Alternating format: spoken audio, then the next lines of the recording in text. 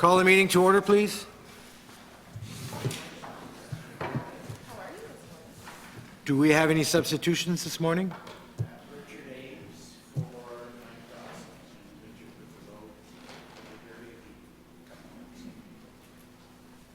Are there any other substitutions? Great. So good morning. Before us we have WorkSafe New Brunswick. Appearing we have Mel Norton, Chair of the Board of Directors, and Tim Peterson, Chief Executive Officer. And I will let them introduce the rest of their staff here. Under review we have the annual reports 2021, the annual report of 2020, the report of the Auditor General 2022, Volume 2, Chapter 4. So good morning, Mr. Norton. At this point, I guess I would turn the floor over to you to make any opening comments or statements you wish to make. Thank you very much, Mr. Chair. Good morning, respected members of the Legislature. I am pleased to be here today as the proud chairperson of WorkSafe New Brunswick's Board of Directors. Joining me today is our President and CEO, Tim Peterson, Carolyn McDonald, our Acting Chief Financial Officer and Executive Director of Strategic Planning and Policy and Risk, and Laura Dooley, Executive Director of Corporate Communications. Laura also leads our business transformation and client experience. I introduce myself as the proud chair because of the meaningful change and successful outcomes WorkSafe has achieved in the years Tim will be addressing. I'm proud of WorkSafe New Brunswick's leadership and staff for their steadfast commitment and tireless work devoted to not only making New Brunswick one of the safest provinces in which to work, but for making WorkSafe one of the best places to work under Tim's leadership. I'm also proud of the work our board has done, especially in developing a new strategic plan that will build on these successes and lead us through 2022 to 2024. And I want to thank my fellow board members for their dedication. We also want to express our gratitude to the members of the Legislature that are serving on this committee. Your commitment to the public service of New Brunswick is something that the members of our Board of Directors share as well, and we are very grateful for being entrusted with WorkSafe New Brunswick to ensure that the workers of this province and the employers have not only the safest place to work, but a sustainable workers' compensation system for many, many, many decades to come. Now I'd like to introduce Tim Peterson, who will provide you a recap of our 2020 and 2021 outcomes and challenges, and a taste of what's planned for 2022. Tim. Thank you, Mr. Chair. And I'd like to thank you, Mr. Chairman, for the opportunity to be here today. Je tiens à vous remercier, Monsieur le Président, de me donner l'occasion d'être ici aujourd'hui. It is with great pleasure that I'm here today to discuss our results for the years 2020 and 2021, together with some insight into 2022 activities and an update on progress with respect to the WorkSafe items noted in the most recent Auditor General Report, Volume 2, Chapter 4. That information will provide, Mr. Chairman, the members with some insight into what we have done and how we have done, but I do want to take a few minutes first just to talk about who we are. Mr. Chairman and members, at WorkSafe New Brunswick, we dedicate every single day to best serve our stakeholders, the workers and employers of the province of New Brunswick. At WorkSafe, we're the people who helped a small business owner who was losing sleep worrying about losing his business to safely keep his doors open to his customers and survive the financial challenges that COVID-19 presented. We spent one-on-one time with hundreds, if not thousands, of workplaces every single day at all times of the day. At WorkSafe, we're the people who gave a seriously injured worker hope again. We supported her through her recovery and helped her return to the job that she loved. And return to work is the best possible outcome for a majority of our injured workers. At WorkSafe, we're the people who helped that injured worker's employer develop and implement a return to work plan and install modifications that would allow a safe return to work. We make sure that all measures are in place to support a successful return to work, one that can be sustained on a permanent basis. We're also people who helped a large employer, one who employs hundreds of New Brunswickers, to improve its safety culture and continue its streak of incident-free days. We're there at the worst possible times when there's a workplace fatality, as unfortunately we experienced just last week. We're there to offer emotional and financial support to the shocked and grieving families. And we're there to investigate, to identify root causes, and take action to prevent similar incidents from occurring in the future. We put our heart and soul into preventing workplace injuries and illness. When tragedies occur, we're there to offer support to the workers, to their families, to employers, and to colleagues. Every day, our staff takes care of New Brunswickers. And Mr. Chairman and members, that is who we are at WorkSafe New Brunswick. Our vision is clear. We want to make New Brunswick the safest place to work. The best outcome for anyone is that the workers, every single worker returns home safely at the end of every single workday. It's what's best for WorkSafe New Brunswick. It's what's best for the workers and employers of the province, each of those folks that the members here today represent. There's no question that 2020 and 2021 presented some unique challenges for WorkSafe. But we took those challenges and we turned them into opportunities to forge new partnerships and to think about different ways to deliver service to our stakeholders. Our close partnerships with public health and public safety, which continue today, were critical in ensuring business continuity in a safe fashion. From operational plans to guidance provided in Embracing the New Normal guide, we were able to provide direction to workplaces to help prevent the spread of COVID-19. We continue to assist workplaces with communicable disease prevention plan guidance and templates. I'm incredibly proud of how WorkSafe New Brunswick responded to the pandemic. Our people selflessly and tirelessly worked to help keep New Brunswick businesses open, to keep its people healthy and safe, and to protect our borders. The staff at WorkSafe were quick to adapt, to innovate, to respond, and they worked countless hours to ensure accurate and timely communication and guidance to our province's workforce.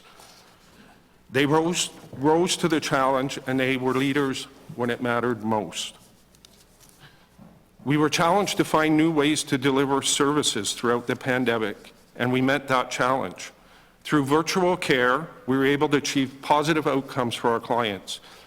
And remote work did not stop there. We were able to accommodate most of our employees in a remote work setup in their homes, and the results are remarkable. Our staff are happier, they're more engaged, and our results are improving. These were all factors that led to our decision to move to a largely remote workforce on a permanent basis. It has significantly improved our ability to recruit the best talent to WorkSafe New Brunswick, where we strive to be the employer of choice. As the employer of choice, we're committed to putting people first, and we're committed to developing an outstanding culture, a culture that embraces respect, shared values, and diversity. We've implemented our first culture survey in 2021. Culture is the heartbeat of our organization, and we strive each and every day to make it incredibly strong. We also measure our employee engagement, and in 2022, we saw an improvement of 30% in our engagement results. It is truly an unprecedented rate of improvement and is only achieved through a true team effort. WorkSafe New Brunswick is in a strong financial position. Our funded status improved from 105% in 2019 to 123.6% in 2020, and further to 147.5% as at December 31st, 2021. This marks the strongest financial position in our 105-year history. It is also well in excess of our board's target funding range of 115% to 125%. Our strong financial position is the result of several key factors. Investment returns of over 5% and 13% respectively in 2020 and 2021, the lowest injury frequency rates in 13 years, improved return to work outcomes, a reduction in claim payments, and a renewed commitment to health and safety, one of the silver linings of COVID-19. Our lower injury frequencies are a real indication that workplaces are taking their health and safety responsibilities seriously. And our prevention team continues to collaborate, educate, and enforce with respect to our obligations under the Occupational Health and Safety Act and regulations, and the efforts of the prevention team are having a positive impact. Our return to work outcomes are also improving. We're focused on keeping people at work whenever possible, and when it's not possible, we're focused on the earliest possible intervention to enable a timely and safe return to work. In 2021, over 82% of workers had returned to work by the 26-week mark, and almost 97% were returned to work within 2 years. This has also led to improvements in our closed claim duration, which improved from 113.5 days in 2019 to 97.6 days in 2021. We are also putting an emphasis and focus on traumatic psychological injuries. We have a team dedicated to dealing with these complex injuries, and we're intervening at the earliest possible stage in an effort to ensure positive outcomes. An example of this is our Succeed program. In this Succeed program, workers have access to a network of service providers on day one. Admission to the 6-week program is not contingent on having your claim accepted, thereby eliminating any delays in starting treatment immediately. And we're receiving very positive feedback. To quote one injured worker, "I can't believe WorkSafe has intervened so quickly to help me." As you know, our system is fully funded by the employers of the province. They pay premiums based on their payrolls and their assessment rates. And I'm very happy to report that our strong financial position at 147.5%, combined with the noted lower injury frequencies and improving return to work outcomes, has led to a continued decline in the average assessment rate that our employers pay. The rate had hit a high of $2.65 per $100 of assessable payroll in 2019. In 2020, the rate decreased to $2.40. In 2021, it reduced further to $2.17. In 2022, it was $1.69.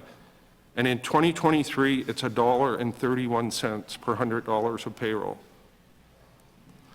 New Brunswick now has the lowest rate in Atlantic Canada, and we're only one of 3 jurisdictions in the entire country that's announced an assessment rate decrease for 2023. This decline in the rate from the high of $2.65 to the current rate of $1.31 means that we are collecting $150 million less from employers of the province of New Brunswick every single year. That is a significant positive impact on our business community. Workers and employers, of course, all have the right to challenge each and every one of our decisions, first through the Decision Review Office and then through the Workers' Compensation Appeal Tribunal. We have made significant improvements in our decision review process. Decision reviews that were taking on average 6 to 8 months are now being processed in less than 4 weeks. That means that workers are not left waiting for months on end, struggling with the financial and emotional stress of waiting. There's also been significant legislative and regulatory change to improve benefits and enhance occupational health and safety. And we've completed reviews of both the Workers' Compensation Act and the Occupational Health and Safety Act, as is required by legislation. While I won't list all of the legislative change, I would like to highlight a couple from an occupational health and safety perspective. First, we have made significant progress in updating General Regulation 91-191 under the Occupational Health and Safety Act. The entire regulation was reviewed, and I'm happy to report that the first 2 of 3 phases of updates have been completed. This includes updated standards with respect to occupational exposure limits. This is an issue that had been highlighted by this very committee, and rightfully so, as being long overdue. We've also been working hard on harmonization of occupational health and safety with other jurisdictions in an effort to reduce barriers to interjurisdictional work. I was thrilled with the recent passing of Bill 11 respecting the health and safety of fishers. This is legislative change that we have pursued for the last 25 years. It will be instrumental in preventing further injuries and fatalities in our fishing industry. As I watched the debate on this bill, I was very pleased to hear the overwhelming support from all members of the Legislative Assembly. And we are eager to work with the fishing industry, an industry that is high risk, but one that's crucial to our province's economy. We're working to improve safety on the seas. We must do this in order to prevent tragedies such as the recent drowning of a 15-year-old boy. As I mentioned before, everyone needs to return home to their families at the end of every day, whether you're working in an office, a plant, in the woods, or on a boat. I'm pleased to report that we're fully compliant with our obligations under the Accountability and Continuous Improvement Act. We have a current mandate letter, a current annual plan, we have our annual reports released, and we have a current memorandum of understanding. These documents all detail our strategic and operational objectives and the performance expectations of WorkSafe New Brunswick. I'm also pleased to report that we have implemented a majority of the Auditor General's recommendations. There are only 2 recommendations that remain outstanding. One relates to the implementation of a new claims management system, which is a project on our modernization roadmap and will be launched once we complete our updates to our human resource and finance systems. We're expecting the claims management system project to launch later in 2023. The second outstanding recommendation relates to the creation of rehabilitation plans earlier in a claim. And we do agree with the Auditor General that the creation of these plans at the earliest possible point is critical to a successful return to work. The Auditor General had recommended that this activity be undertaken by our adjudicators, the folks who are making decisions on claims, while the system that we've implemented relies on our case managers, who we hire specifically for their competencies in developing those type of rehab plans. So while we agree in principle, we're taking a different approach with respect to for who's responsible to carry out that activity. Looking ahead, WorkSafe New Brunswick is in high gear. Our board has approved a 3-year strategic plan that is focused on people, prevention, and integrity. The title, Linked Together for Our Future, recognized that we must be strongly linked both internally, communicating and collaborating with our teams and divisions, and externally with our stakeholders. We're very excited to put this plan into action and look forward to forging new partnerships with all of our stakeholders. Our board has also approved a multi-year modernization roadmap with 18 initiatives and over 30 projects, all designed to position WorkSafe New Brunswick as a leader in the delivery of effective, efficient, and economical service to the workers and employers of New Brunswick. I want to thank each of you for your own commitment to health and safety, not only to the workers and employers in your jurisdictions, but to all of your constituents. I'm confident in saying so, as I believe the questions that you're about to pose, and hopefully most of which I will be able to answer, is proof of your commitment to health and safety. I also want to thank our board of directors, who under Chairman Norton's leadership have set the direction for WorkSafe New Brunswick and have provided strong support both to myself and the rest of the organization as we strive to offer our clients the best possible service. I want to conclude my remarks with a shout out to the team at WorkSafe. Personally, I have the privilege of going to work every single day to work with a team that is passionate and dedicated.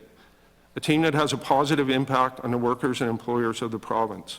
They understand the critical role they play, and they are truly inspiring. The positive results that I share with you today are the result of their efforts, and for that, I thank them. Mr. Chairperson, members of the committee, that concludes my remarks, and I'd be happy to address any questions that you might have. Thank you very much, Mr. Peterson. The questioning will happen in a rotation of 15 minutes, starting with the official opposition, then to the government side, and then to the third party. I remind all members that this is a nonpartisan committee, so keep that in mind when you're asking your questions. So we'll kick things off with Monsieur Chasson. Over to you. Thank you, Mr. Chair.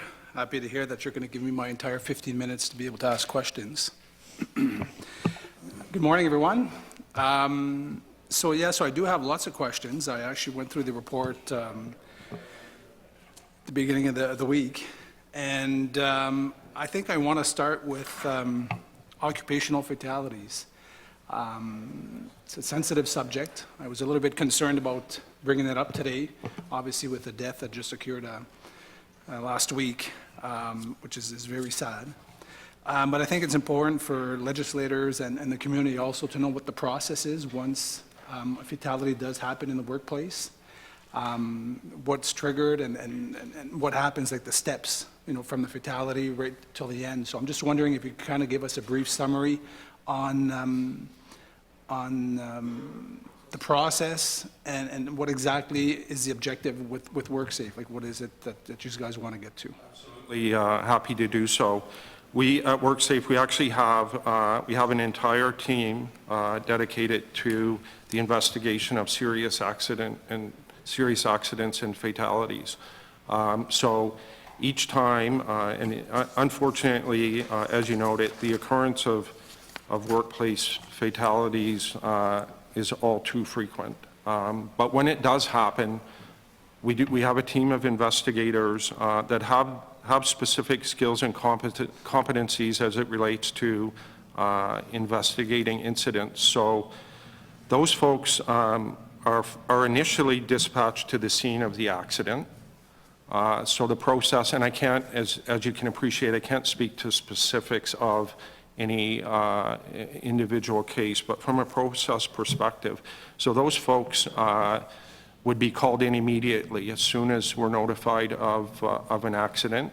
They would come in, they secure the scene, gather evidence, determine if there are witnesses to the accident, in order to establish a list of folks that need to be interviewed to get more details about the circumstances. So that's part of evidence gathering information that really, we're gathering that information for a number of purposes, but the key purpose of gathering that information is we want to determine what the root cause of the accident was. And we want to determine what the root cause of the accident was because we want to be able to make recommendations and put measures in place to prevent it from happening again. So the tragic effects that are felt by the families that are involved in these fatalities, sometimes those folks are able to take some level of comfort that at least the tragedy that they're experiencing could help to prevent one in the future. So from my perspective, the key part of the investigation is that root cause analysis and what can we do to prevent incidents from happening. Now, in the course of those investigations, we may determine that the parties to the accident, whether that's the employer, the supervisor, or the worker, may have not met all of their obligations under the Occupational Health and Safety Act, and that could in some part have been a contributing factor. So the investigation also then leads us to a decision about, are we going to issue orders to comply with the Act? Are we going to pursue charges for violations of the Act? So that's kind of the process. It takes a long time, the evidence gathering, interviewing of the witnesses, and depending on the nature of the accident, oftentimes we engage with subject matter experts, third parties, to do analysis.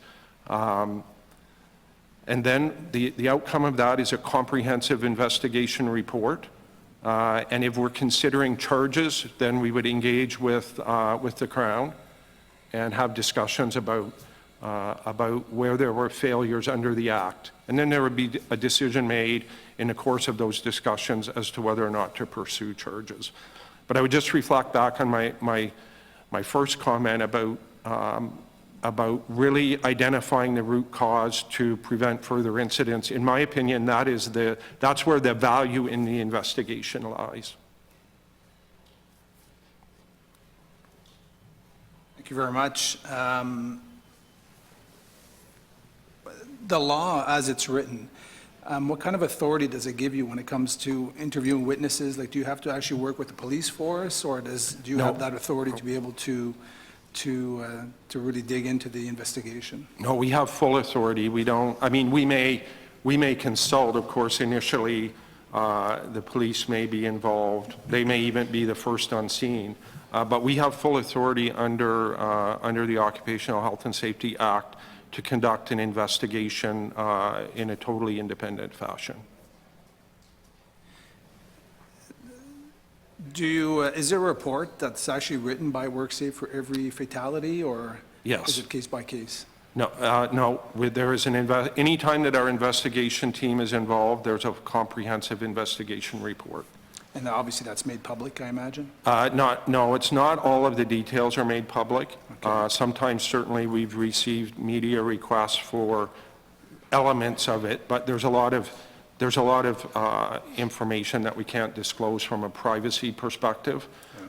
But what we do disclose, what we do work on is sort of the contributing factors, right? So that we can communicate out to folks, to the employer community, this is why this occurred, so let's do some education to make sure that it doesn't happen again.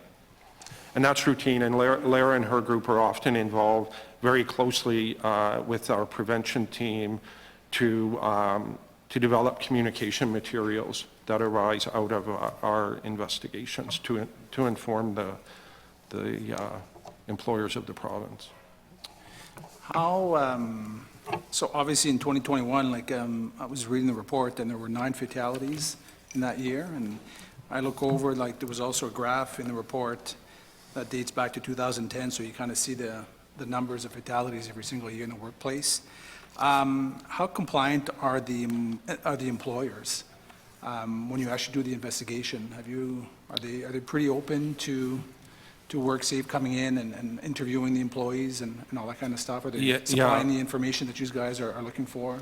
I would commend the employers and the other workers at those workplaces. We generally receive full cooperation. These events they're not just tragic for the families, they are tragic for the workplaces too. And the employers, they take it extremely seriously. So it's typically a very open process, and we don't struggle with obtaining the information that we need. So once the report's done and recommendations are identified, is there a follow-up afterwards with the employer just to kind of make sure the recommendations were put in place?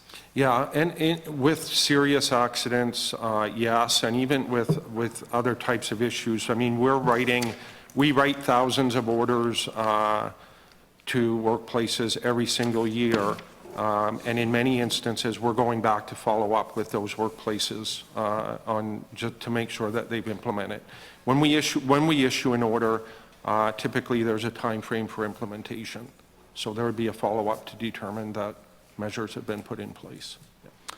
Is there a specific field where there's more accidents or probably more fatalities? Like, is there a sector where the numbers are a little bit higher than others? Or? Yeah, certainly historically, manufacturing, construction, but then recently as well, healthcare, for sure.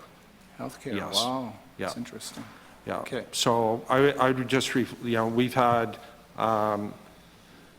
over the course of a number of years, identified specific industries that we focus on just because of their experience, and healthcare would have been part of that. Yeah. In one of the graphs, or the graphs in the report, you've, there's a stat for acute fatalities and occupational disease. Right. I'm just wondering, just curious, like, what falls in that category, occupational disease? So, Because the numbers are quite high on that. Occupational disease typically relates to exposure-type injuries. So just as an example, hearing loss. So that's, it's something that occurs over time. Typically, occupational diseases have a bit of a longer latency period, so it's not, you're not necessarily aware of them as they're occurring. It's only later on that the symptoms become evident. So hearing loss is an example, different types of cancers as well. So as I mentioned, in 2021, there were 9 work-related fatalities. If you look back from 2010, it seems to, the average seems to be about 5 to, we've even hit almost 15 in 2018. How does that compare to other provinces? Is that a high number? Is that? I don't think relative to other provinces, sort of, and then you have to kind of compare the size of the workforce. It's not atypical, but I think what I would say to you is that it's also not acceptable. No. Right? It's not acceptable. We will not be satisfied until there are 0 workplace fatalities. And you're right, it has fluctuated. I would report that, and nothing, we haven't completed our annual report for 2022, but we've had a better outcomes in 2022, which is positive. But anything north of 0 workplace fatalities is viewed as unacceptable.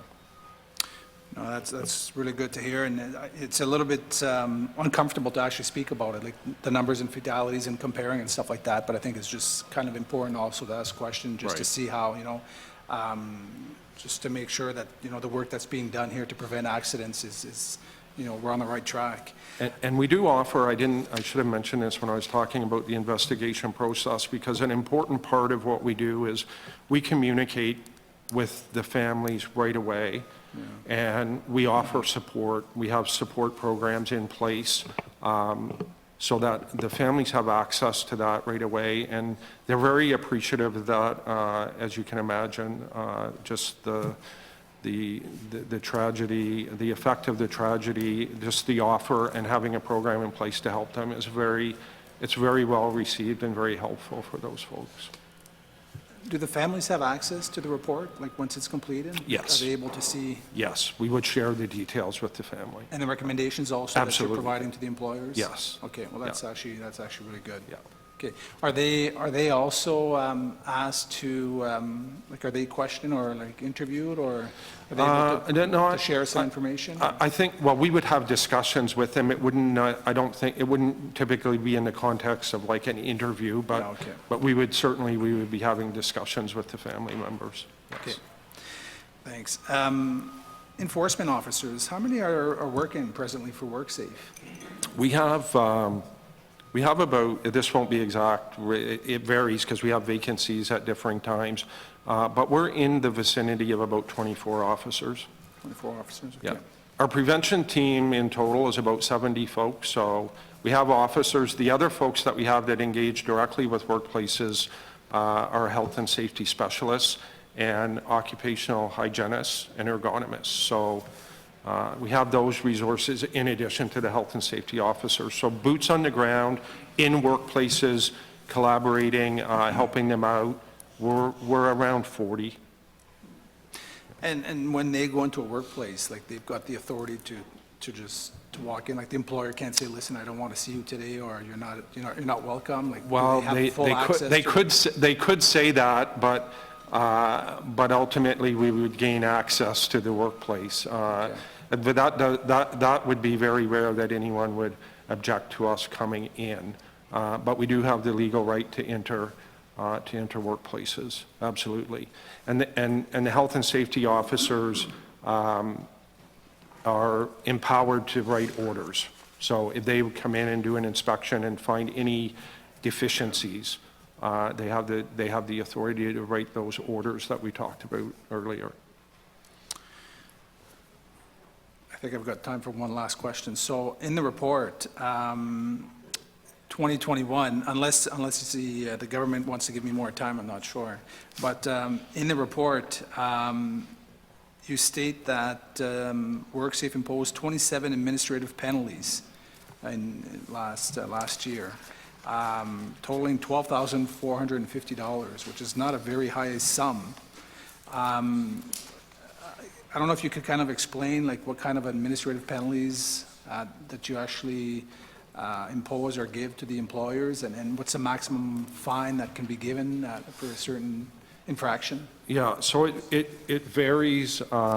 It varies between the amount of fine you can levy depends on who the administrative penalty is being issued against, and they range from I believe it's at the low end $100, and at the high end I believe it's $2,000. So that's the range of administrative penalties, and then you look at what we do is we look at what was the nature of the infraction, for lack of a better term, and depending on the nature of it, we would determine whether or not to issue administrative penalty. So I could share with you that there are certain areas that we look at where we impose penalties automatically. Those are areas like tag and lockout, for example. So areas where we've seen serious injuries as a result of not following the requirements of the OHS Act, that we would imply automatic administrative penalties. We also have the discretion, though. We always have the discretion to determine the facts of the case and whether or not we're going to move forward with imposing the penalties. I would share with you, and you're correct, in 2021 we issued 27 for $12,400. In 2022 we've issued 57, so we've more than doubled, and then also more than doubled the amount, so we're about $30,000. The other thing is that in addition to the administrative penalties, of course, through the courts, there may be higher fines administered as a result of prosecution. So just as an example, in 2020, there was almost $500,000 of fines levied through prosecution. And then in 2021, another $150,000, and in 2022, $225,000. So the administrative penalties is one tool in the toolbox that the officers have, but then there's also the avenue of prosecution. Thank you very much for that, Mr. Peterson. Thank you, Mr. Chesson, for being aware of your time. Mr. Wetmore, over to you. Thank you very much, Mr. Chair, and I'd like to welcome you folks to Fredericton. The weather's bad, and I'm glad that you managed to make it up yesterday and beat the storm. I've always learned in this business, before you ask a question, you should know the answer, but I'm going to take a chance. Probably, I think back in maybe 2015 or so, I brought forward a private member's bill for an act to amend the Workers' Compensation Act, I believe, that would have PTSD, presumed presumptuous, if you were a firefighter or a police officer or first responder. I remember at the time when I brought it forward, there were probably a lot of municipalities and naysayers were against the private member's bill because they said it was going to put too much of a financial burden on the municipalities. So can you tell me, has there been a big uptake on PTSD for first responders, and has it had a big impact on the WorkSafe rates for municipalities? I would say it's probably about what we would have expected. I mean, there is a prevalence of traumatic psychological injuries, I would say, just in general, which is why we've moved to implement some early intervention programs, and in many cases those traumatic psychological injuries are arising out of some of the first responder work. But certainly it's not, if the thought that it would was that it would have some type of crippling effect on the system from a cost standpoint, certainly not. And the early intervention activities that we've implemented have already started to help reduce the duration of those types of claims. Thank you. So I can't blame myself then for the high property tax rates I'm paying in the city of Fredericton. I also had the opportunity to serve as the board chair for a long-term care facility. And when I was chair, probably back in the early 2000s, maybe 2002 to 2008, our WorkSafe rates skyrocketed.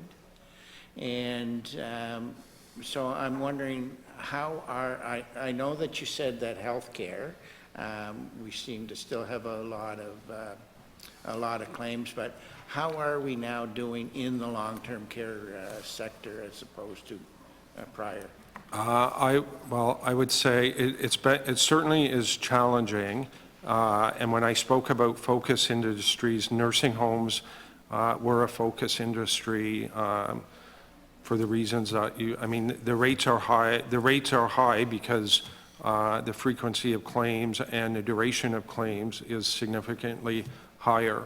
At one time, not that long ago, the rate for nursing homes was the highest rate, even surpassing rates in construction and manufacturing. So we've been trying to work with the nursing home industry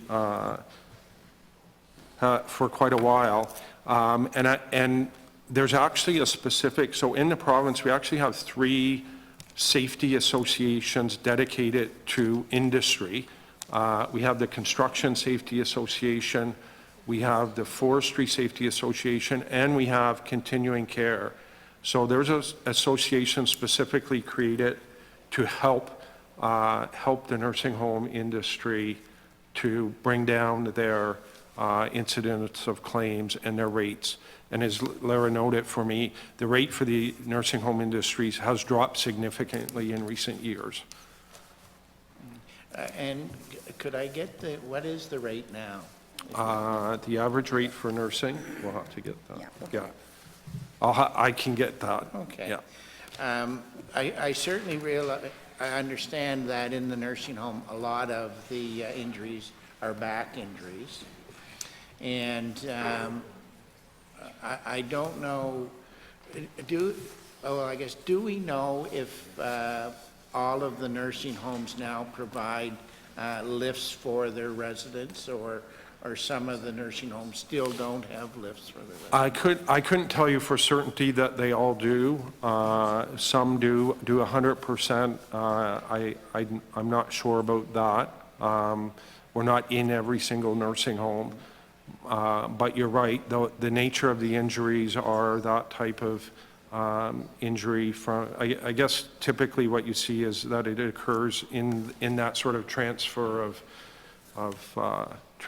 patients or transfer of residents scenario. So all I could tell you is that some of them definitely would have that type of equipment. I couldn't say for certain that they all do, though. Thank you. In 2020, the 2020 report, the client, employee, and enterprise transformation programs were implemented. What success have those transformation programs had? I can't find anything about the programs in the 21 report. So, were they a success? Yeah, and you wouldn't, because we were launching them. Just to reflect for a moment, so the average rate at one point for nursing homes was $9 per $100. It's now dropped to $4.30. So it's less than half of what it was. In terms of those programs, so I'll share this with you. As I mentioned, from an employee experience standpoint, we certainly have received very positive feedback about our move to a remote workforce. We've seen our employee engagement results have increased by about 30%. We're working hard at really improving our culture. So there are some very positive results there from an employee experience standpoint. From a client experience standpoint, it really lies in you'll see numbers in 2022. I can share with you some numbers about return to work, and it's improving significantly.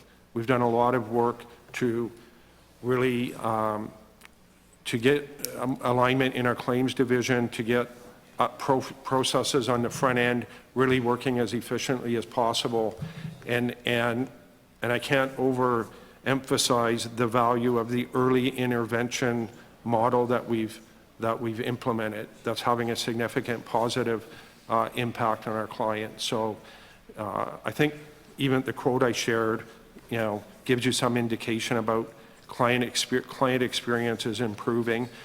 We do measure client satisfaction. So we saw some slight improvement in client satisfaction. We measured that in 2022. We were doing that every 2 years, but in an effort to get better data, we'll start doing that every year. So we saw a slight improvement there.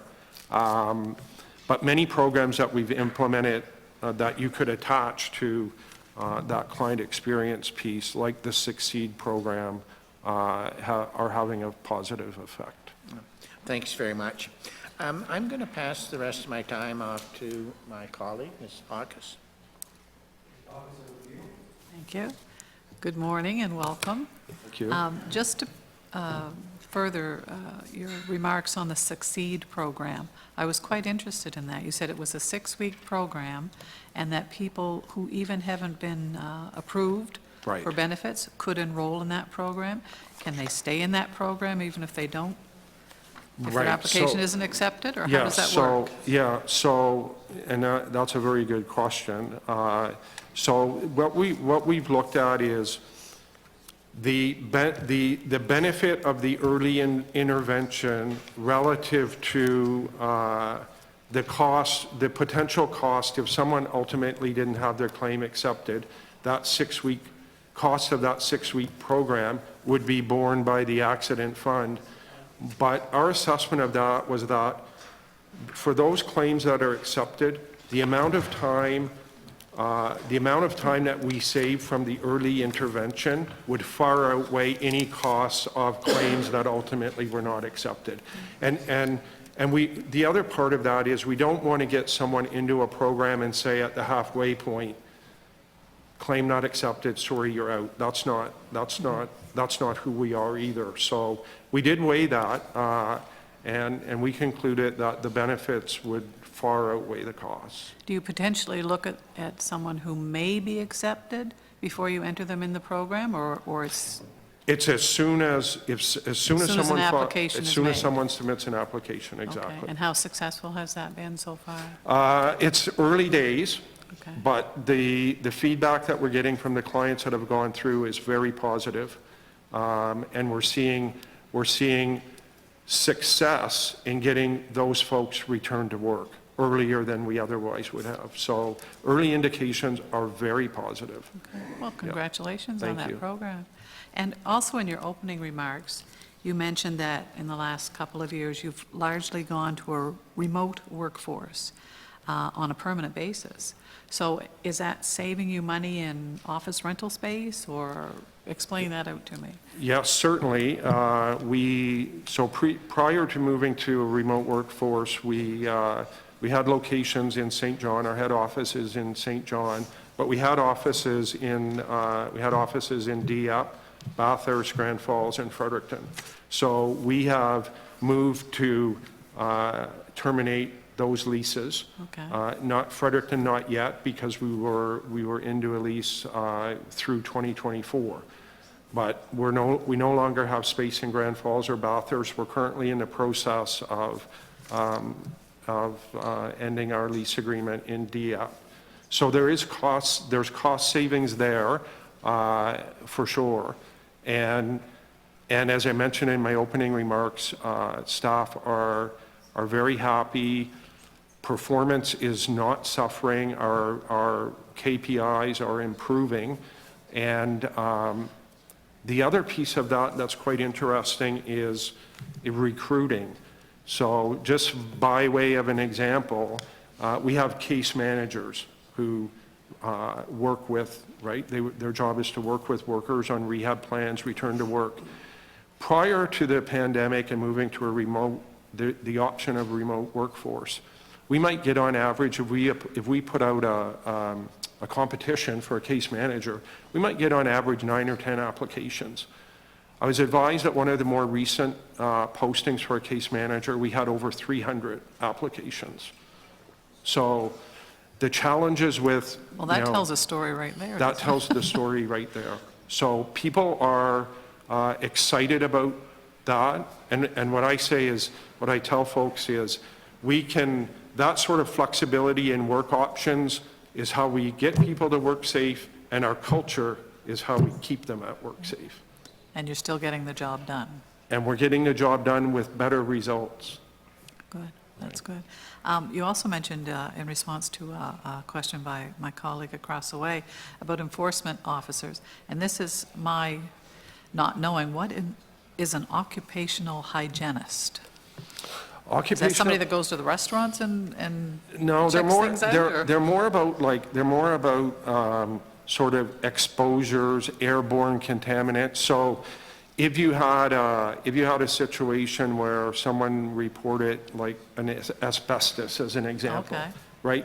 They have specific expertise with respect to those type of exposures. How do you measure, like measuring sort of airborne particles and that type of thing? That's one example. Exposure from a hearing loss perspective, right? So we would have engaged, if we got a complaint about noise in a workplace, we may send out an occupational hygienist. They have equipment, they can measure noise levels. So that's their area of expertise. It was the term that threw me. I didn't associate hygienist with perhaps hearing loss or, Okay, right. or asbestos or whatever. Yeah. So thank you very much. Those are my questions, Mr. Chair. Ms. Mitten, over to you. Thank you, Mr. Chair, and thank you to everyone from WorkSafe for being here this morning. I have a lot of papers in front of me, so I'm just going to find my questions. I wanted to just start by looking at the 2020 report on page 10. When we're looking at the year at a glance, I just wondered if you could talk to us, and I want to say in the 2020 report, it is nice that it has the previous years outlined. It makes it easy to compare, so I think that it's a helpful format. But it shows that the claims cost in millions has dropped significantly, and I'm wondering if you can talk us through exactly what has happened over those years to see those significant changes under with those numbers, please. Sure. From a claim cost perspective, claim costs really are driven by two factors. So it's the frequency of accidents, how many accidents are happening, and then it's the duration of claims. So if you have fewer accidents and lower duration, you're going to see your costs going down. If you have more accidents and or struggling getting people back to work in a timely fashion, you're going to see your costs go up. So those are the two main things. So if I look at accident frequency, and you can see in the reports, accident frequency has been declining. 2021, we were at the lowest point in 13 years. So that's a significant impact on those costs. But then we've been doing a better job of getting people back to work, implementing early identification of at-risk clients, early intervention, getting specialized teams in place to really streamline things from a decision-making and rehab plan perspective. So to the extent that those things positively impact duration, you see those claims going down. And that will,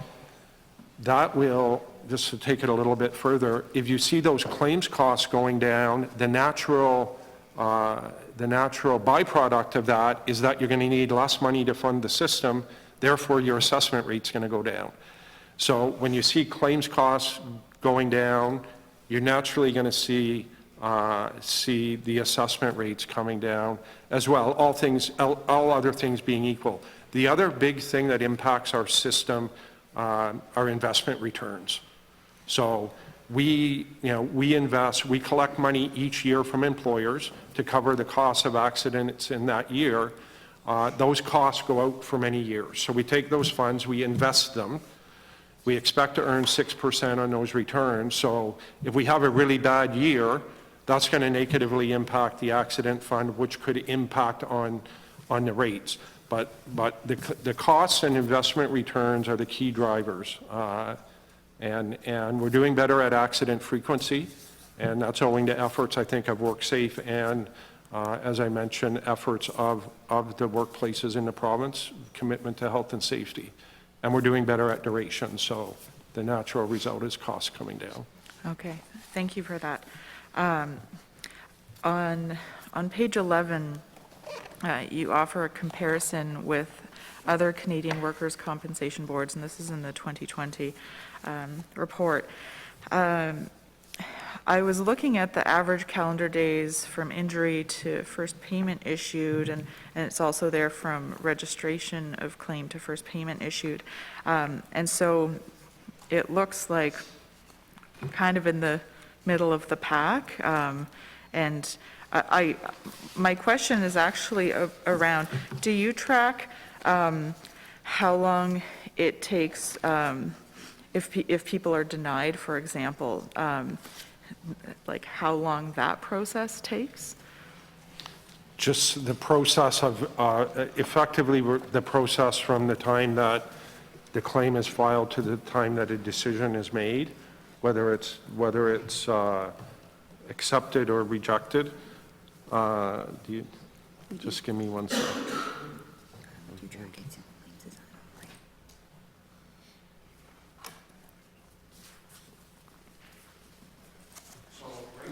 Right now we're at about 2 weeks for that.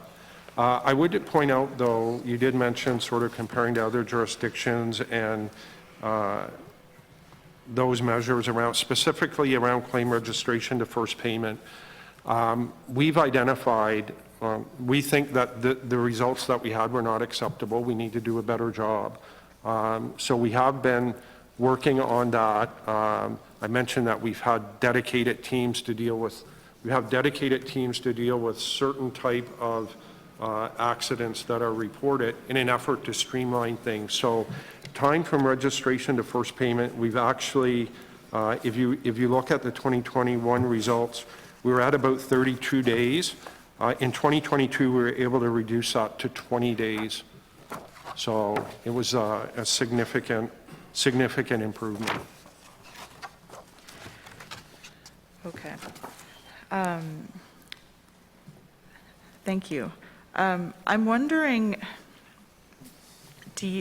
I hear what you're saying, there's efforts to improve the average, to bring down the time to process these claims. Do you have, I know we're seeing the average, do you have sort of the outside numbers, like the shortest it could take and the longest that it takes? I do have access to those numbers. I don't have them right off the top, but we'll get them. Yeah. Okay, thank you.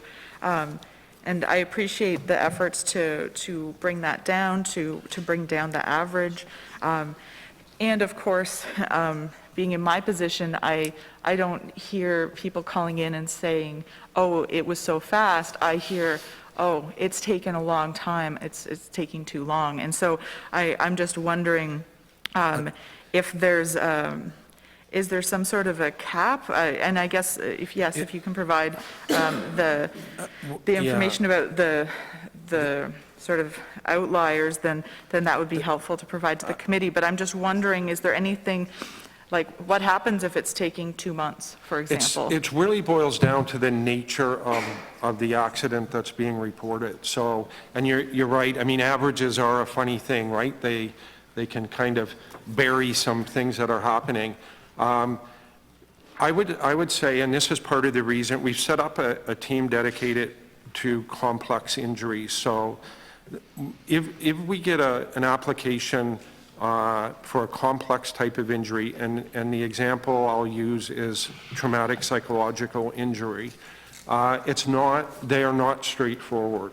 So there's a lot of information that needs to be gathered. It's different than what we refer to as clear causation, but you file an accident, you broke your wrist, right? You got your arm stuck in something, you broke your arm or your wrist, that it's easy. Those are almost immediate. It's these more complex ones where we struggle a bit and we need more information. So those are going to be, when I give you the numbers, that's going to be the outlier, the ones that take more time. Okay. Thank you. Oh, and I'm wondering if someone experiences an incident basically on the work site, then is it presumed that it was like that it's due to the work? That it was a workplace injury? Yeah, how, can you talk a bit about that? Because I have heard of some cases where something happened on the work site, and it was claimed that they weren't working, or like that and they ended up being denied and things got delayed. I'm just wondering, like, how does that work? Can you talk about that process? Sure. So the initial accident report would come into us. We have a team called intake and adjudication, and on that team we have adjudicators, and their key job responsibility is to make decisions on whether a claim is acceptable or accepted or denied, and they look at a number of factors. Essentially what we're looking at from an adjudication perspective is, did the accident arise out of and in the course of employment? So what does that mean? We look at, when we're trying to make that determination, we look at things like tests of time, place, and activity. So did the injury occur, at a time when the worker was injured, was working? Was it during a shift? Was he on break? Was he traveling to or he or she traveling to or from work? So there's that sort of, what time did it occur? Then it's place. So where did it occur? And activity. What was the worker doing when it occurred? So those are really the key factors that our adjudicators will look at to determine. And I would say this, that from an out of and in the course perspective, if we determine that it's likely that it occurred out of the course of employment, then we assume that it occurred in the course and vice versa. It's only if we get facts through the gathering of evidence that suggests that it didn't occur out of or in the course of employment, and that could lead to a denied claim. Okay, thank you.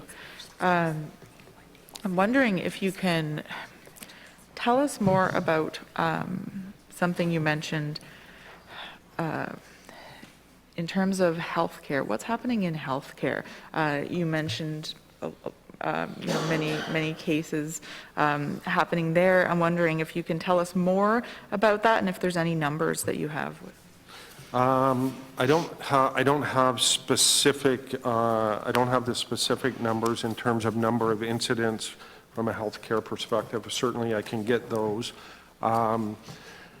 We did experience a few hundred COVID claims. A lot of those came out of the healthcare industry. But we've been, I guess I would say, we have been challenged just in terms of having success in getting even injury rates. I'm back to that, I guess. Injury rates, accident frequency is higher and duration is higher. We have struggled with getting folks back to work.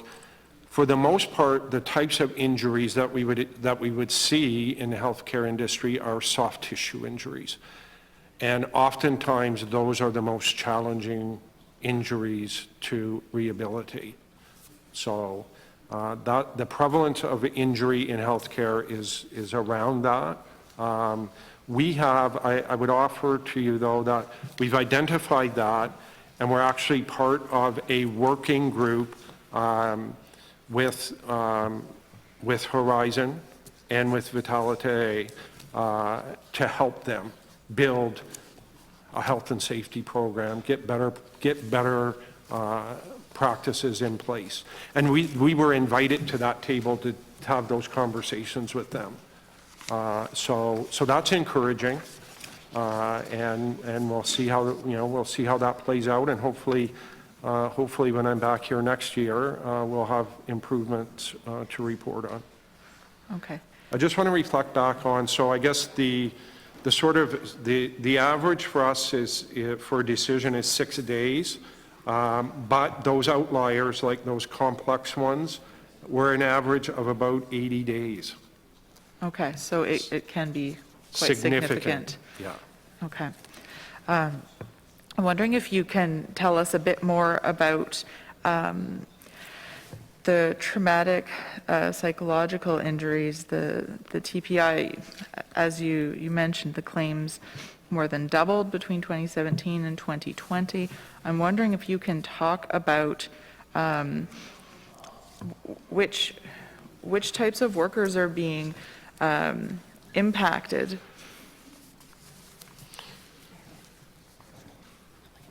Yeah. So what we're seeing in terms of TPIs really is coming out of areas like correctional facilities. That is probably the most prevalent one. What's that? And a ambulance New Brunswick. Those are the two where it's most prevalent. Okay. I see my time is about to expire, so I'll pick up when it comes back to me. Thank you. Thank you. Thank you very much. Mr. Chasson, over to you. Thank you very much, Mr. Chair. I thought you'd skip over me, seeing as I passed my time last time, so thank you very much for giving me another chance to ask questions. Yeah. So I kind of want to continue where I left off about administrative penalties for injuries in the work site, or even fatalities and even prosecutions. So I'm just wondering, when there is an investigation in a workplace fatality, does it automatically end up with, in court, or are there? No, or is it just fines? Not automatically. Okay. So we'll go through the process, we'll complete our investigation, and then we work like our investigations unit and our legal department, and we have a legal counsel specifically dedicated to occupational health and safety matters. They work very closely with the Crown to discuss sort of what gave rise to this, or did we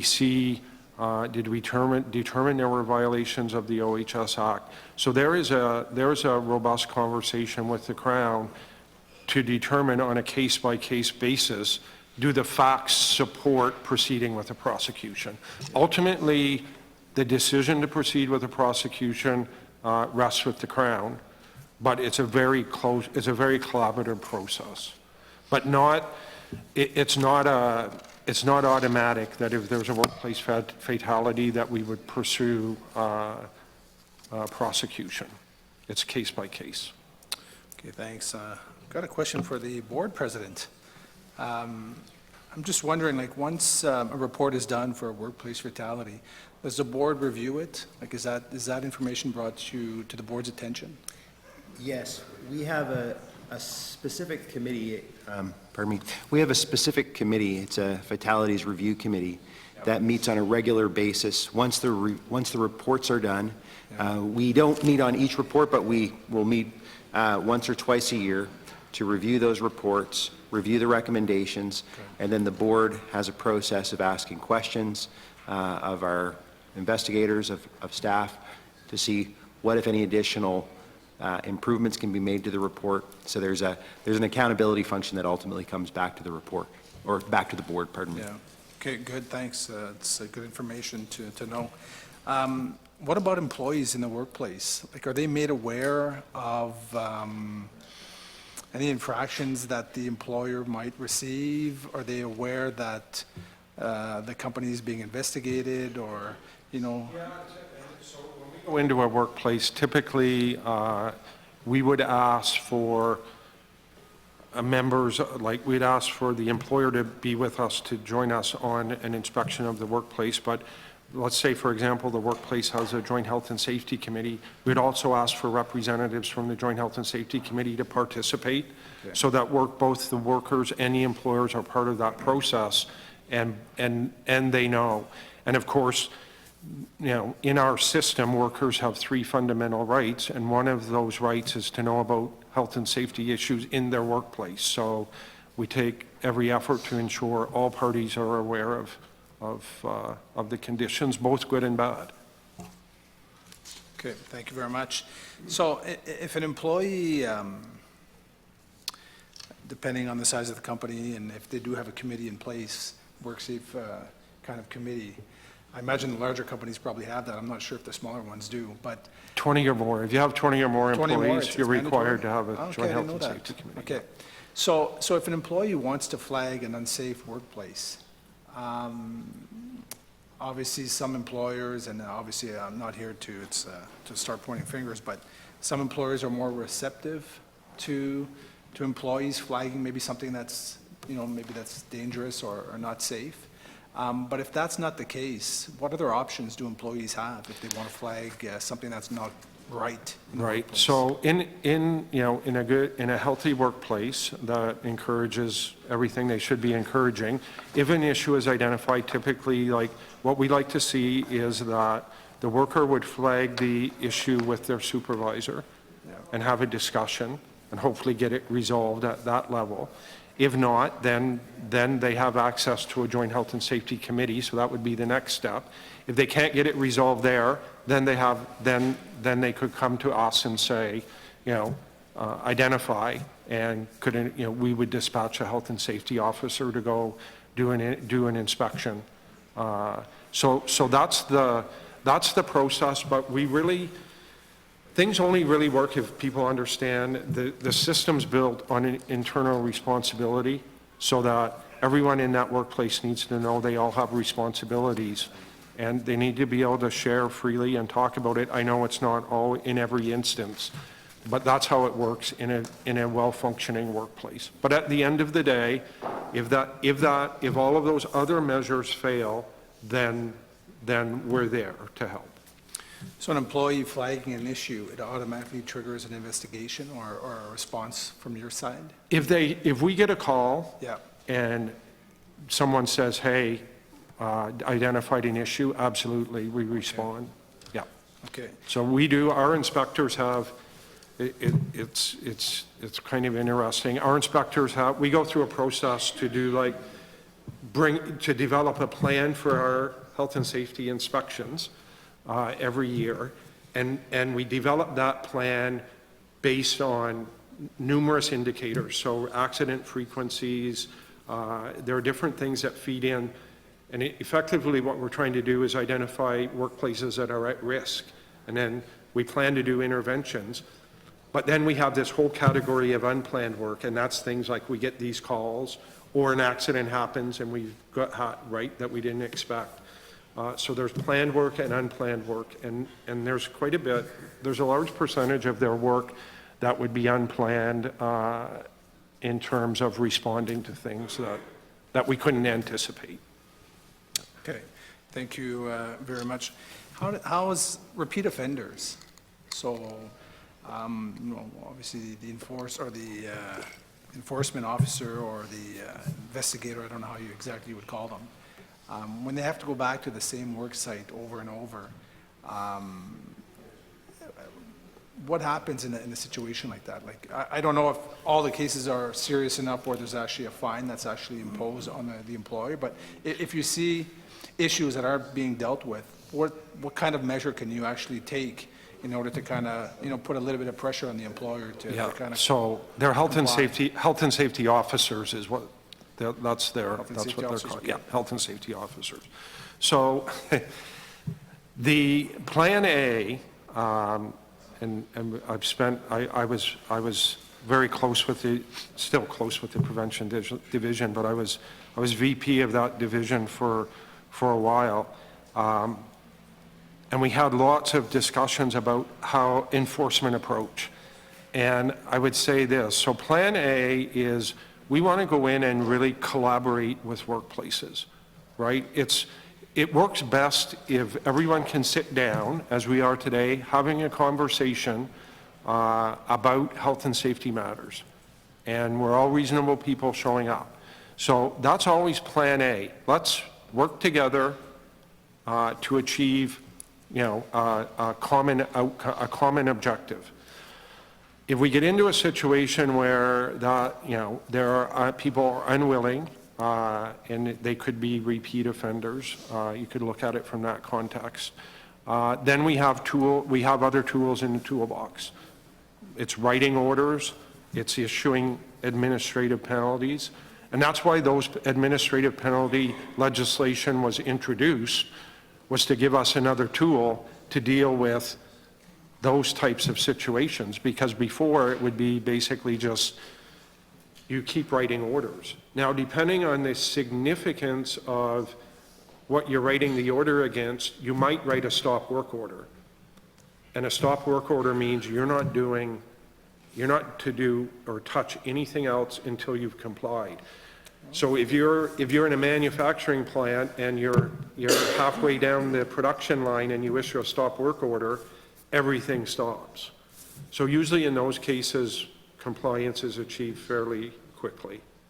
So the stop work order, an order in the first instance, stop work order, and then we've added administrative penalties. Those are really the tools. And we prefer, we prefer to get to a point where we don't have to do it that way, but clearly there have been instances where we've issued those administrative penalties. So for the most part, though, I do want to just say, I do want to commend the workers and employers of the province, because, and we touched on this before, for the most part, it's full cooperation. So they deserve credit for that. I believe that workplaces are taking their responsibilities seriously. We wouldn't be seeing declines in the injury frequency if that wasn't the case. So it's the exception that we're talking about. Yeah. Okay, good, thanks.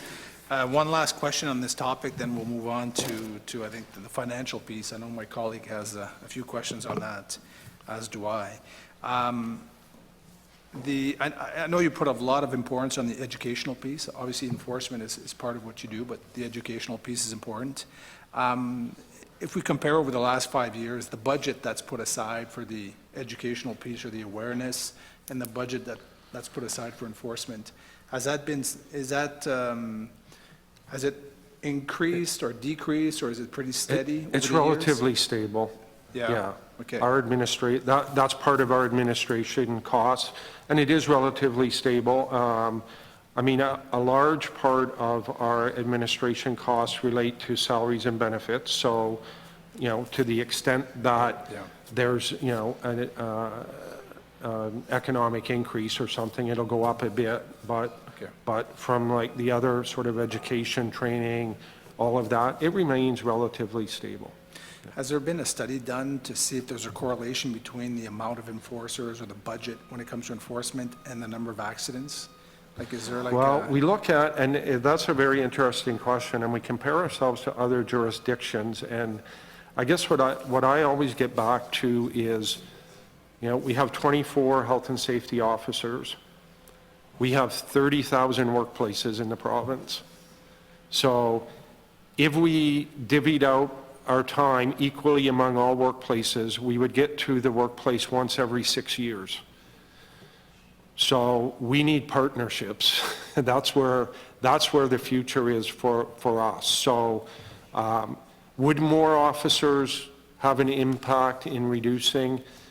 I would say it couldn't hurt, but is it going to have a significant impact? I mean, with the ratio of 30,000 workplaces to 20, whether we have 24 or 30, I believe the path forward to getting us to the next level in health and safety is really partnerships. Okay. Yeah. Okay. Well, thank you very much. Appreciate you talking about this, you know, workplace fatalities, which is a sensitive issue. Jacques, did you have any?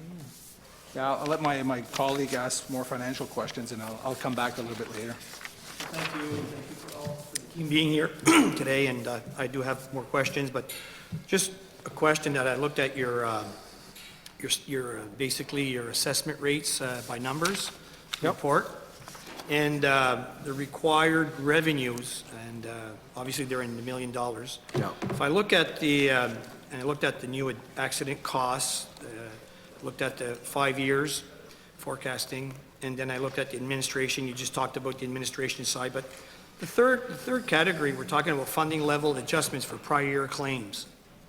And you're basically, on a normal year, since 2019, you're basically asking for an extra $35 million in additional revenues. And then all of a sudden, in 2022, there's no ask. It's at zero, but then in 2023, and I know it's not maybe on the report, but it's in this page on your site, and you have a decrease of $28 million. So you're basically going from a $35 million additional ask to a reverse of a $30 million readjustment. So I would just like to know why, first of all. It's quite significant, isn't it? Yes. Yeah, yes, in a good way. So it's really, I'll explain, I guess, the process by which I think if I explain the process by which we set rates, that'll probably bring some clarity to it. So I'd mentioned the board has a targeted funding level of a range of 115 to 125%. So what you're talking about when you talk about those numbers is either surcharges in the rate or rebates in the rate, for lack of a better term. So when we look at rates, there are really three components to setting rates. So there are new accident costs is one component, administration costs is one component, and then the prior year adjustment is the third component. If our funding level the previous year is within the board's range, you'll see no adjustment. So when that year you refer to, where 2022, there was no adjustment. Correct. Because the previous year, we were at 124% funded. You're at max. Right? So we're no adjustment. If you look at 2023 as an example, if you look at new accident costs plus administration costs, if you just left it at that, the rate would have been $1, I believe the rate would have been, I'm going to say it was $1.54, I think. But because we were 147.5% funded, which is above the board's target, we issue a rebate to draw it down. So essentially, effectively what we're trying to do over a 10-year period is draw the 147 down to 125. And if you do that over a 10-year period, it means that there's a 33 cent rebate in the rate. So that's how you get from $1.54 to $1.31. If you look at the years where there was a surcharge, like in 2019, maybe even 2020, It's because the prior year, we were under the board's target. So that same amortize over 10 years to either draw down to the funding level or get it back up to the funding level. So we went from a position where we were quite a ways below the board's target, so we had to introduce a significant surcharge. Then we transitioned because claims costs were going down, accident frequency was going down. We got to a point where we were within the range, so no adjustment. And now the continued decline in those costs, and coupled with positive investment returns, we find ourselves now on the other side where we can issue a rebate because of our strong funding level. As I mentioned, the strongest funding level in our 105-year history. Thank you very much for that, Dr. Peterson. It now being mid-morning, we will take a short health break, so we will recess for 10 minutes.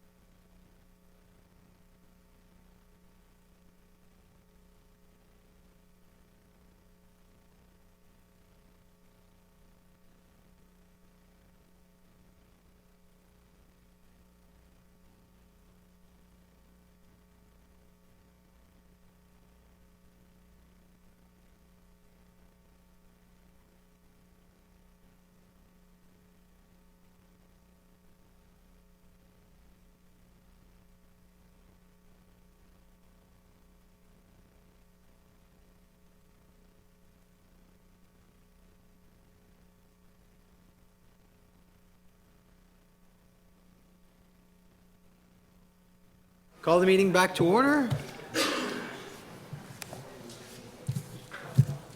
I've been informed that I'm 4 minutes over the 10 minutes, so we got to get to it. I believe we're going to the government side, and we're going to Ms. Bacchus. She's done.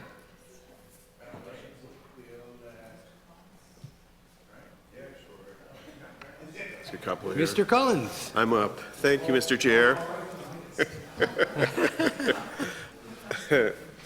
So, my colleague across kind of touched on this earlier, but it was just in regards to the educational pieces. So, what we learned was the funding seems to be pretty steady on the educational pieces, and I know just from observation, you have different campaigns, and I'll reference the one with DTI. It's kind of slow down, my mom and dad are working. So I'm just kind of curious to know how do you measure the success of those campaigns, and can you share with us any of the successes that you've been able to Sure. identify? I mean, I guess, yeah, and success, I mean, we do those campaigns for a specific reason, and that's to prevent injuries from happening. So we measure success in that regard in terms of whether we're seeing those injuries decline. It's a small part of many activities, but I might also ask Lara to even comment, because Lara's team is responsible, I mentioned they work a lot with prevention, and they develop these campaigns, and I know we measure feedback from those campaigns. So I don't know, Lara, if you might want to just comment briefly. Sure. Thank you. So we do the campaigns that you had mentioned, so partnering with other like-minded organizations in order for us to spread the safety message, whether that's in particular industries or more holistically. So when we talk about our large-scale social marketing campaigns, we do one of those every few years, and because of the cost of those, we typically partner with our Nova Scotia, Newfoundland, and PEI in order to build those campaigns, look and see what's going on in each jurisdiction, understand the data, and what do we have in common. And often we find we have way more in common than not, and where is it we want to focus. So a few years ago, we had a large-scale campaign that was called Workplace Injuries Hurt the Most at Home.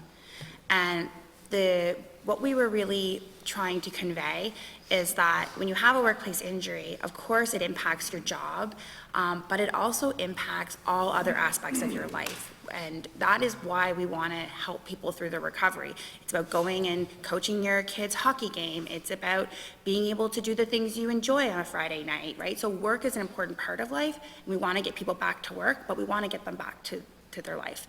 So when we look at the kind of the campaigns like that, we look at a few different elements. Of course, we look at reach. So we want to make sure that we're reaching our target audience. We determine who that is, and then we would do, some measurements and metrics, and we work with partners in order to understand that.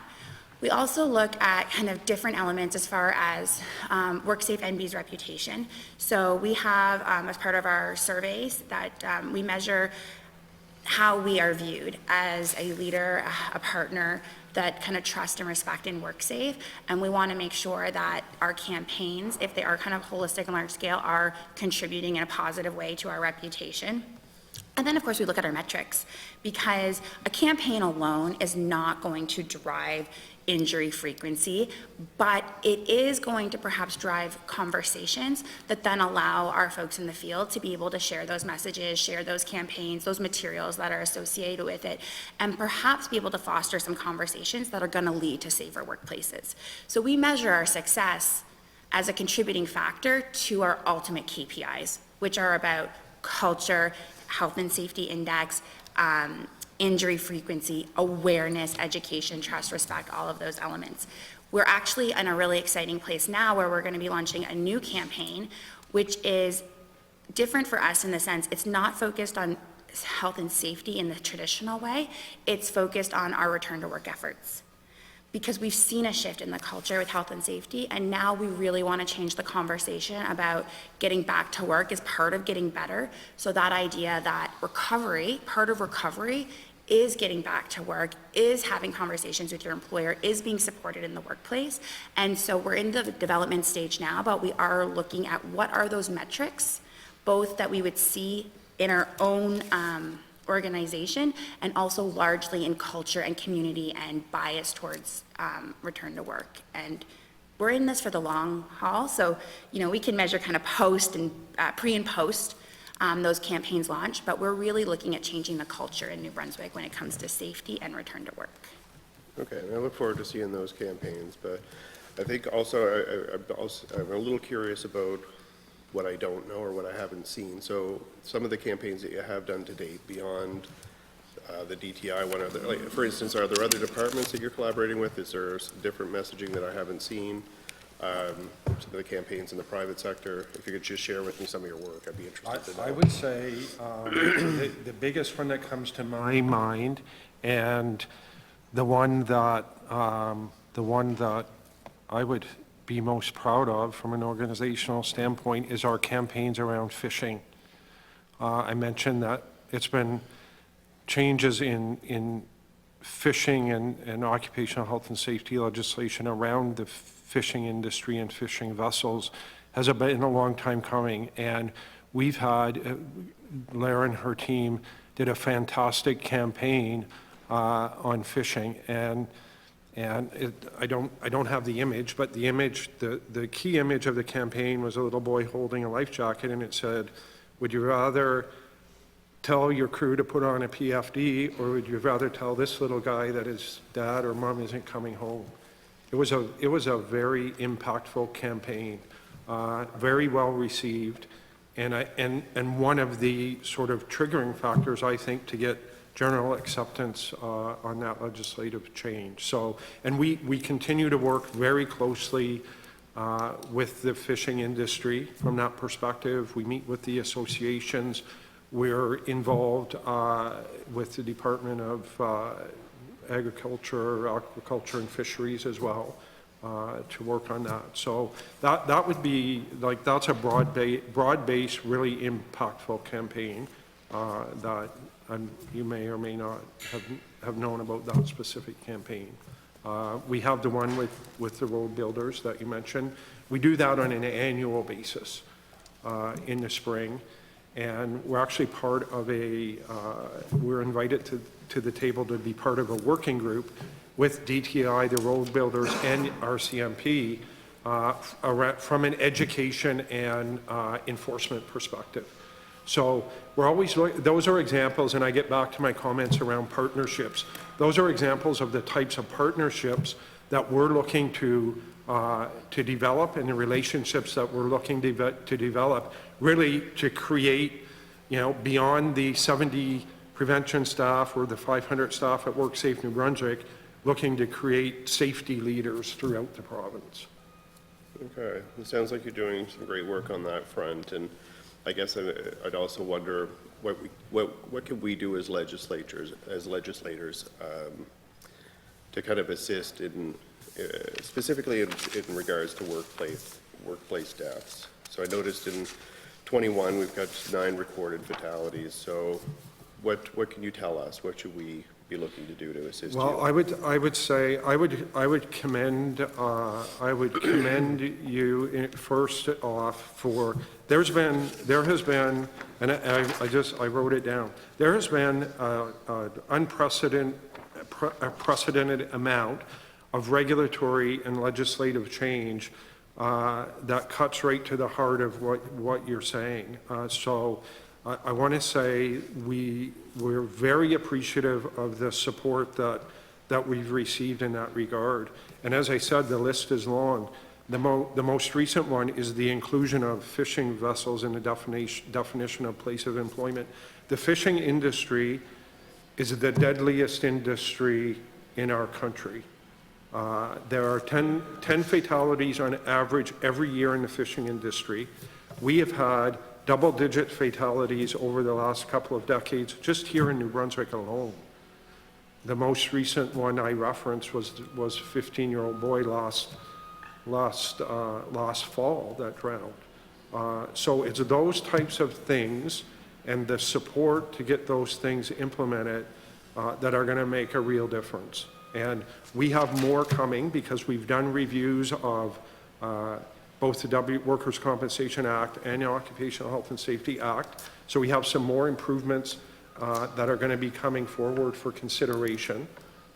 So I look forward to support on those proposals. But again, I just reflect on the amount of change over the last 3 years, and a lot of it is relative to occupational health and safety. So improving standards, getting to more current standards, clarifying, those are all things that are going to have a significant impact. Okay. Yeah. So thank you for that. I think it's helpful now. So I have a better understanding, appreciation for what your organization is doing, and the feedback is what we can do as legislators. But now I'm going to shift the thought to employers. So what, if any, barriers are being communicated to you in terms of employers delivering on a safer work experience? As I mentioned before a couple of times, like generally it's very, very supportive. Our efforts right now are focused on the concepts of, early intervention, keeping people at work. So we're working closely with the employer community from that perspective, because traditionally, rightfully or wrongfully, it's just been the case. You get hurt at work, you're off work, you heal and you go back to work.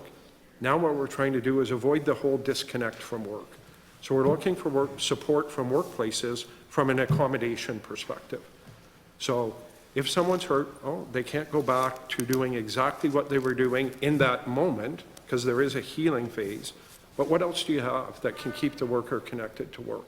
So that's where we're looking for support from the employer community. And we're getting that. That is not going to be without its challenges. There's always going to be challenges along the way. But it's off to a good start. We're getting support, and we're seeing positive results. So it's good. The future looks good from that perspective. Excellent. Well, thank you, Mr. Chair. Those are my questions, if you'd like to. Thank you very much. Are there any more questions on the government side? Ms. Mitten, over to you then. Thank you, Mr. Chair. I wanted to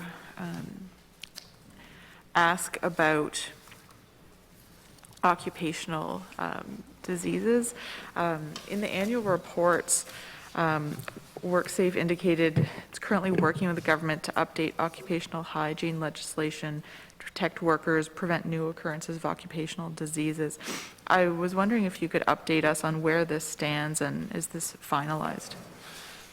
Yes, I would be thrilled to update you on that. I know that issue has been certainly raised at this committee in the past. We did a comprehensive, we've done a comprehensive review of the Act and Occupational Health and Safety Act and regulations. So a vast majority of the occupational health and safety standards and requirements are laid out in the regulation. It's a 300-400 page document. And that's where a lot of these outdated standards were.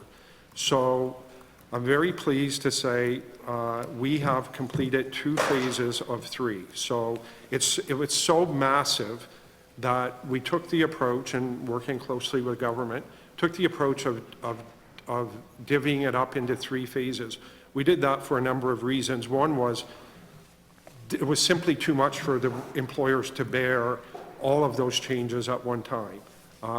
So the first 2 phases have been implemented, and those phases, the key, I'll just touch on the key issues that were addressed in the first 2 phases revolved around air quality, so like occupational exposures, which we had previously been working off of standards from 1997, and that was a particular concern. Now we have updated those standards to 2016. So we're at the most, I believe to be the most current standards from that perspective. Phase 1 also included logging and silviculture. And phase 2, we are dealing with things like welding, electrical issues, material handling, and confined space. So those have been implemented. Phase 3, we're going to be dealing with lab safety. The big one in phase, and not, they're all very important, but one of the things that we're also dealing with in phase 3, which we expect that will be completed in 2023, is hearing conservation.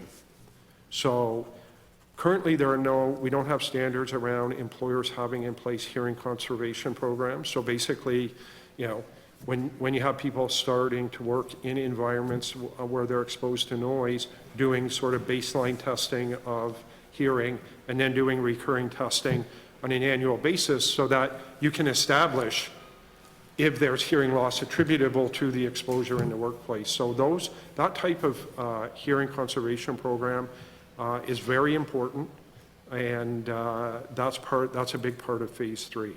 But very pleased that the first 2 phases are through. Many of the standards we were looking to have updated have been updated, and we're pressing on with phase 3. Okay, thank you for that update. We'll look forward to hearing how phase 3 gets implemented. I'm wondering if you can update us on any changes that may have happened around presumptive clauses.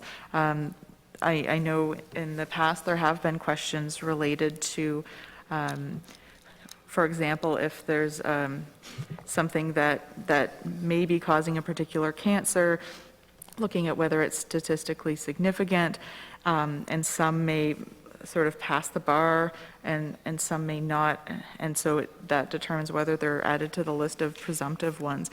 Can you explain to us what that threshold is, and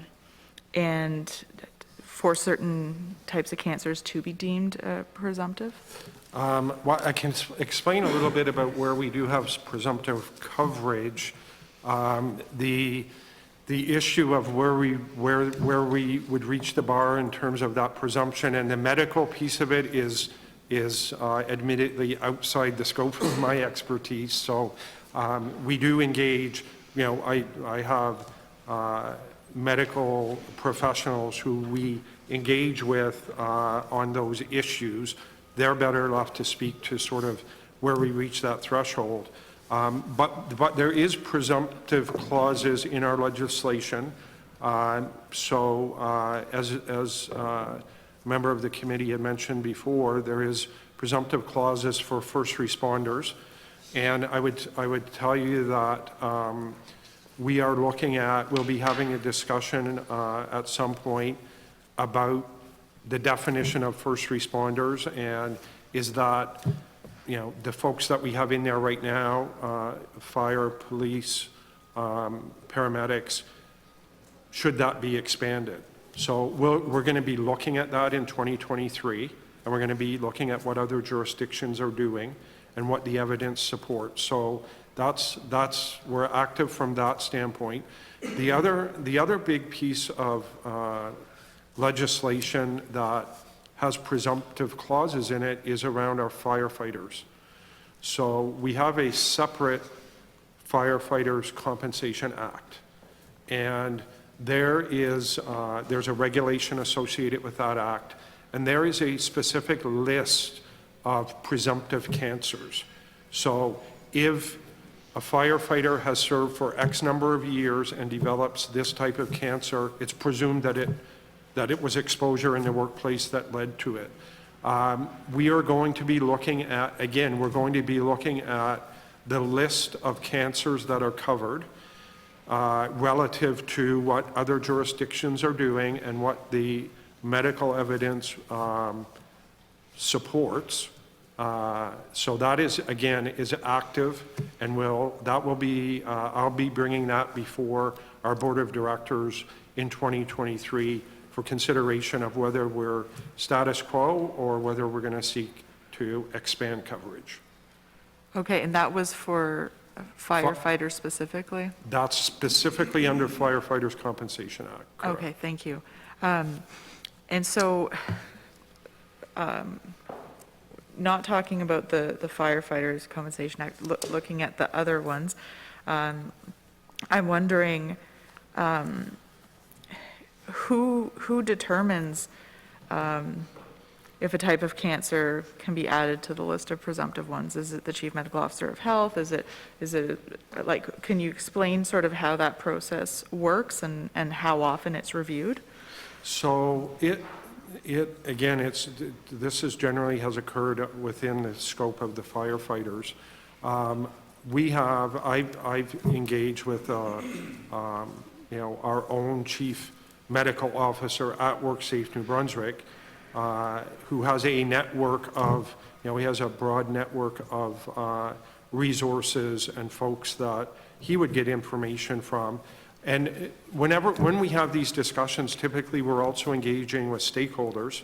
So, I can just kind of reflect on past meetings that I've been part of with the municipalities and firefighters, and the firefighters have done their own analysis and engaged their own medical professionals. So we come to the table and look at all of it.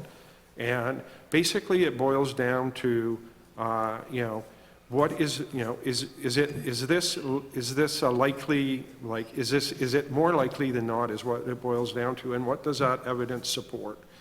And really what we're generally what we're trying to do is make sure that workers get the benefits that they're entitled to get, right? So there's no bias one way or the other. It's like the act is there to provide benefits, so let's make sure that those folks that deserve it, and whether that's through a presumption clause or just through really solid adjudication processes, that we make sure that those folks are getting access to the benefits that they deserve. So that's the view that we put on it. We don't, other than the first responder piece, we don't currently have presumptions in the Workers' Compensation Act. And that is not, we're not unusual there. That's not typical of other jurisdictions either.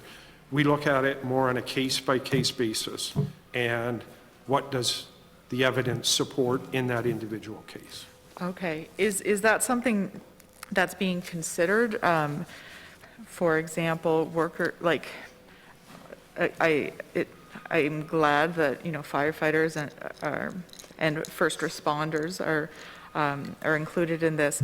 But then, I don't know, workers in a refinery or a pulp mill or any other,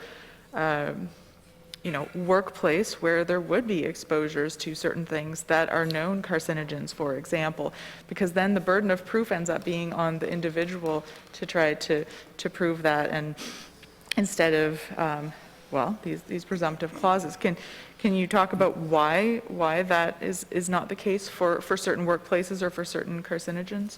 I think I guess I would say I think it's important also that we understand that there is an underlying presumption in the Workers' Compensation Act for everybody. So the way, when we look at something and we get back to that sort of did it arise out of and in the course of employment, we make a presumption unless there's evidence to the contrary. So that's really the trigger to say, okay, we got to look at this a little more. If there's something that suggests that this didn't occur as a result of exposure in the workplace, then we have to dig into that.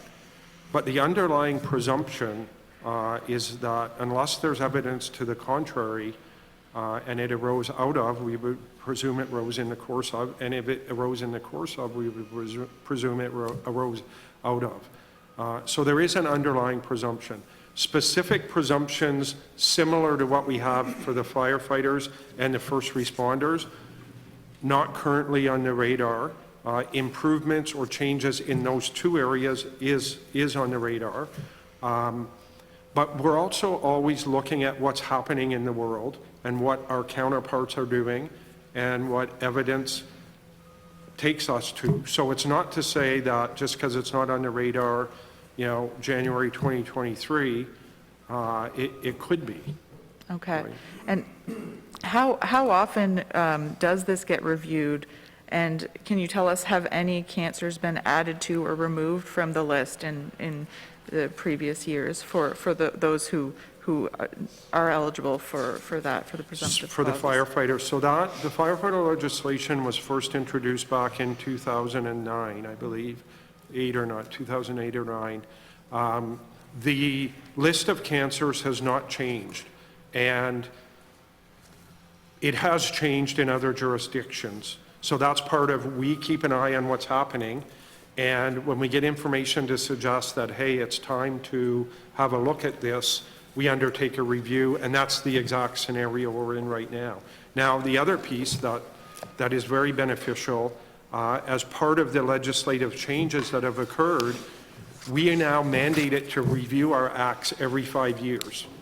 So we would be looking at everything in the act on a recurring basis.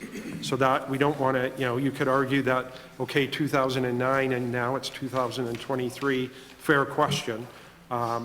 Now we have this recurring 5-year review, which will be very helpful from that perspective. Okay. And outside of legislative amendments, and obviously the importance of recognizing once someone is sick that they deserve compensation, what other initiatives is WorkSafe doing to prevent the occurrence of these diseases? So I guess I reflect on some of the updates to the standards in the first instance. Those, getting to more current standards, things like hearing conservation programs, which are just not, if you think back even 20 or 30 years ago, when a lot of these exposures were occurring, if we had these types of programs and people were paying more attention to it, we wouldn't see the prevalence. Hearing loss is quite prevalent, for us, and we wouldn't be seeing that. So it's the introduction of these types of things, making sure we keep standards current, and then from our perspective, like making sure that we're out engaging in a really informative and collaborative and educative manner with our stakeholders. That's really where, it's okay, it's one thing to get the standards updated, then it's another thing to make sure you're out really partnering with people to say, okay, let's work on this together. And that's really gets back to why we had a phased-in approach. We don't want to throw so much on workplaces that they get frustrated and things stall. So we took this incremental approach, and that education and collaboration will be critical to that. Okay. I do have an update, just, you had asked about specific numbers of injuries in healthcare. So we had in the 2018, 2019 timeframe, all injuries in the province, about 10,000 accepted injuries in the province on an annual basis. Of that, about 3,000 to 4,000 are lost time injuries. In healthcare, out of those 10,000 total injuries, including lost time and no lost time, in that 2018, 2019 timeframe, we were around 2,100 out of 10,000. So about 20% were coming out of healthcare. In 2022, we've seen that number reduced to 1,400. So a significant improvement over the last few years. Thank you very much for that. Mr. LeBlanc, am I going to you? Thank you, Mr. Chair. And I'm just going to continue on we talked about our firefighters and our first responders. There's certain things that raised a concern for me. And so we talked a lot about cancers, and there's new types of cancers and illnesses, but I'm also concerned about the mental aspect, mental health of our first responders. I think that's a major aspect. And I'd like to know if that also covers our first responders as far as our firefighters and et cetera. So, yeah, and that's a great question, good point of clarification, because the presumption for first responders is specific to post-traumatic stress disorder. So it's not about cancers, it's about mental illness. Okay. So if mental illness is diagnosed in a first responder as a result of like workplace trauma, it's presumed. Okay. Yeah. So, as you know, in this province, we have full-time firefighters or professional firefighters, and then we have a lot more volunteer firefighters. Are both categories fully covered under the Yes. WorkSafe Act? Yes. Thank you. Yeah. I also received some concerns in the last few months in regards of our correctional officers in our New Brunswick provincial institutions or jails. And from what I gather, there are concerns they are not covered under post-traumatic stress syndrome and PTSD. And I was wondering if there are any talks, positive talks, to also include them under, covered under the Act, or does it need provincial legislation to also cover them under that PTSD Act? Yeah. The answer to both questions is yes. So I personally met with representatives from the Union of Canadian Correctional Officers, and with respect to that very issue, that, look, we believe ourselves to be, that we should be included in the definition of first responders, Correct. along with police, firefighters, paramedics. Good. So I've specifically had that discussion. I know that those folks have met with other people to have that discussion, and I can tell you that we have looked at what other jurisdictions are doing, and that I will be having a discussion specifically with my board about that very So issue. there's been a jurisdictional scan. We've been looking at, on the Yes. federal side, been looking at other provincial jurisdictions. Yes. Great. That's good news. Good to hear. I'm going to drill down now on another topic, legislation. You talked in your comments about Bill 11, the Fishers Act. And as you know, in my area and most of our areas, we have a lot of fishing communities, and it's very important to the economic aspect of our social fabric. But in the bill, and I question the government and at the day, is the enforcement side. Once you're out on the high waters, it's not always easy to enforce laws. I know we have some officers out there as far as DFO. So how does WorkSafe, are you going to enforce these new legislation, this new law? But also, and I know you talked about education to the fishers, fantastic, but what kind of new life jacket are you going to be proposing to these fishers, and is there going to be any incentives? Because they're expensive if you get the top quality. So maybe you can elaborate and give us an update. Yep. So from an enforcement standpoint, and I get back just to sort of the education collaboration, the legislation was specifically drafted to come into force only in June of 2024. And that was for a specific purpose, and it was to allow industry time to adapt to what the changes were going to be. And that this next year, and at the time it was a year and a half, year and 3 months, we're going to be working. We're already out meeting.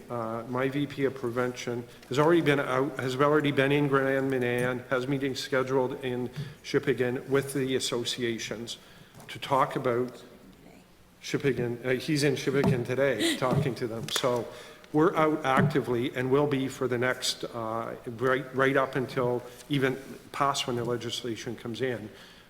Just to create that awareness and create that collaboration. We have specific individuals at WorkSafe, specific health and safety officers that will be dedicated to working with the fishing industry and already have established strong relationships in those communities. They're small, those are small, tight communities, as you know. And we've already started to establish really good, credible relationships. So, I'm very optimistic about that. The enforcement piece, we're going to do a little bit of partnering with our federal counterparts because they're out. They have They have requirements under legislation with respect to fishing vessels, and they have the means to be out there. If I told you we were going to be out out on the seas and physically inspecting boats, it's not going to be the case. And it's not the success in this. I mean, we'll do a lot of enforcement at the wharf. Yeah. The success in this is going to be the buy-in from the people who are on the boat. Yeah. Because they're going to see us, even if we were coming to do an inspection, they're going to see us coming from a mile away. So by the time we get there, they'll be fully geared up, I'm sure of that. Yeah. So this is more about, it's back to that internal responsibility system. And I think that I was at a town hall in St. George before the pandemic, because we were consulting on this. And I thought that there was an individual there that really said it best. And he got up, and it was a pretty, some of these debates get pretty emotional. And he got up and he said, "I'm the captain of my boat, and no one gets on my boat without a PFD, period." And he sat back down. That was all he said. But it spoke volumes. So the path forward here is that people like him, people who understand their responsibility, and who wants to, who does want to make that phone call and say, your 15-year-old son is in the water somewhere. No, that's right. So we need people to take ownership. Yeah. And so just so you know, we support this Right. bill. And I think Yeah, I made reference. I Yeah. watched a lot of Yeah. the debate, So- and I know it, like, Just- it received full support. Yeah, there's full support on both sides, but there are definitely concerns, and I think what's going to be important on the educational piece is to go everywheres.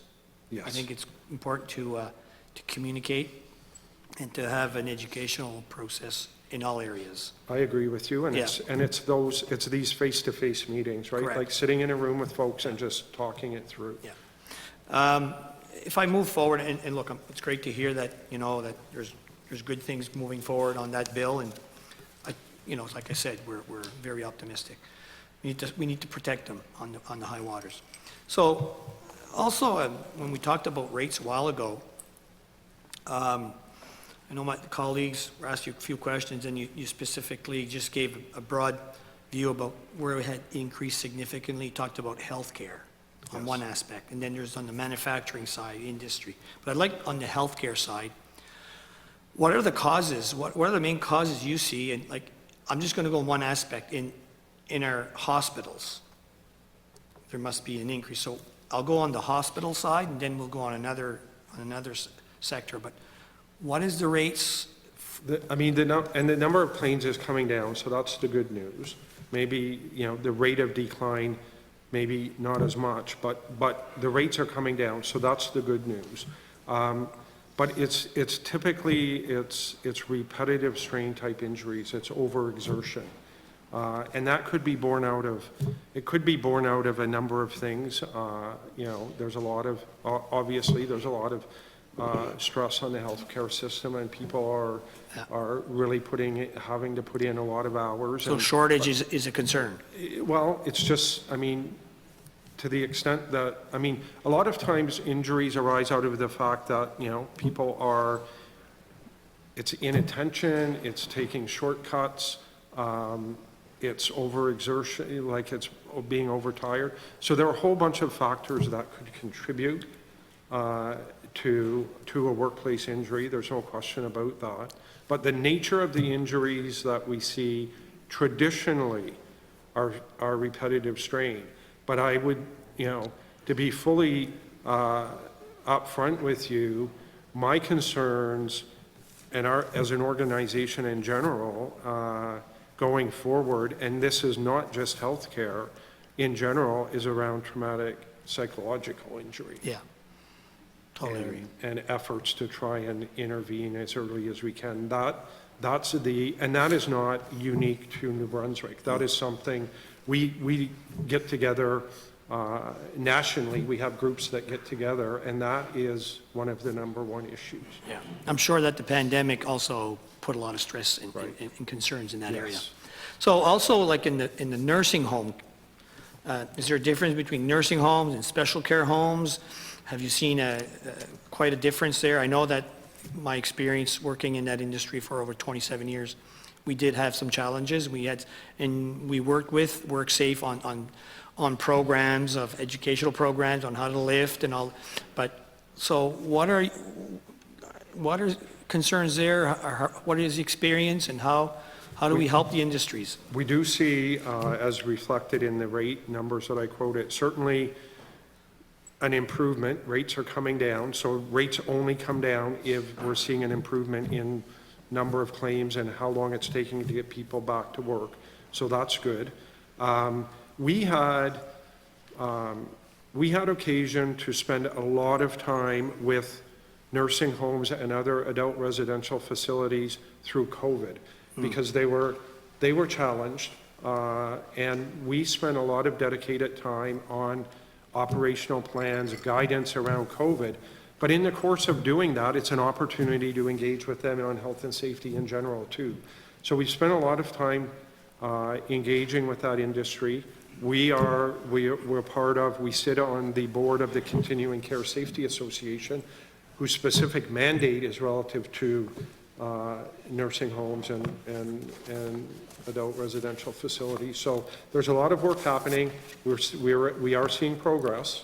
But again, if you just reflect on the rate, if your average rate is $4, and I told you we set a rate across the province, the average rate's $1.31. Yeah. So you know you're on the wrong side of it, right? Yeah. So there's work to do, but we're active there. And I know that Safety Association is active as well. So the high rate payers are being helped or educated how to bring that cost down and to, To be more in line, like, Yeah. I mean, right, exactly. Okay. So we have, the nursing homes aren't the only one that are north of $1.31. The great news is we have a lot of industries that are less than the average rate, so. Okay. So I have a couple of questions. Just going to talk about the Auditor General's report. Yes. Going back. So in 2022, the report of the AG, there's an indication that 80% of governance recommendation from the 2018 report have been implemented. So kudos, 10 out of 12.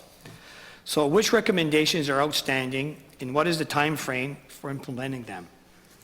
So there was a recommendation around more timely board appointments. So as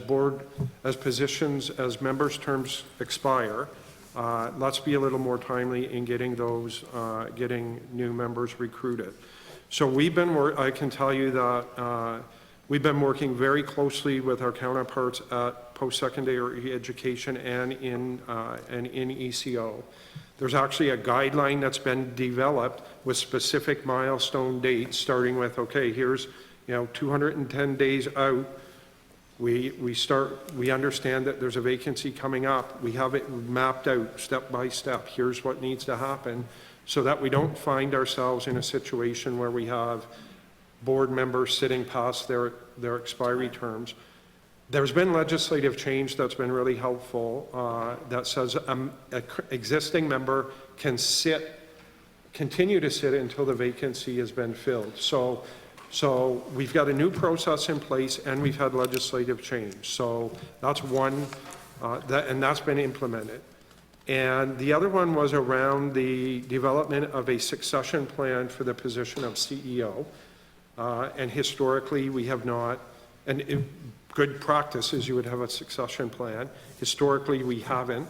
I can tell you that we have had meetings, I've been part of meetings with our Human Resources Committee of the board, specifically starting to draft a succession plan for the CEO position. So we've made significant progress on those. Okay. Thank you. Thank you, Mr. Chair.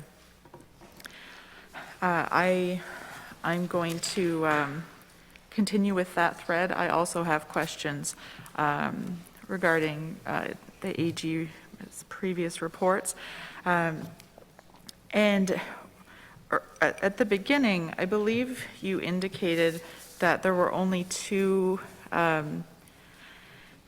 outstanding recommendations that had not yet been implemented, and that, I assume you were referring to the WorkSafe NB, the Phase 2, the 2018 report, because there's, from the 2016 report, there were those 2 that you just elaborated Yeah, on. 2 different phases, yes. Yeah, so for Phase 2, you didn't mention the numbers.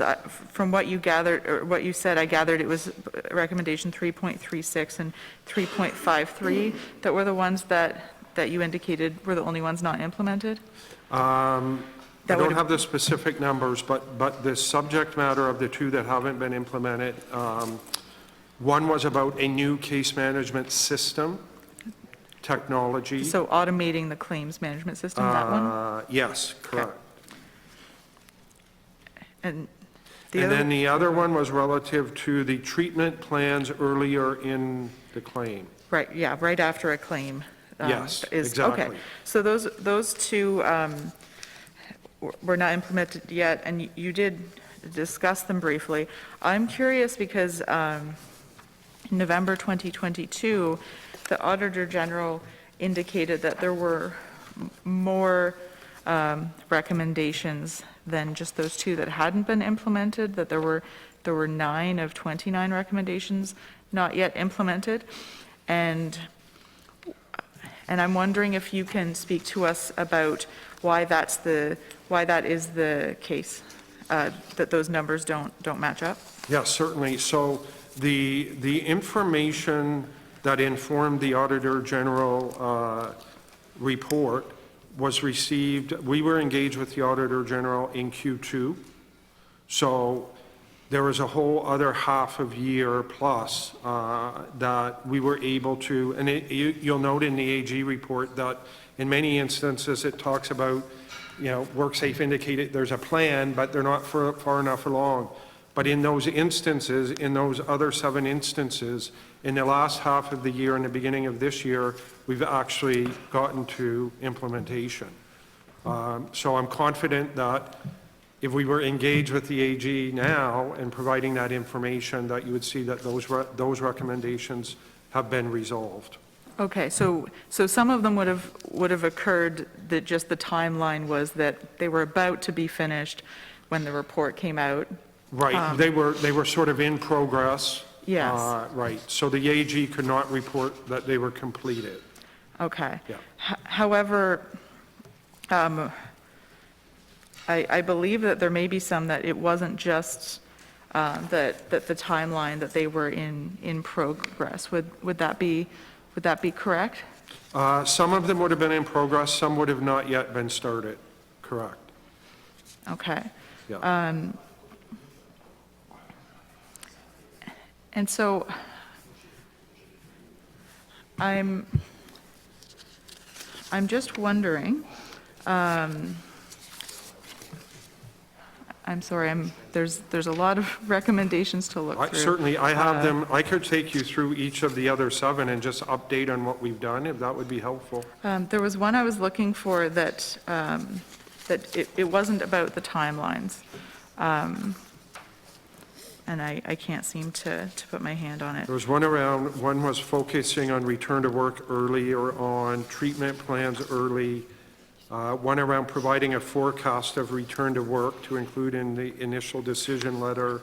There was one around specific competencies for our adjudicators. Your early referrals to the Workers' Rehab Center. So the one, provide a forecast of return to work and include it in the initial decision letter. And so from the 2022 report, it says, our review determined that while disability duration guidelines are used in the adjudication of certain claims and communicated in the decision letters for workers, they have yet to be implemented for all claim types.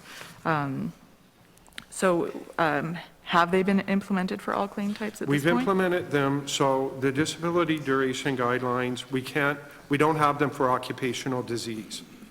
So we can't do that.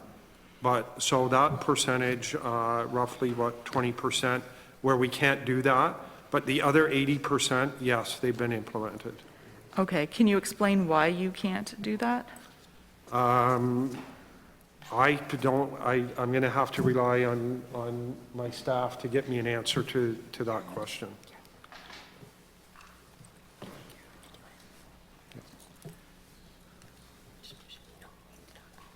Sorry. Yeah, so with occupational diseases, we've talked a little bit about the latency. So generally what we see is those workers are still working with their occupational disease. So we're not going to be estimating disability duration because they are able and then they become disabled at a point down the road. Okay. I'm just wondering, when the Auditor General would have reviewed this, would they have understood this, or were there other types of claims that it hadn't yet been implemented on, and so they were talking about that in terms of implementation? Would they consider what you have right now to be fully implemented, is what I'm wondering? I mean, I can't put words in their mouth, but I actually did work directly with the Auditor General's office, and they were well aware that was the 20% we were talking about. Okay, we'll have to, yes, I understand not being able to speak for them. I guess I'm just wondering, it's been a few months since they said it wasn't implemented, and so I'm just wondering. Right. I think it's a fair question. I think it's like, would we consider that it's implemented, and the question for them is, oh, do you agree or not agree that that's the case? Mm-hmm. Right, yeah. Okay. And then in terms of developing specific competencies for the adjudicators, can you update us on the status of that one? Sure, we've done quite a bit of work in that area, actually, to the point that we've even done a sort of restructuring in our intake and adjudication unit. But we've developed or implemented assessment tools and qualifying courses really designed to assess competencies. So with our adjudicators, those are the decision makers on the claims, right? We talked about that earlier. So we want to get people that, we want to make sure we're getting people that have that specific decision-making experience, sort of experience with legislation. There are a number of things we're looking for from a competency standpoint. So we've developed a tool to be able to assess capabilities from that perspective. And then we've also revised all of our job descriptions around adjudication to reflect those specific competencies that we're looking for. Okay. So, and that's really all about, like, we want to get the right resources in place at each point in that claims management process. And those decision-making capabilities, they lead to timelier decisions and more quality, better quality decisions. So, that has been implemented. Okay, so you consider that implemented at this point? And it would not have been, when the AG was here, when we were exchanging info with the AG, this had not been fully implemented. Okay, so yes, they said the tool and the course had not been rolled out. It wasn't noted that anything was completed, so at this point. It is in flight, It's yeah. in process, or it's completed, okay. And promoting early referrals to worker rehabilitation center? So, so this one, I would say, it's really, the work that we've done here is, and I spoke a little bit about this earlier, early identification of at-risk clients and early intervention for those clients. So it's about we're really trying to achieve a scenario where we don't get to the point where we need to make a referral to a multidisciplinary service such as what was being offered at the rehab center, what's currently being offered in communities throughout the province. We don't want to get to that point. We were at a point before where those workers were being referred at maybe day 300 of their claim. So the model has changed quite significantly, and some of that was, I would say, not driven by COVID, but accelerated by COVID. Okay. And so at this point, you'd indicated that it would happen in late 2022, that the final stages of this would happen. Has that been fully implemented at this point, or is that still yet to be implemented and completed? No, our teams and processes around early identification of at-risk clients and early intervention are fully staffed and fully operating. Okay, so that one Yes. is now Yeah. complete. So looking at, so develop expertise among case managers for complex conditions. Could you speak to this one and the status?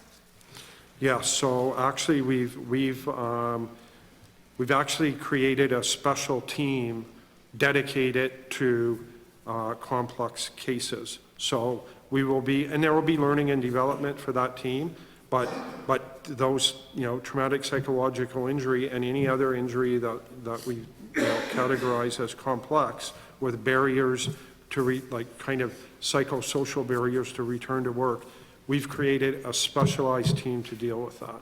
And that would have been, in the works, but not fully implemented at the time of the AG review.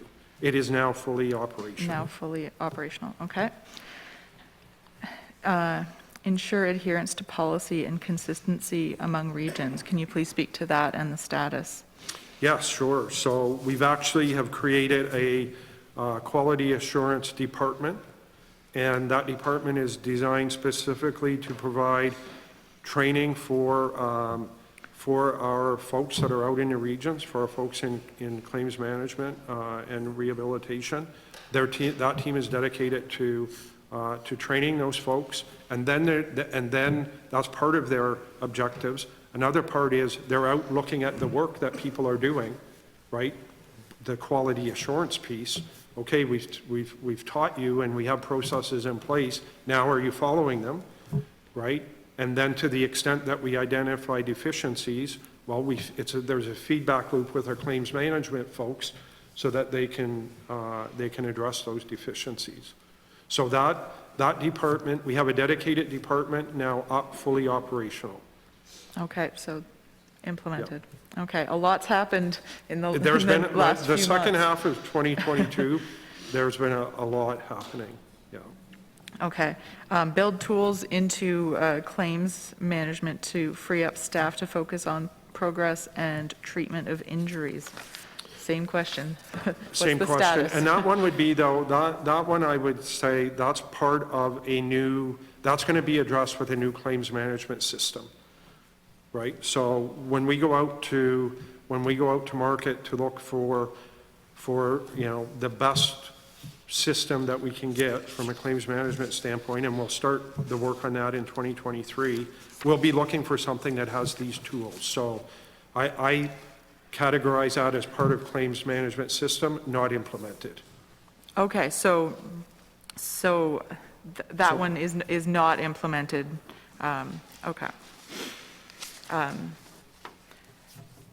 And so that one is planned to be implemented in, it sounds like, over several years now? Well, I mean, we'll start work on the claims management system late in 2023, but it's big. So we're not, we're talking, years, maybe two. I don't want to guess, but it's more than a year, right? Okay. The other thing I would note, though, even though, like I would say that there'll be more tools there, part of, quality, we have this quality assurance department, but we have adopted a culture of continuous learning and continuous improvement. So we're looking for ways, even within our existing technology, to improve efficiency. So I don't want you to leave you thinking that we're not doing anything from a continuous improvement standpoint. It's just that this, the new platform and the new case management system will be a game changer. But in the meantime, we're still working on the tools that we have, or tools that could better serve us until we get to that new system. Okay, thank you. I'll continue if it comes back to me. Thank you. Okay. Thank you very much. At this point, we've got 19 minutes before noon. My understanding is that there is a few questions left. So we're going to put about 15 minutes on the clock, but if there's any questions left, we can call this entity back this afternoon. So keep your eye on the clock, and hopefully we can get through both of your questions before the end of the session. So Mr. Chasson, over to you. Thank you very much. Just a couple of questions to finish with my line of questioning. Are there still a lot of claims being sent your way that maybe don't qualify? Like, is there still an educational awareness to be given to employees to say, okay, this is covered, this is not covered? I think we're in pretty good shape there. I mean, the rate of, did you know the rate of claim? Over 90%. We're over 90% of the claims that are filed are accepted. So that would be a pretty good indication that folks are aware.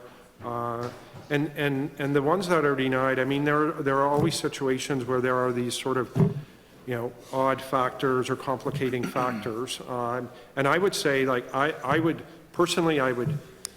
encourage people to, and I'm not sure what folks who may be listening in would say to this, but like, I like to encourage, if there's any doubt, you should file, right? Yeah. If there's any doubt, you should put your claim in so that we can look at it, because you don't know if there's questions in your mind. Let us take care of that, because if it's ultimately accepted, I mean, that could mean, who knows later on, if you don't do it, the medical costs associated with whatever happened, you may be on the hook at some point for something. So I would always say, if there's a question, just file it and let us take care of it. But at over 90%, that's pretty good.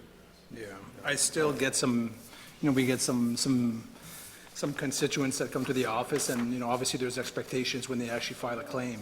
Right. And sometimes there's frustration, but, some of them don't qualify, and obviously they want to point fingers. So, obviously if we could avoid that ahead of time and just say, okay, listen, this is correct, you could be eligible for this, and this Right. is not acceptable, and, ahead of time, so then kind of lower expectations. My last question with that is, so obviously when and this is issues that come up at the constituency office, the forms that their family doctors have to fill out. Do you get any feedback from doctors? Like, are the forms user-friendly? Is it a lot of paperwork for them? Because a lot of times some constituents are kind of running after their family doctor to fill out forms. And I'm just kind of wondering how that process works, and if there's things we can do to maybe make it easier on everyone. I would say that there are lots of things we could do to improve our relationship with family physicians and the processes around getting information. 100%. That is on my list of objectives specifically, and I've engaged with my chief medical officer, who's well known in the physician community and has a lot of respect, and I've challenged him with, let's stop being at odds with family physicians, and let's start collaborating with them. Who knows their client better? So we have specific objectives to improve that relationship, and part of that is improving the process to get information. The quicker we get information, quicker the decision's made, quicker that the injured worker gets his entitlements. Well, that's reassuring. Thank you very much. I'm glad to hear that. One last question, and it's for the board president.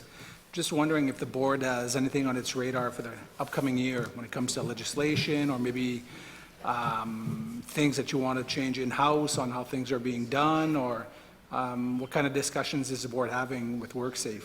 Or even financial. It could be financial, maybe concerns or objectives that you guys want to put forward. Well, thank you for that question. The board is constantly in a process of reviewing the legislation and reviewing especially the needs of our stakeholders. And so, not to delve too deep into this, but one of our practices, and the pandemic did interrupt this a little bit, but was to have in stakeholders both from employers and from those representing workers, whether it was associations or labor groups or unions, to provide presentations to the board to, one, talk about their experience with WorkSafe so we can take that information and hopefully tailor our policies and practices to better serve our stakeholders. But secondly, to do exactly what you've identified, which is that continuous improvement and amending the legislation and bringing recommendations forward. As everyone, as all the legislators in this room will understand, we work as we're a stakeholder board. We have equal representation between workers and employers, and we try very hard to arrive at all of our decisions on a consensus basis. And we try to strike a balance. We're very much focused on that balance. We're going to continue that effort this year. There are going to be, no doubt, recommendations coming forward from our board specific to benefit enhancement for workers. And as a small example, increasing the amount of eligible salary, the percentage of eligible salary that workers' compensation would cover, to bring us in line with other provinces. Ultimately, those recommendations have to go through a legislative process, through a process with the members that are present here today. But our objective is to do that regularly, and I'll give a tip of a hat to the members of my board. They are extremely dedicated to the workers and employers of this province, and not a meeting goes by where we don't talk about either improvements for workers or how to make the system more sustainable for employers. There are pressures and needs on both sides. So that is a part of every single board meeting, and especially in consultation with our stakeholders. It will be the practice, I am sure, certainly as long as I have the privilege of serving as your chair. Thank you very much. Thank you very much. Well done, Mr. Chasson, well done. Ms. Mitten, over to you. You've got 8 minutes left. Thank you, Mr. Chair. I want to pick up where I left off and just finish asking about the follow-up on recommendations. So there was one that was to focus on return to work during adjudication. And from what I gather, there's 2 pieces to this. One reason that it was marked incomplete was because of the timeline, that it was supposed to be finished at the end of the year. But the Auditor General noted that WorkSafe had decided not to utilize the adjudicator position as recommended, and so that's another reason that they were indicating it was not implemented. Would you be able to give us an update on that in terms of the timeline and explain the decision to not follow that recommendation? Sure. So in terms of the timeline and focus on return to work, so we have implemented our new service delivery models. Again, we're back to that's early identification. Early identification of at-risk clients is critical to this, because that's going to inform us as to what are the potential barriers here, and that's going to inform our return to work plan. And we're now doing that. We've implemented this. We're now doing that right away. We have tools in place to actually go through a list of questions that provide us with feedback to be able to identify these at-risk clients. So that model is in place. We've also taken other measures, such as, just as an example, our case managers and support folks in our adjudication unit used to also have responsibility for making payments, benefit payments to workers. So we've created a whole new department to do that, and hired people with the specific skills to be able to do that and do it really well, in an effort to free up the time of our other folks who should be focused on identification and early intervention for our clients. So those things, those new service delivery models have been implemented. Now, the issue of creating a rehab plan early in the claim. Zero question that the AG was bang on. We should be creating a rehab plan as early as possible. Their thoughts on it were that because the adjudicator, I don't want to put words in their mouth, but I think that it was from the perspective of if the adjudicator is one of the initial points of contact, then that's the earliest point. Why not go with the earliest point? What we're saying is we're hiring adjudicators because of their decision-making skills, not the skill set about formulating a rehab plan is a whole other skill set. And those are the skills and competencies that we look for when we hire case managers. So we want to set this up for success by having people with the right competencies doing that type of work. But they'll be doing it earlier in the claim. And that's where I get to, like, we agree in principle and we're aligned there. It's just a matter of who is it amongst the WorkSafe staff that's going to be the key to developing that rehab plan. And our case managers, we feel, are better fit to have that accountability. Okay, and here, what they've written is that they recommended that WorkSafe NB develop a treatment plan, so they're not specifying who, but that that you should enable the adjudicator to communicate to the injured worker. So you don't feel that the adjudicator should be, like, it sounds like the adjudicator wouldn't need to be the one to prepare the plan, but communicate it. You feel that that would not be appropriate use of resources? Well, I would say the communication point would be mostly with the person who created, with the team that created the plan, right? So rather than have a case manager create a plan and hand it off to the adjudicator to communicate, we feel like the case manager should have that responsibility beginning to end. Okay, and so that has been implemented? Yes, yeah. Very recently, so I don't know if there's any results yet. We'll have to bring you back and We will. see how it's going. We do have some early indicators that, and it's from like from a claim duration, from a return to work perspective, early indicators that we're having success.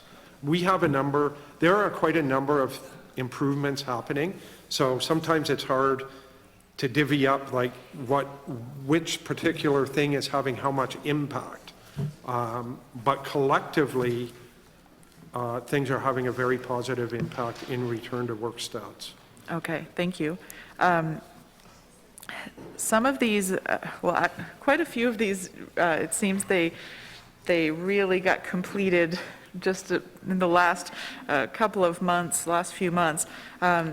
But many of the recommendations were from 2018. That's quite a large period of time. I'm wondering if you can speak to why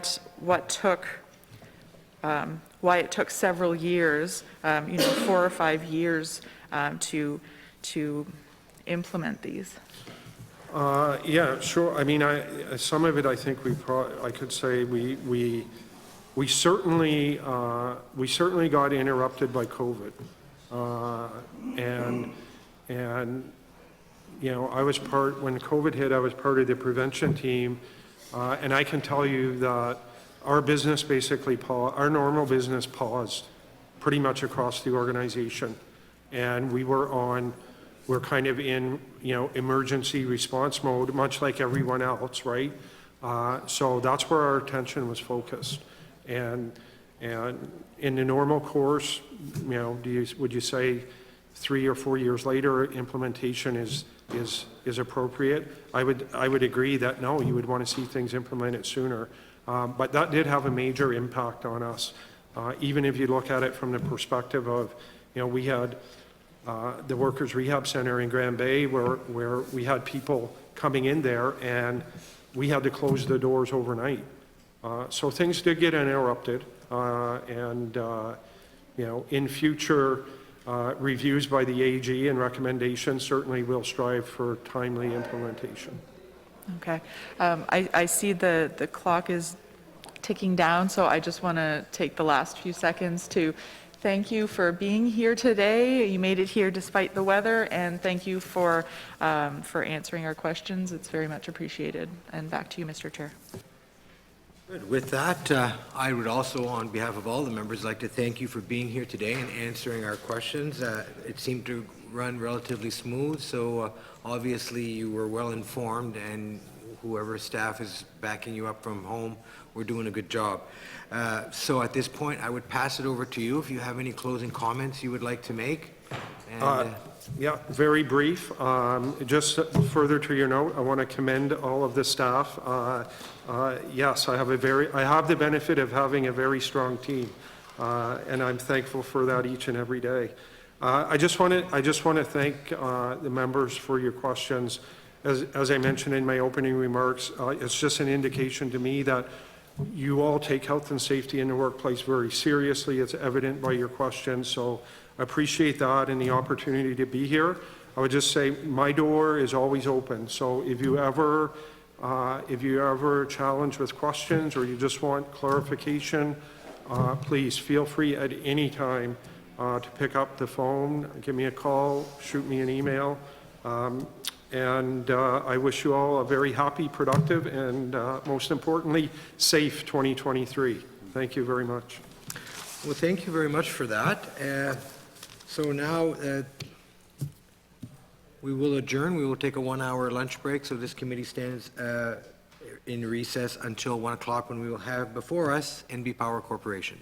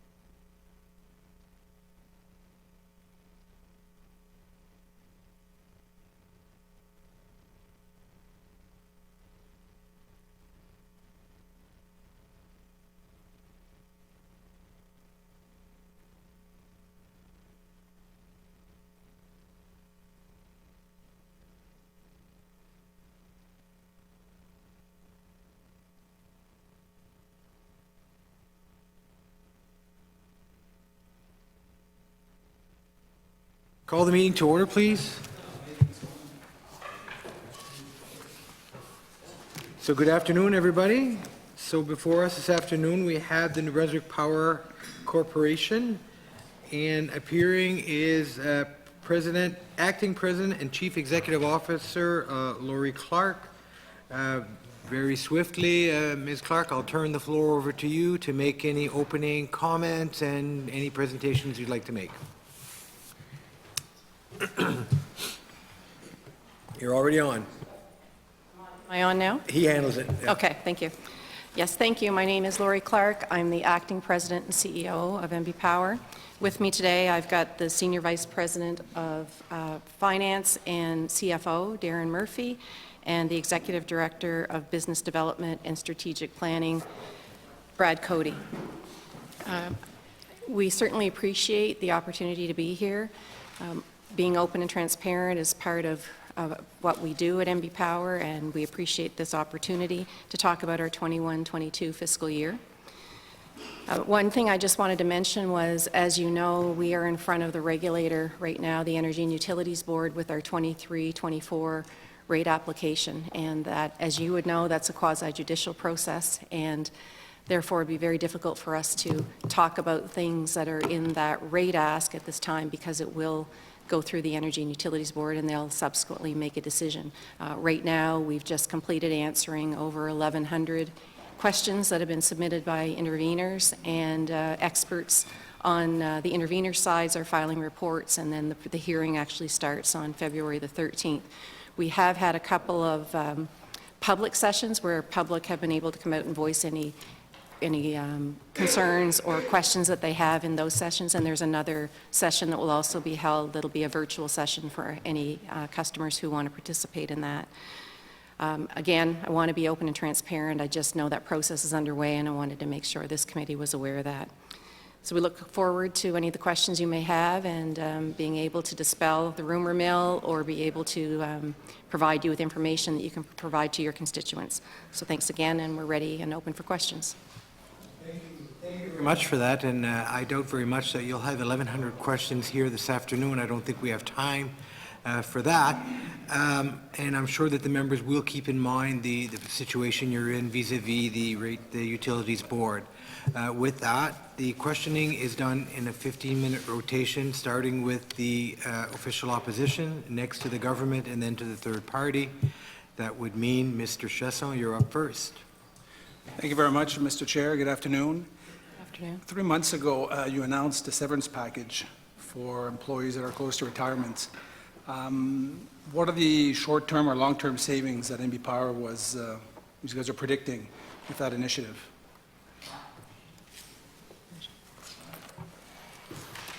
So we expect, as a result of the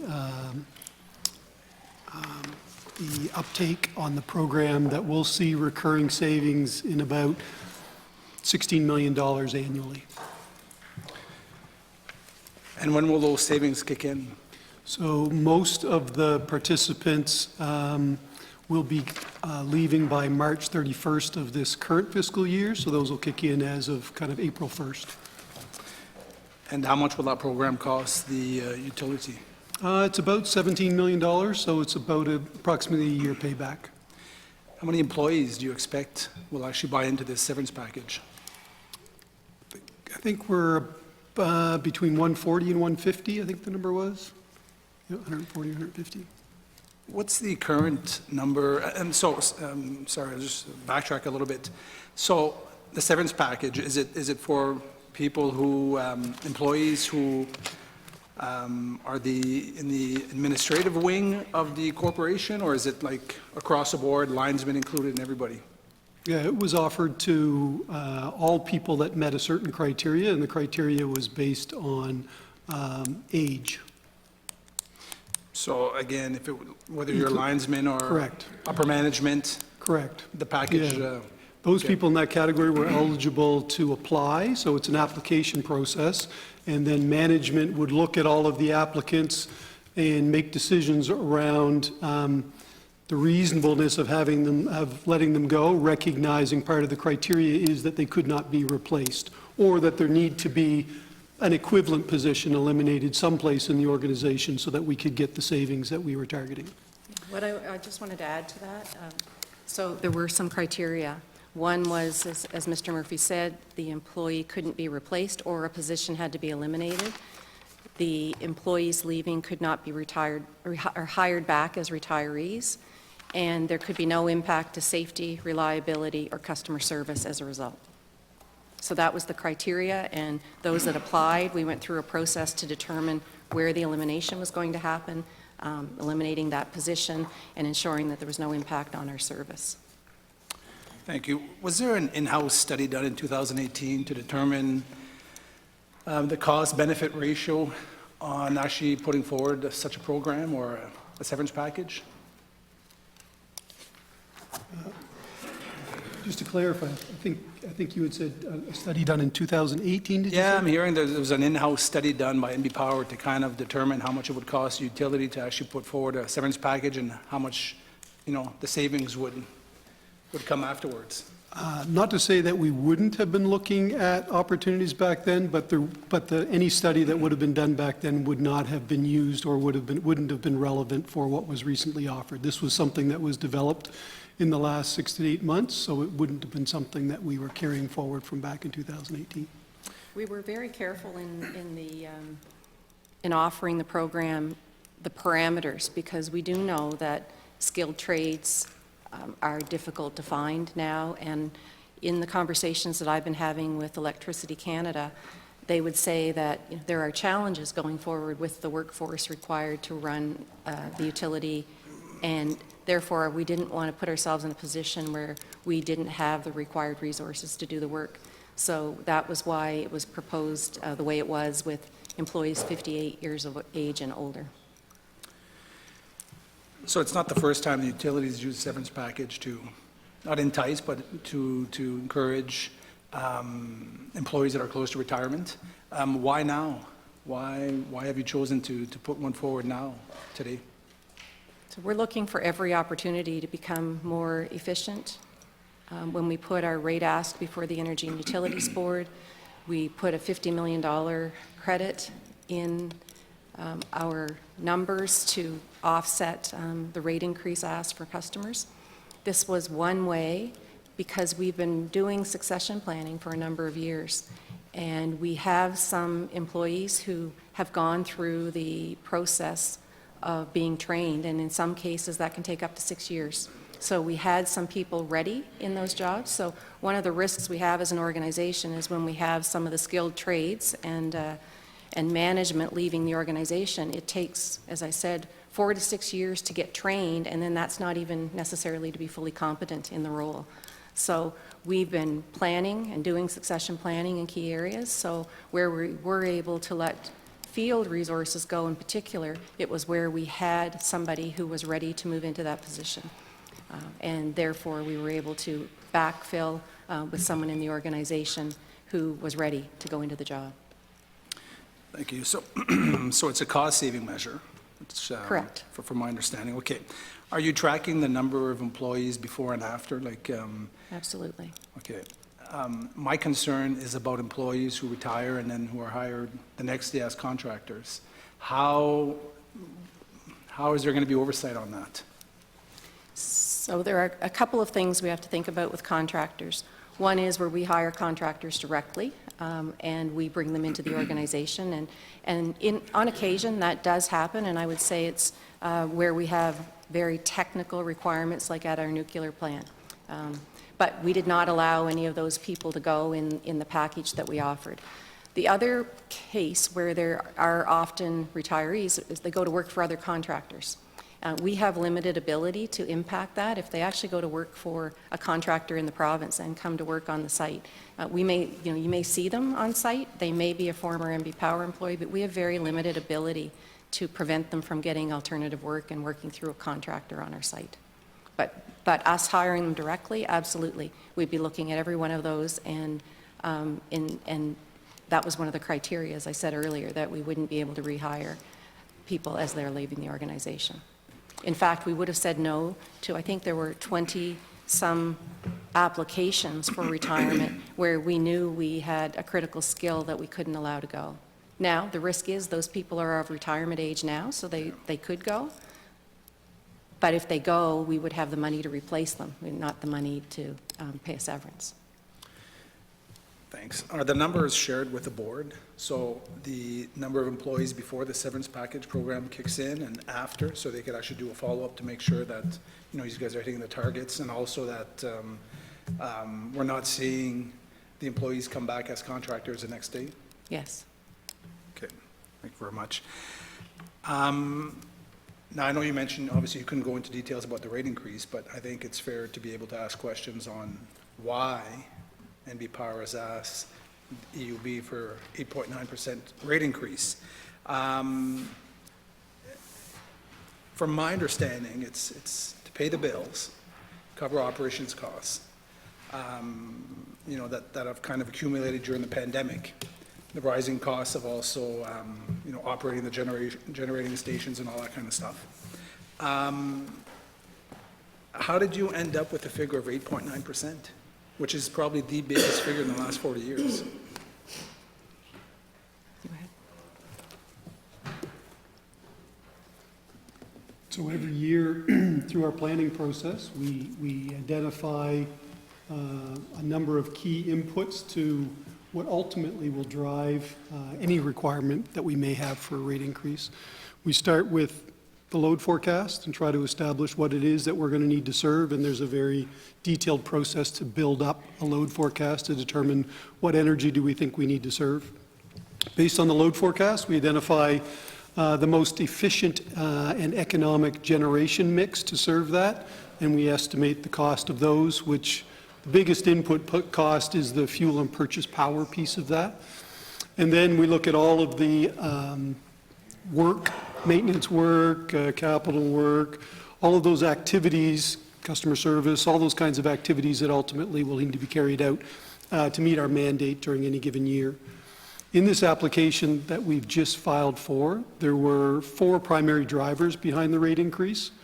One is the rapidly increasing cost in fuel and purchase power, so that's natural gas, heavy fuel oil, purchased electricity, of which, you know, is one input to our costs. So those prices have increased significantly year over year as the economy has recovered and the war in Ukraine and some demand, supply and demand response. So fuel and purchase power was about a little over 50% of the driver behind the rate ask. There was our capital plan and our investments in reliability and kind of infrastructure renewal. There was our interest cost, and unfortunately with the Bank of Canada and the rapidly changes in interest rates to slow down the economy, that has had a direct impact on NB Power and the financing or interest expense that we would incur on our outstanding debt. And then there's the general kind of inflationary pressures that everyone's experiencing, you know, whether it's groceries or otherwise. We have those same kinds of inflationary pressures on materials and equipment and goods that we may have to buy to serve New Brunswickers. So those would be the 4 primary reasons behind it. Thank you very much for that information. When was the decision to hire PricewaterhouseCoopers to kind of do an analysis of, you know, cost-saving measures instead of NB Power? Was it before the decision was made to increase or to ask EUB for a rate increase, or was this done, kind of just want to kind of understand the timeline? Yeah, so two very important pieces of that work. One, the strategic planning work, and I think if you were to go on our website, you'd note that our strategic plan currently that's posted on there is 2011, so it's clearly dated. So we have been thinking about for a while now the need to prepare a new strategic plan in light of all of the changes that are going on in our industry.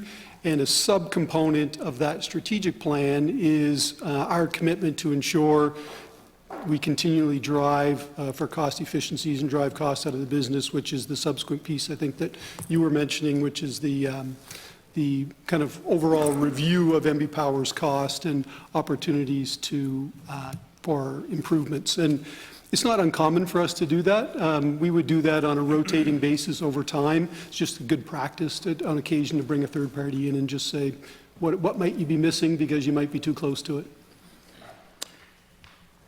Did you guys record a profit last year, like on the record, like with your budget? When you refer to last year, you're referring to the year that we're talking about here, 21, 22? Yeah. Yeah, yes, we had net income of 80 million last year. So out of the 80 million, I believe, is it 50 million that was given to government? Is there, what amount was actually transferred over to government once the books were Yeah, we would sealed have, and all done? regularly, we would have interest expense to pay to help support the debt. We'd have utility and property tax and the guarantee fee on the outstanding debt that we have. Now, is it exactly 50 million? Unfortunately, I don't have that number right in front of me, but those components would be recurring every year. Yeah. Okay, so $80 million profit last year, severance package to be able to save $60 million a year. The goal to shred $50 million in expenses, so either through PricewaterhouseCoopers or in-house savings or studies being done. Why not wait for the report from PricewaterhouseCoopers before actually going to the UB for an increase? Like, why not wait to see, well, what kind of savings can they find, inside the operations of NB Power? Yeah, as it relates to the application for the EUB, it's prescribed, so we know annually we have an obligation by first week of October to make that application, so that's kind of a hard fixed date.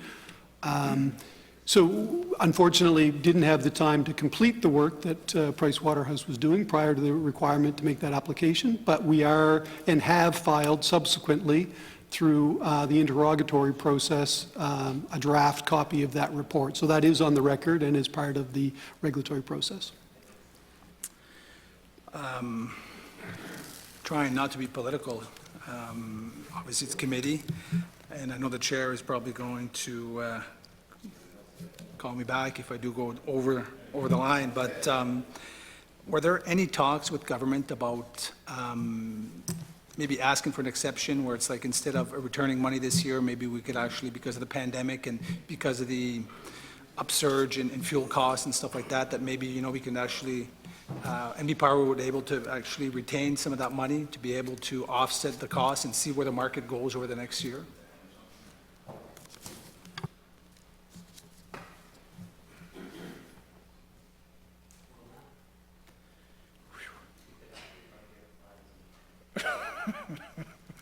I was sweating there. Yeah, just confirming in the event that Ms. Clark may have had discussions, but we did not have any discussions with government on foregoing any obligations we may have to government for things like debt repayment, those kinds of things.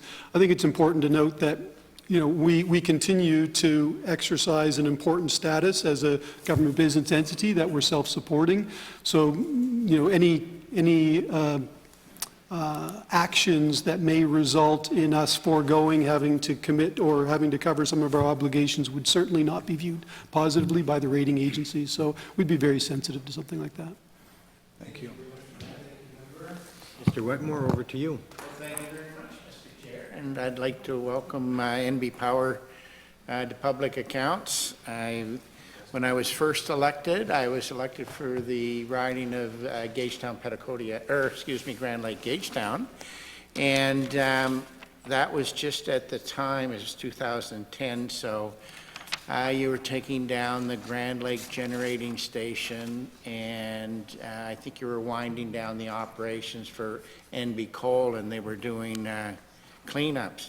I used to have long, dark, curly hair till I got elected, and my time with dealing with Bob Scott at NB Power, I thought I was going to have a desk right next to Bob. But we made it through it, didn't we, Bob? Could you please tell me, what is the debt-to-equity ratio today for NB Power?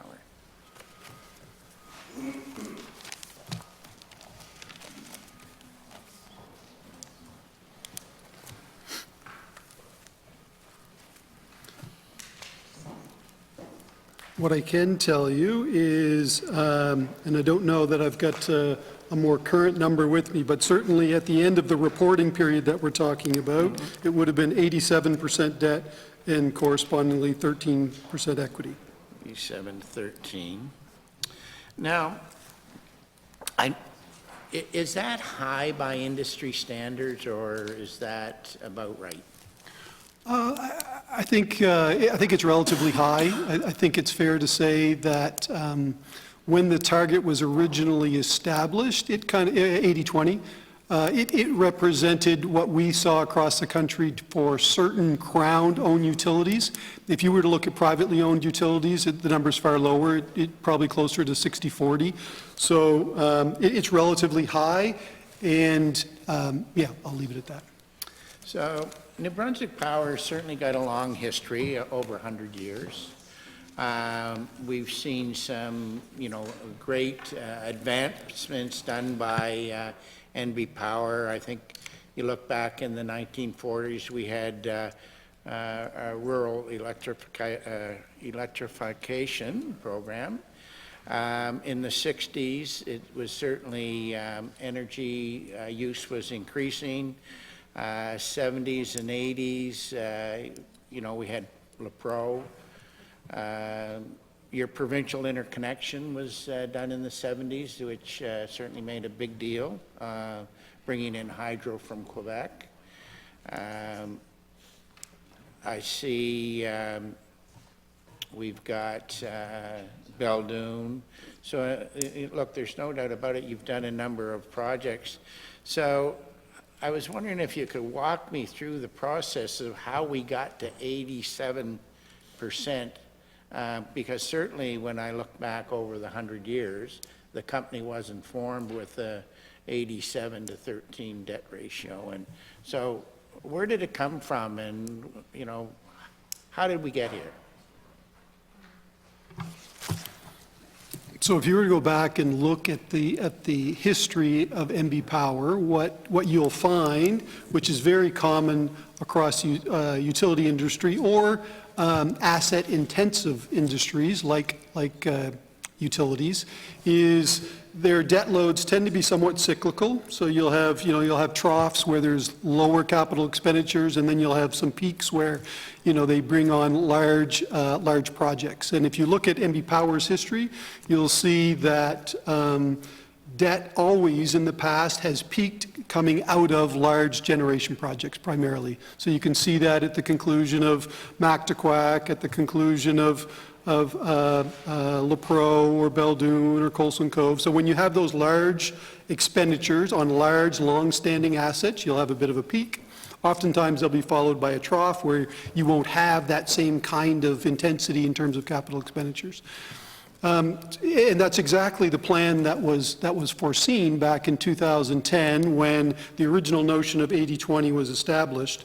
And the plan at that time was to see, following the Point LaPro refurbishment project, a period of low capital expenditure requirements that would allow the utility to bring down debt loads in preparation for Mactaquac, which would have been the next large investment, which continues to be before us. So that kind of would have been the history, and you'll see that up and down kind of seesaw a little bit through the debt years after large expenditures.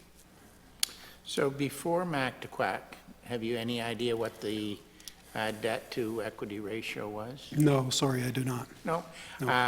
So if you wouldn't mind, I'll get you to get that number for me, and you can just send it off to the clerk. Okay, so just for my clarity, before the construction of Mactaquac, you're looking for the debt of NB Power at that time? Yeah, I'm just trying to find out when things sort of, as far as I'm concerned, started to go south, I guess we call it. Yeah. And I think it's important to recognize that debt isn't a bad thing. And certainly in our industry, with large capital assets, we have about $5 billion in assets that generate revenue. So naturally, there will be a significant portion of that's debt. That's very common. No one would finance those through equity, for sure. Look, and I'm not going to disagree, but when I look at your list of assets, and I had it here, but unfortunately I lost it, but a lot of your generating stations are starting to show some age. And we've got a big project coming with Mactaquac. And how much do you expect that to cost? You know, just roughly? Yeah, currently, we're estimating that to be between 2.9 and 3.6 billion. So I'm going to say a $4 billion project. You know you're going to have that, but there's other assets that are aging out that will probably have to be looked at as well. And I think, you know, I personally think you're getting towards the max. I know I've sat across from bank managers with a lot better financial picture than that, and they told me to go home. So, but then I didn't have the province of New Brunswick backing me. They said, Ross, good plan, but smarten up.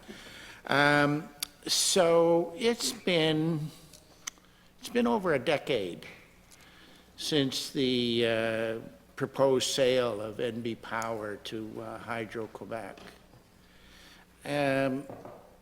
Has the commission or does the commission know of anybody that's done an analysis on that sale, that proposed sale, and if it went today, what kind of shape we'd be in, and how would we look? I think it's important to remember that transaction never transpired. No. So we really don't have anything to compare that to. Yeah.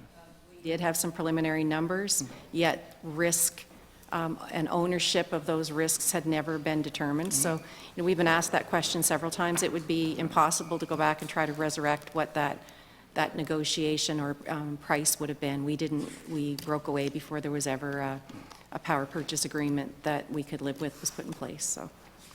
Okay, thank you. Well, maybe some investigative reporter that's sitting on the other end of the mic listening and not coming to the committee meetings might pick up the torch and ask some questions on that and find out where we certainly are today. But I will note that Hydro-Quebec produces a report every year. It compares rates across Canada and North America. And consecutive reports would show that NB Power stays at the 4th lowest in Canada. We managed to hold that spot consecutively in that report that's produced by that utility year over year. Despite the 8.9% rate increase that's in front of the regulator today, we will maintain that position.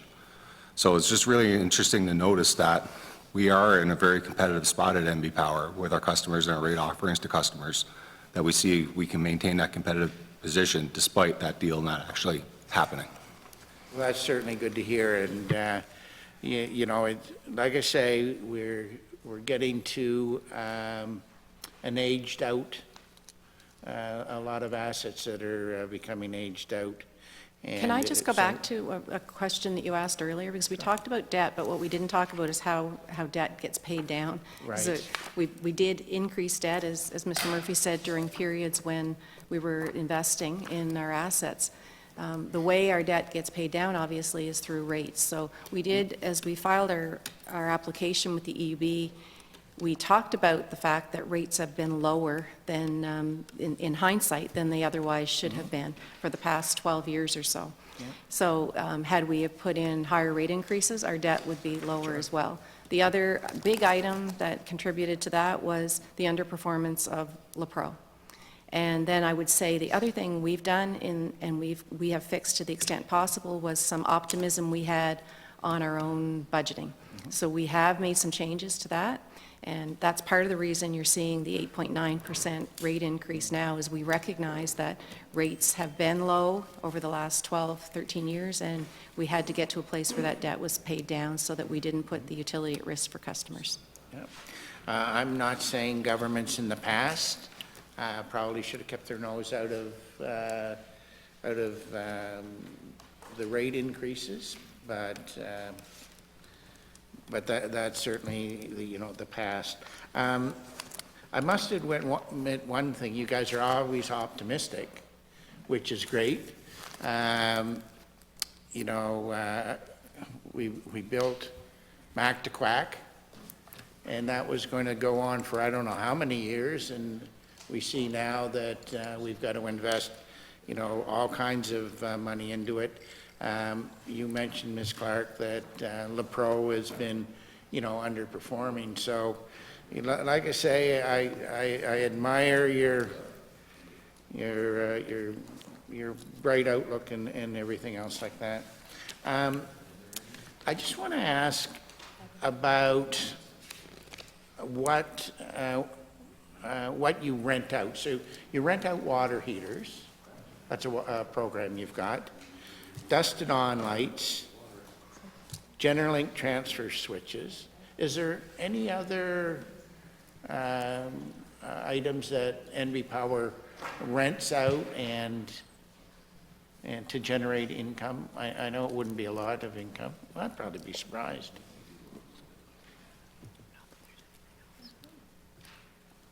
I think you've got the big ones. I can't think of anything Okay. right now. So the water heaters, I think you charge maybe $7 to $10 a month, whatever. How long does it get before you recoup your costs on a water heater? Yeah, so right now, the water heater program is regulated under cost of service. So basically, it's amortized over the life of the water heater, Yeah. essentially. So that's probably a 10 to 13-year life. Okay, so it would be safe to say that you sort of amortize it over a 10-year period, I would think, right? 10 to 13. Yeah, it's Okay. probably in the annual report as to Okay. what the period in which we amortize it over. And how, is it NB Power employees that install your water heaters, or is it contracted out? It's contracted out around the province. Okay.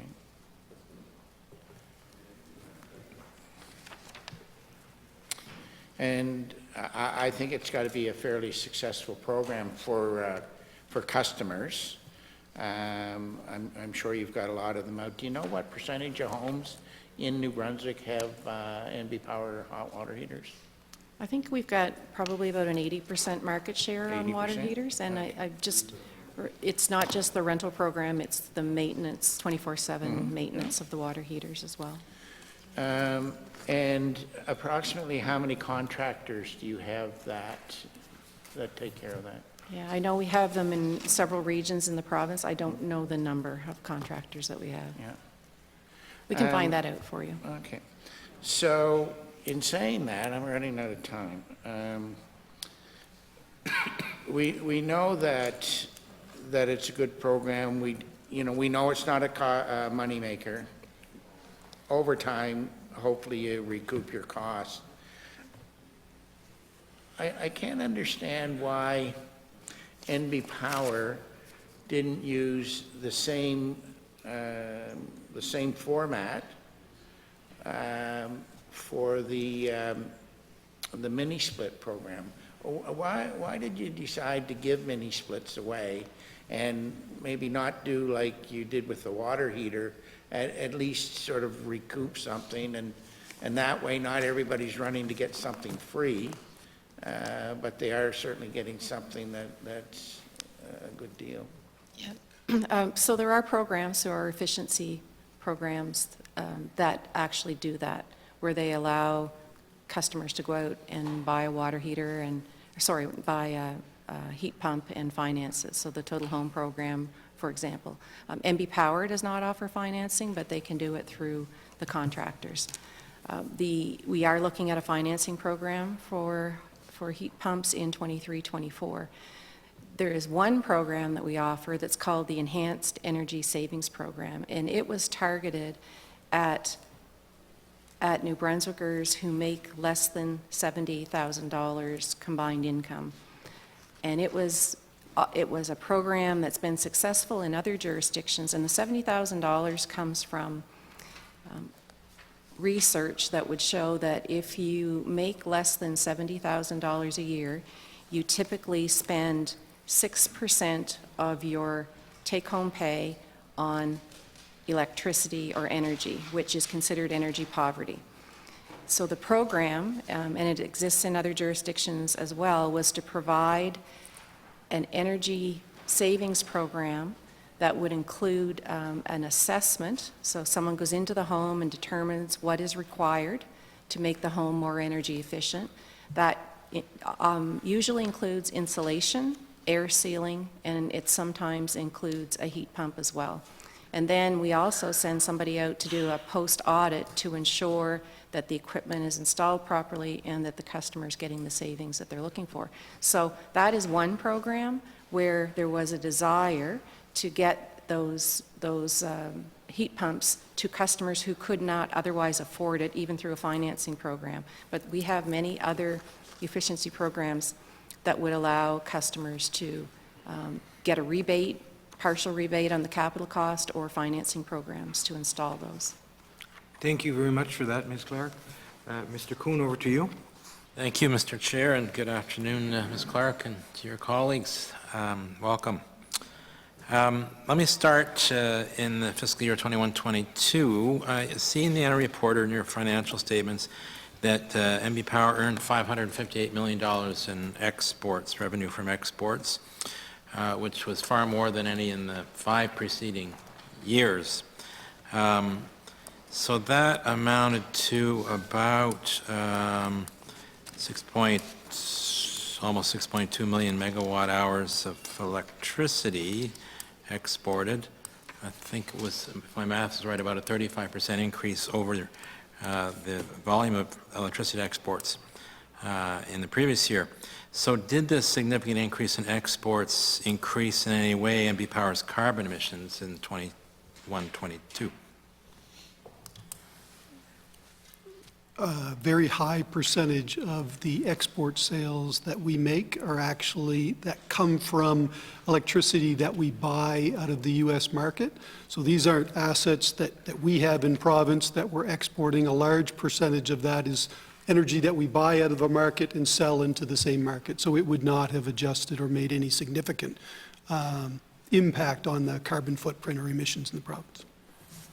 Have you got an estimate? It's not significant, but have you got an estimate of what it would be? I don't, because those facilities, the emitting facilities, aren't ones that we would normally use as part of those export contracts, because they wouldn't necessarily be competitive in the markets that we're looking at. So any increase in the carbon emissions likely came from either just in-province load requirements or, primarily from the province load requirements. Mr. Kuhn, if I could add on to that, it's important to note when NB Power exports energy from in-province generation, it's displacing generation in those markets. So if the carbon occurs within province or out of province, it's a wash for all intents and purposes. So we do look at where we are seen as a clean system relative to the markets that we serve. Like if you look at Nova Scotia, if you look at PEI, if you look at New England, our market is much cleaner than those. So if we generate in this province to push into those markets, we're actually displacing more intensive carbon. So it's probably a net savings, net. Thanks. So I understand this then. What, Mr. Murphy, you're saying is that, I guess it's the marketing corporation that's doing this, not you guys directly, but I guess you are on the board, some of you, of the marketing corporation. So it's buying the external markets low and then reselling higher? Is that what's going on? Correct. We would buy out of, the very common example would be out of Central Maine. So we're active in that market down there where we would buy electricity out of the Central Maine market and we would sell into the same market. So at some small margin. Okay, thank you. So when I did look at the generation statistics, there was a considerable increase in the amount of fossil generation used in province, fossil generation. I think about 3.2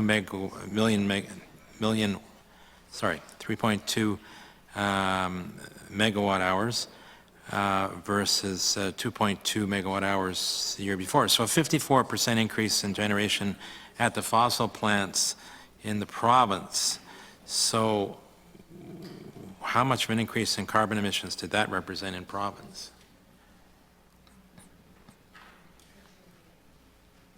So if I look at what's our average intensity in New Brunswick, we are clean, right? We are below 300 grams per kilowatt hour produced.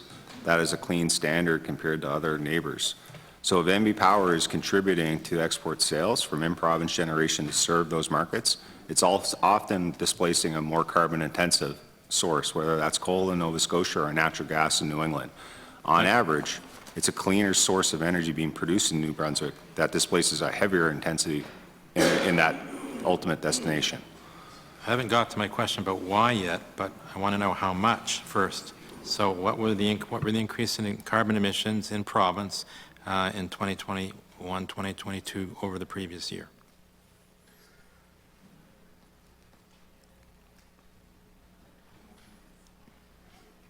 So if I look at when we report in-province sales, I know you're asking about external sales. We actually achieved 78% clean in-province sales. So it was served by either the nuclear generation or renewable generation within the province, serve the in-province customers. The balance could have been exported to serve those markets. But again, if I look at the overall intensity of our marketplace compared to those, we actually ended up with a cleaner neighborhood effect from the carbon displacement that would have occurred. So all I want to know right now is how many tons of additional carbon were emitted in 21-22 by NB Power's fossil plants over 2021? What's the We number? don't have that information with us right now, but we can get that information for you. It'll be Okay, if you could available. provide it with, to the clerk for the committee, I'd appreciate that. Did you exceed in this year, 2021, 2022, your legislated carbon intensity limit?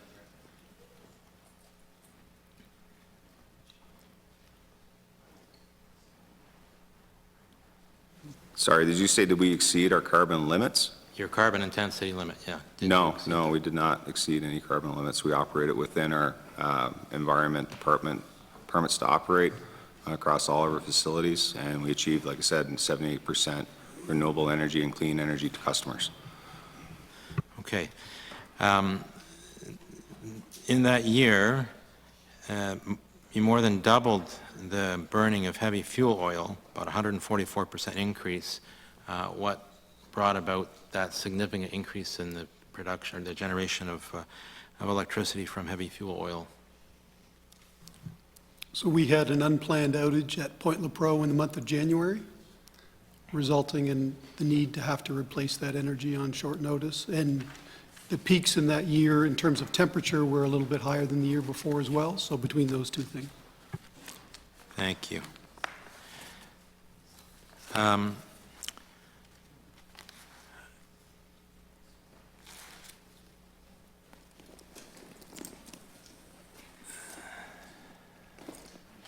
Last year when NB Power, 2021, I guess, when NB Power was before the committee here, Public Accounts, the CEO said that the utility was working with the Department of Energy, or Natural Resources and Energy, to revamp the embedded generation program to increase the opportunities for adding renewable generation to the to distribution systems, I guess, and expected that that work was going to conclude by that October, the next month or two, to have a new program ready to go in the new year. So is there a new embedded energy program in place?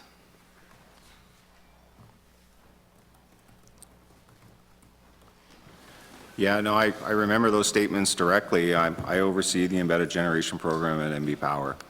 So what we had was a program that was out there that was economically unsustainable. The rate that's offered is well above what it would cost to produce that energy, and it's actually being subsidized by ratepayers in New Brunswick to sustain that program. So we took the work at the utility to revamp and understand, well, what is the actual cost, and we're prepared to go back to reopen that any moment now as we align all of the interests in dealing with stakeholders. We're ready to go back to the street to see what's out there and what we can get, and is it a good deal for New Brunswickers in collaboration with our federal partners for different funding sources that can actually buy down the cost of those programs. So, so there is a new embedded generation program about to launch? Correct. Okay, thank you. So right now, what percentage of in-province sales are generated by non-hydro renewable electricity produced in the province? So solar and wind, basically. So looking at what's indigenous to the province, if I could look at it that way, we're about 8% would be my guess, Mr. Kuhn. Okay, that's close, good enough. 8%, thank you. The Clean Energy Roadmap for Atlantic Canada was released last March 2022, I guess. And both MB Power and Department of Natural Resources and Energy have been on the Clean Power Planning Committee for quite a long time. I think the initiative was launched maybe back in 2015, 2016, something like that. So 7 or 8 years, a lot of staff time. I'm assuming it's been put into that, as was the case for government departments and utilities among the other Atlantic provinces. So I reviewed the technical report underlying the roadmap that was released, that was done for the Atlantic Clean Power Planning Committee and released in July 2021. It's just so we're on the same document, potential benefits of regional coordination and low carbon future, in a low carbon future ensuring electric reliability. So if you recall, modeling was done to look at kind of a deep decarbonization pathway heading towards ultimately net zero, I guess, for the region, looking at least cost energy supply portfolios. So a bunch of modeling was done and a bunch of scenarios were produced. One of the conclusions was that renewable electricity generation will play a major role in providing zero carbon energy to the region, which will require significant construction of in-region renewable energy to provide zero carbon energy and decarbonize the electric power supply. I see a plan for significant construction of new in-region renewable energy generation in Nova Scotia. Is there a plan for New Brunswick? Yeah, we are working very closely with our federal partners at Environment Canada and Climate Change, or Environment Canada, or ECCC is what we call them anyway. The bottom line is there's no silver bullet to a net zero future. We need an all of the above approach. And with our counterparts in the modeling efforts that my team at MB Power and the federal counterparts are putting into it, we're seeing that nuclear is a part of that solution, renewables are part of that solution, new transmission interconnections are a part of that solution, solar is a part of that solution, and even battery storage is a part of that solution. And don't forget, we need MAC to quack just so we don't lose ground in that whole approach.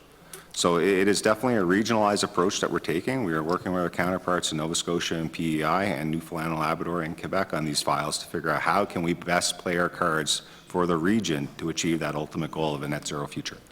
So at this point, there's no plan to figure out how to put all that together going forward into the future? What I would say is the Atlantic Clean Power document that you referred to was a roadmap. It was the initial impetus to justifying why the Atlantic Loop made a lot of sense. Our team at MB Power is currently in the process of putting together the 2023 IRP, and that's going to show us different pathways to achieve net zero. So what does it look like under a heavy electrification outcome? What does it look like under different varying levels of technology and cost reductions in those different renewable technologies that I mentioned just before, whether it's solar, batteries, or wind generation? What does it look like if we have SMRs? What does it look like if we have MAC to quack? All of this is going to come together in that document that will be released later this year as part of our general rate application. That'll show us that there's many different ways to get to net zero. And depending on those different signposts that we see along the way, that'll kind of help inform what the right pathway for New Brunswick is. So, okay. I'm hoping that all the work that's been done over the last 7 or 8 years is helping to inform that. A lot of money was spent by federal and provincial governments. So let's hope that's true. Another conclusion of that Atlantic Pathway work was that imported low-carbon energy has significant value over time, which will only increase as carbon targets become more stringent. And it pointed out that imported hydropower can meet the need for zero-carbon electricity and the need for firm capacity for the system and act as a hedge against significant uncertainty in the commercial development of low-carbon baseload, such as might be provided by SMRs. So they were talking about the Atlantic Loop, really. Last time MB Power was here, Mr. Cronkite, your CEO then, spoke at length about that project, which he said could bring upwards of 1,100 megawatts of renewable hydro capacity to New Brunswick and neighboring provinces, obviously not exclusively to us. So how close is the utility to reaching agreements with Quebec on a new transmission, well, not just an interconnection, but new transmission infrastructure? Well, as you may be aware, we have a great long-standing relationship with Hydro-Quebec. Our Prime Minister Wetmore mentioned that we had interconnections with Quebec from the 70s. So we do buy energy today from Hydro-Quebec under a long-term agreement that we have with them, and the Atlantic Loop is an add-on or an addition to that. So we see that we're already there, is what I would say. We already have the agreement. It's now we just need the infrastructure to be able to maximize, or optimize is probably a better word, and how that relationship can grow and expand. Now, I will say there is no silver bullets to net zero. It's not all about Hydro-Quebec. In their own strategic plan, they are forecasting capacity and energy deficits to start in 2026 and 2027. They're not immune to the electrification that we are seeing in New Brunswick. They're not immune to the population gains that we are seeing in New Brunswick as well. Demand is going up in their province. So it will be interesting to see how we all coordinate the resources that are going to be needed in the region to achieve that low-cost outcome for net zero. Well, and that was the point of the last 7 or 8 years, wasn't it? Thank you very much, Mr. Kuhn. Mr. Chasson, over to you. Merci beaucoup. Okay, I'm going to go back to the line of questioning that I had the first round. You mentioned fuel costs as a driver behind the ask for the 8.9% rate increase. Can you give us numbers of fuel costs from, let's say, a few years ago on to what is being predicted in the coming years?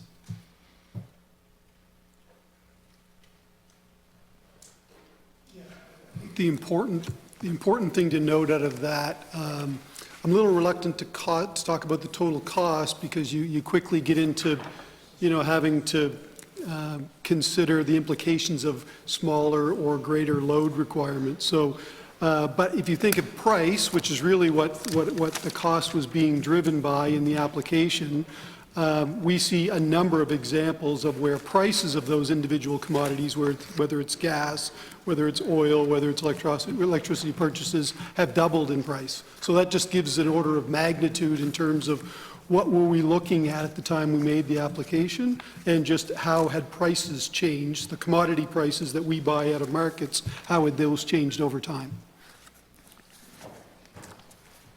Oh, okay, that's your answer. Okay. Yep. It's making it hard to justify to the public why the 8.9% rate increase. I think they need numbers. They need concrete examples of, what are the, price increases you guys are, have to deal with. Maybe we'll start at the beginning. So when it comes to fuel costs, are we talking about fuels being used in the generating stations? I don't know if you can maybe just elaborate on that a little bit. What exactly do you mean when you say fuel costs, being purchased by NB Power? Where is it being used, and how much of it, or just some information? Yeah, so maybe what I'll do, I'm hearing your question in terms of maybe looking for more specific numbers, and there may be a way, if you just want to just hold on just a second, there may be a way in which I can... Take your time. Yeah, there may be a way in which I can get at that slightly differently. So here's a way in which we can get at that, perhaps. So if we think about some of the increase in cost overall for NB Power in that application, it's a little over $200 million. So think of that. Year over year, we've got cost pressures of a little over $200 million. About 50% of that, or 52% of that, was fuel. So over $100 million extra in fuel and purchase power. And then more specifically to your question, that fuel and purchase power would be anything from natural gas that we would use at Bayside or Grandview, heavy fuel oil that we would use at Coulson Cove, electricity purchases from Hydro-Quebec, or electricity purchases that we would make out of the market to serve loads, coal, and that we would use at Beldoon. So those would be the kinds of fuels, and that would be the kinds of impact that we're seeing year over year. Out of that 200 million, there's about 15% of that. I should have my calculator out and doing math. That would be the interest rate expense. So that's 30 million, a little over $30 million would be driven by the rise of interest rates, essentially driven by, Bank of Canada, and that corresponding impact that it has on NB Power's debt. There would be an equivalent number, approximately 30 million, that would be driven by inflationary pressures. So those would be on things like the materials we buy, the equipment we buy, the contracted services that we use, and then I think the balance of that is like 18%, which is driven by our capital program and the outcome of our capital program. So reinvestment in our infrastructure, in our assets, preparing for MAC-to-QUAC, and the balance of the capital program. So those are kind of those four buckets. That was a really, really good answer. It's exactly what I was kind of looking for numbers, and thank you very much for that. At least it gives us a breakdown of exactly why you guys are asking for that rate increase, which I don't agree with, but that's a different story. But I think for the public, I think they want to know, because there's a lot of, we talk about being transparent, but there's a lot of information that's not getting out there. And I think this will help. And that's exactly what the rate hearing process should do, right? It is a public process. All of our information has been filed. Like I said, we've answered over 1,100 interrogatories for the interveners, and all of that is available publicly for anyone that wants to see it. Plus, it's a public hearing. People can come and participate in the hearing, and we've had public sessions organized in the province to allow openness and transparency on the need for the rate increase. Okay, thanks. Okay, so fuel purchase, I get. Obviously, there's an increase in, we're paying more at the pumps. So there's no really question there. The 30 million that you're requesting to help pay the interest on the debt. So in your 2020 IRP, one of the objectives was to shred maybe about 1.5 billion off the debt. I don't think that's been achieved. I'm just wondering what happened from, the time you guys were writing that report to today, where the debt is still at the same level. Just a point of clarification before I respond. I believe you said IRP, but perhaps you meant the strategic plan of NB Power that talked about the reduction of the billion? Not sure. Maybe I'm mistaken. I thought I saw it in the integrated resource plan. Okay. The concept of reducing by $1 billion, though, I think we can connect on. So, certainly when that plan was originally developed, the outlook that we had at that time, following Point Lepreau's return to service in the fall of 2012, was for an extended period of time with relatively low capital budget requirements, because we didn't have any big generation asset investment needs. We had very positive outlook on Point Lepreau's performance coming out of a long refurbishment like that, and we had expectations on how it was going to perform at a high level for an extended period. And we also would have had, some assumptions built in there on future costs. And I think, as Ms. Clark had kind of alluded to earlier, a couple of things had happened.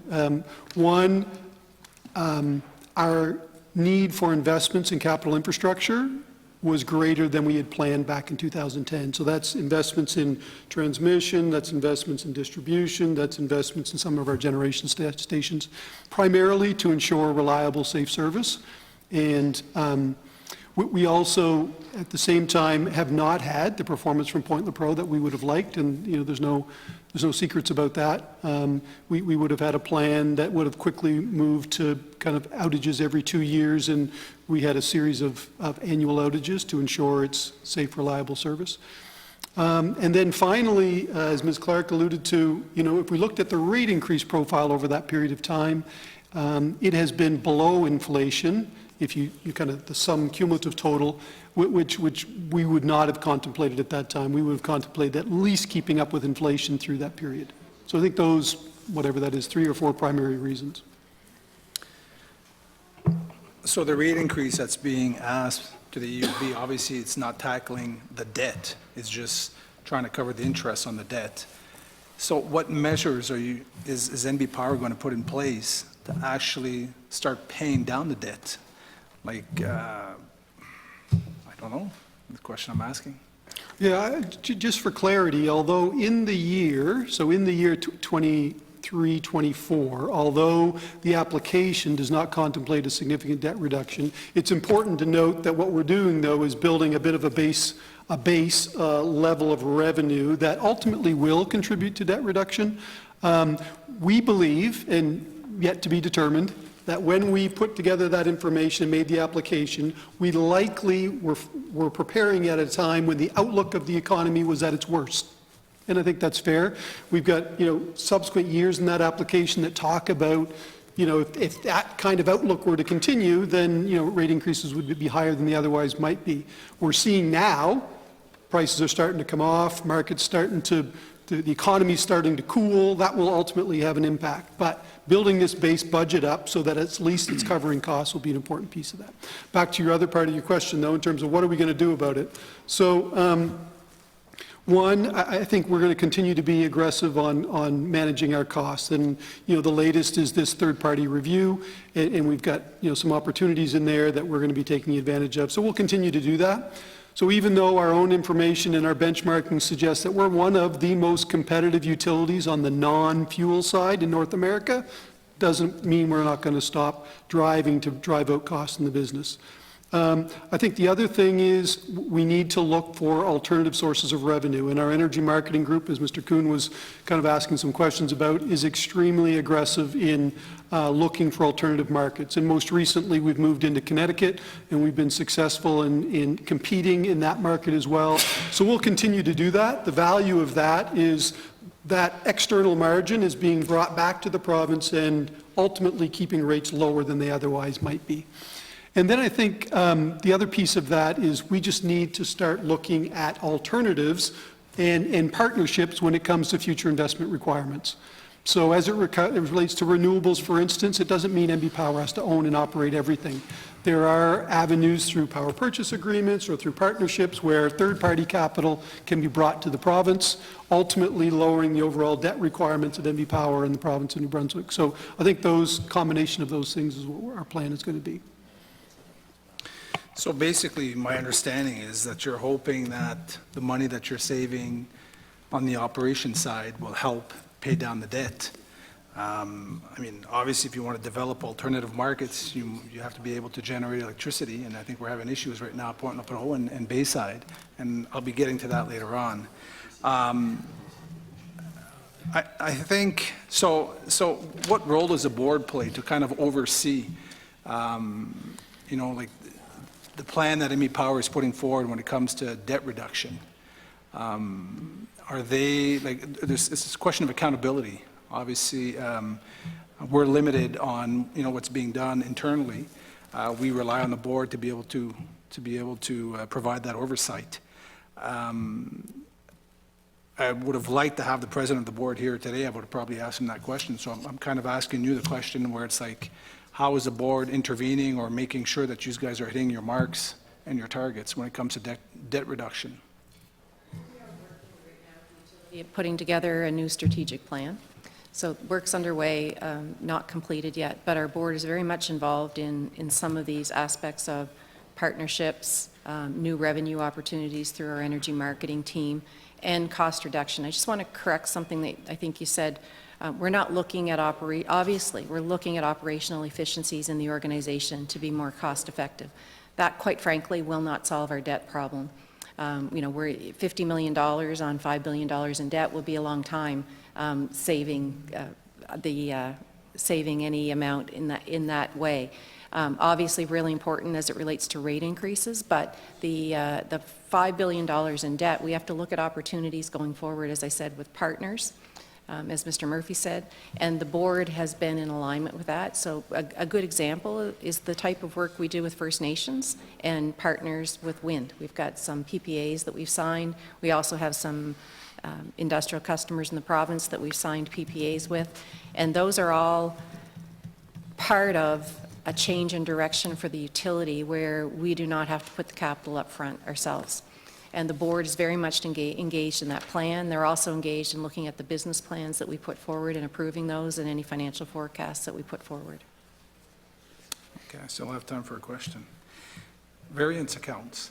So legislation was passed sometime last year to give you that, that option, that capacity to create these accounts.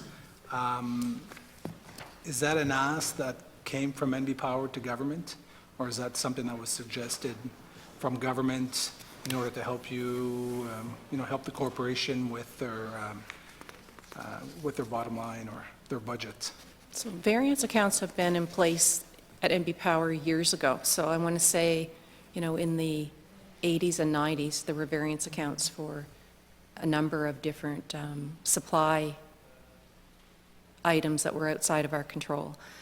We got away from those at one point in time, but they're very common in the electricity industry. Most regulated utilities do have some form of variance accounts on their balance sheet.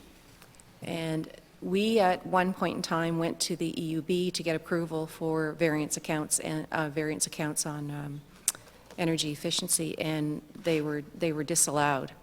We did our research, obviously, in preparation for that hearing, but we also approached the shareholder as changes were being made to the Electricity Act to say this would be beneficial for the utility in paying down debt and ensuring that prudently incurred costs related to electricity production or for variables that were outside the utility's control should be captured in a variance account and passed on to customers or credited to customers. So, for example, I know there was some reporting this week that the extra costs related to Point Lepreau and the extra costs related to the unplanned outage at Bayside would accrue in the variance account.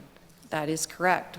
The other side of that, though, is we've had significantly better water than we had planned for this fiscal year, and export margins have been higher. Those also go in the variance account and would offset some of those costs. So as we saw about a month ago, there was a 1% credit that went back to customers because of that balance in the variance account at the time. So the variance account can be positive, it can be negative, but what it's intended to do is to collect prudently incurred costs by the utility to provide electricity to customers in New Brunswick. So as I said, it was our request to have it included. We, as well as government, would have done a very thorough review across the electricity industry to understand if they exist in other jurisdictions and how they work. And our neighbors, Nova Scotia, have a fuel pass-through mechanism, for example, as a variance account. So they're very common, and it was our request to have those put in place. Thank you very much, Ms. Clark. Thank you, member. Mr. Wetmore, over to you. Thank you very much. Before I go back to what we were discussing, my colleague mentioned variance accounts, and I have that on my list. So in our consolidated financial statements, can you show me where the variance account is, and we can have a look at it and do some comparison? While Mr. Murphy's getting that, I just want to respond to a question you asked me that I didn't have the answer to. We have 17 water heater contractors in 21 different work zones in the province. Okay. So those contractors that we talked about, we have 17 of them.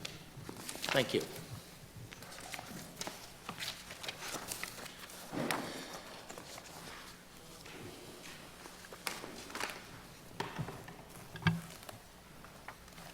So if you're looking at the consolidated statement of financial position of the organization, or the financial statements, it'll show up in a couple of different places. First, perhaps I can take you to the consolidated statement of earnings. I'm not sure if we're working off the same document, but in the annual report, it's page 55. I'm not sure if you're working off the same, but if you looked at the consolidated statement of earnings, there's a line just above what's called net earnings that says net changes in regulatory balances. So, and for the year in question, if you've got the year that we're talking about, 2022, the number would have been bracketed 14. So net changes in regulatory balances, and normally it's just above the net earnings line. So in there, what we'll see is the impact of these regulatory counts on the income statement in any given year. So if we're charging customers for them, or if they're crediting customers, you'll see it flow through our income statement in that line. The other place that it shows up is on page 53 of the annual report. It's on a line just above total assets and regulatory balances that's called regulatory balances. So these new accounts that we're talking of will show up there, and you'll get a sense for just how big or small they're growing. So that'll be the totality of the number, and then on the income statement, it'll be how much of that number is being charged to customers in any given year. Okay. So I'm going to speak on page 55 to make sure I've got it right.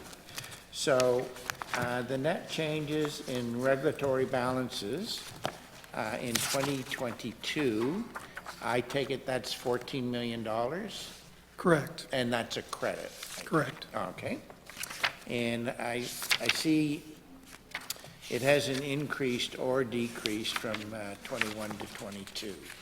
Yeah, and perhaps just to clarify, so as Ms. Clark had mentioned, we've had regulatory balances for a while. What's not included in here yet are these ones that just got introduced by way of the Electricity Act in December of 21. So those will not start to reflect in our financial statements until the end of this first fiscal year, which is 2022-23, because they weren't effective until April 1st of 22. So in this account that you're looking at includes things like the Point LaPro deferral account and PDVSA's deferral account. I think those are, a smaller piece for some financing from transmission, but those are the primary pieces of that. So nothing in there yet with those new ones. Okay. And I see if we go unexpected losses, they have to be recovered over a 3-year period. I think that's what it is. 36 months. If, like, for example, with the shutdown of LaPro and Bayside, it's saying that it'll have to be recovered over a 36-month term. Is that correct? Once again, I'll just clarify, for those new regulatory accounts, the EUB will decide over which period they actually get collected, but there are, because we have to make an application for that every year, there are criteria in that limit how much you can collect in any given year. And maybe that's what you're referring to, Mr. Whitmore, in that it limits, if you had $200 million in the account, well, you couldn't expect to collect that in 1 year from a customer. No. It would limit that. No, okay. I just want to set that aside before. So I'd like to go back and have a little discussion again about your home energy audit program. I don't know if that's what you call it, but I at one time had a home energy audit done on my house. So the gentleman came in, was from a private company, and did a test, windows, doors, insulation, all of that stuff. Ran a big sort of vacuum and let me know. So then he gave me my report. And I made a decision on what I wanted to do, what I didn't want to do. At that time, I don't know, maybe I did insulation in the roof and the walls. And I put, at the time, an air-to-air heat exchange, or heat pump, I guess you call it. So is that what you're talking about then, the same thing, Ms. Clark, as what you explained before? Yeah. Energy efficiency program offerings we have, and it's called the Total Home Program. So that's for people like you and people like me who can afford to make those investments on our own and finance them through different means. The program that the government had provided us with money for this year, and the federal government as well, is a different program.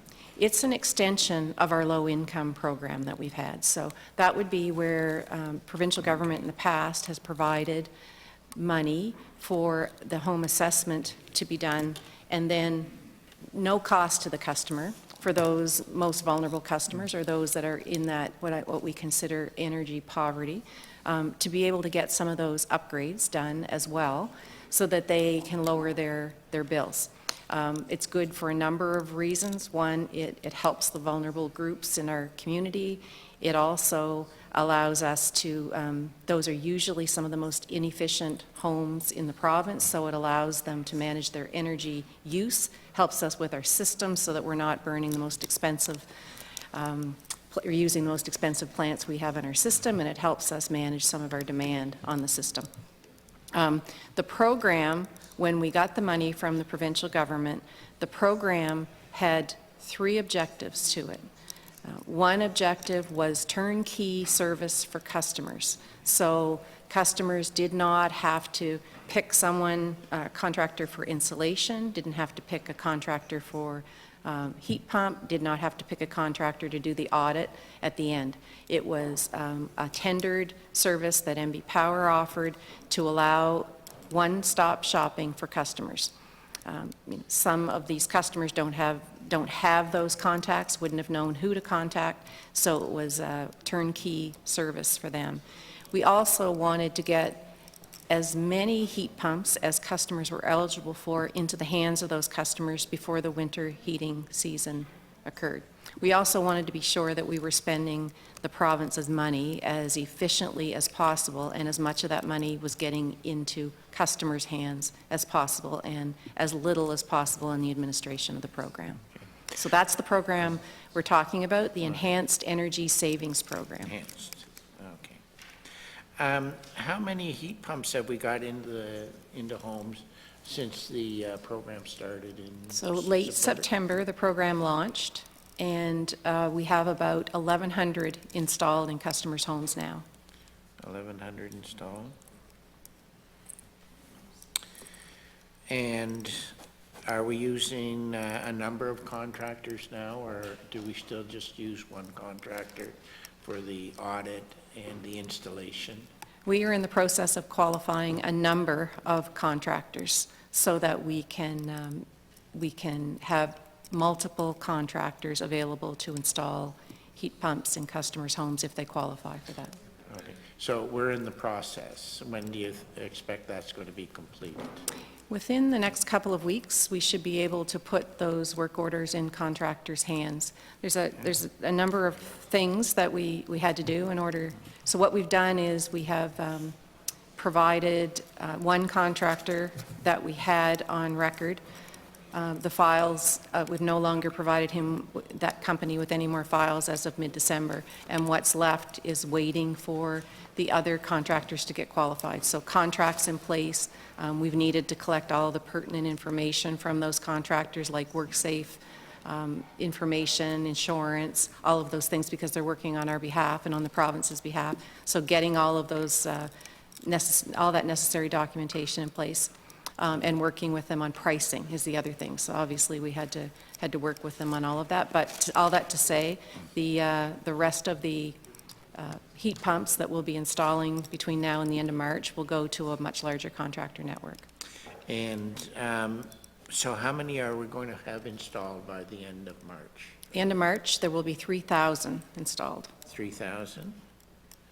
And the cost of the heat pumps, so did NB Power go out and purchase X number of heat pumps, or are we purchasing heat pumps from the installers? The heat pumps are being purchased from the installers. Okay. And do we know how much a unit we're paying for the heat pumps? I know it depends on the size. But Yes, we do. yeah. And could you forward that to the clerk for us, please? I'll have to check to make sure I can. It's competitive pricing for those contractors, so it's not public information. What we did was ask the contractors to submit their pricing, and so it was done through a competitive process, and all the contractors are within a 20% range. So I don't believe I'm able to share that competitive pricing information because it would be their price. Okay, we can check, because I think as public accounts, I think we've got the opportunity to get some numbers that we shouldn't, especially if you send it to us. So once we get our installers all ready to go, because right now I think we're just using maybe one primary one, how many heat pumps do you hope to install a year? How many have you budgeted for, I guess? So again, I just want to go back and remind you, it's not a heat pump program. It's an energy efficiency program that may include a heat pump if a customer is eligible for a heat pump. Okay, so I'll rephrase that then. When somebody gets their home energy audit done and find out that they need a mini split, how many mini splits do we hope to install? So right now, in this fiscal year, there'll be 3,000, and we are estimating we'll have 3,000 again next year. But it does depend on the funding that's provided through the federal, or through the provincial or federal government for those programs. Okay. And did we not open it up in January? If you had oil, you could go through the program, and if you had oil heat, you could move from oil to a mini split. Correct, we did. Okay. That's, the numbers I've given you, though, were related to the baseboard electric program, but there is an off-oil program as well. Okay. So is that going to be, that'll be administered, and the same contractors will be doing it? So there will, I think there are 15 contractors that are eligible for that program, and there is some crossover between both programs. Okay. So then the same, it'll be different installers, so. Potentially, yes. Your preferred installer right now won't necessarily be the one that's working on the other program with the oil and. Yeah. So we don't have a preferred installer. What we had was a contract with the previous installer. The customer going forward will pick the installer. Okay, going forward. So right now with just homes that have electric heat, we've got 3,000 we're going to install. How many do we have on the waiting list? There are about 13,000 customers on the waiting list for the energy efficiency program who have to have income less than $70,000 and electric baseboard heat. So we have 13,000. Of those 13,000, have they all been notified that their application is in? They've been notified that if they have not received a call from MB Power to say they're proceeding, that they are on a waiting list. Okay, because I do have some constituents that have not received a call yet, and they probably put their application in a week after it was Yeah, out. so it's actually hasn't been a call. I believe it's been a letter that's been sent to those that have not received a phone call to say, if you haven't received a phone call, you will not you are on a waiting list at this point in time, and we will contact you when your time is up. Thank you. Time flies when you're having fun, Mr. Wetmore, and I know that you're having fun. Mr. Kuhn, over to you. Thank you. I want to start with a question around the carbon tax. So did MB Power pay any carbon tax in the year we're talking about, 2021, 2022, on its emissions, not on purchases? Our carbon tax expense for that year was $2.2 million. Thank you. And where did those charges come from?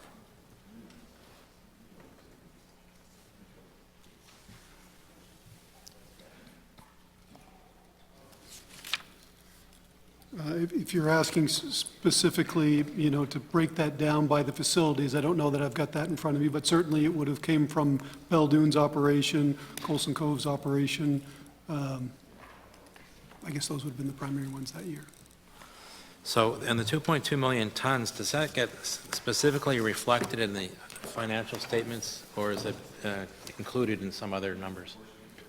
Just for clarity, you said tons. I was referring to 2.2 million, but... Dollars, yes. Okay.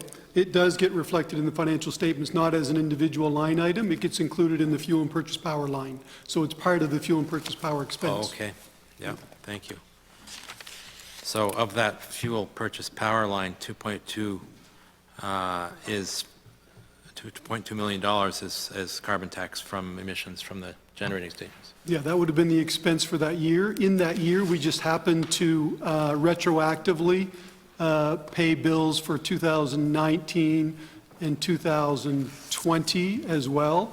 And the bills for those, I believe, were about $20 million in that, slightly different regulations at the time, but would have been $20 million retroactively for those years because they were just finalizing what the rules would have been, I guess I'll call it, at that time, the federal government. And so we were just catching up there based on finalizing those federal regulations. So that retroactive payment would also be included in the fuel and energy purchase line?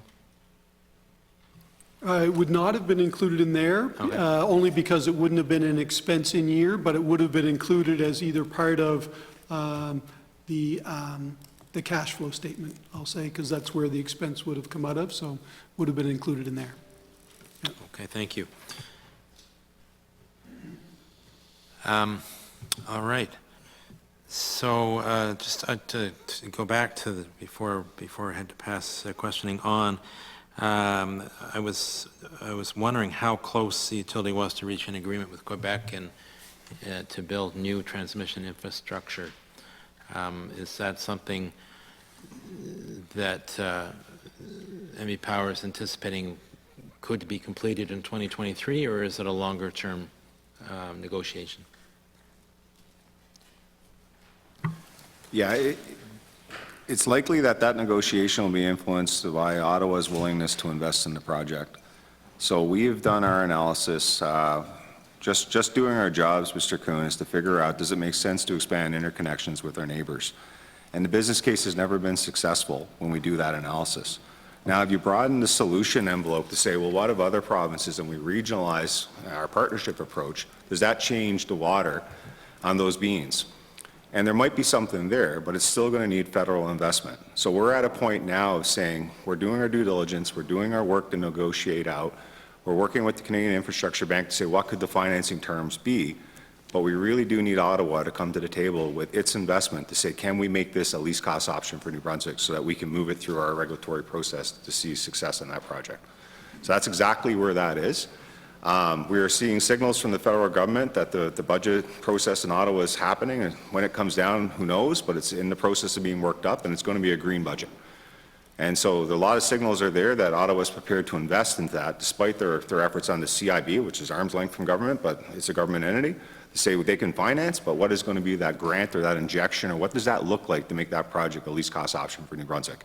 If they are coming to the table and they can actually make that a least cost option, that's something we can conclude this year. Yes, absolutely. The process to construct that asset, though, is going to be a multi-year process. It's questionable whether or not it'll be in service by 2030, but it's certainly going to be in service in the 2030s if we started today on the construction. Okay, thank you.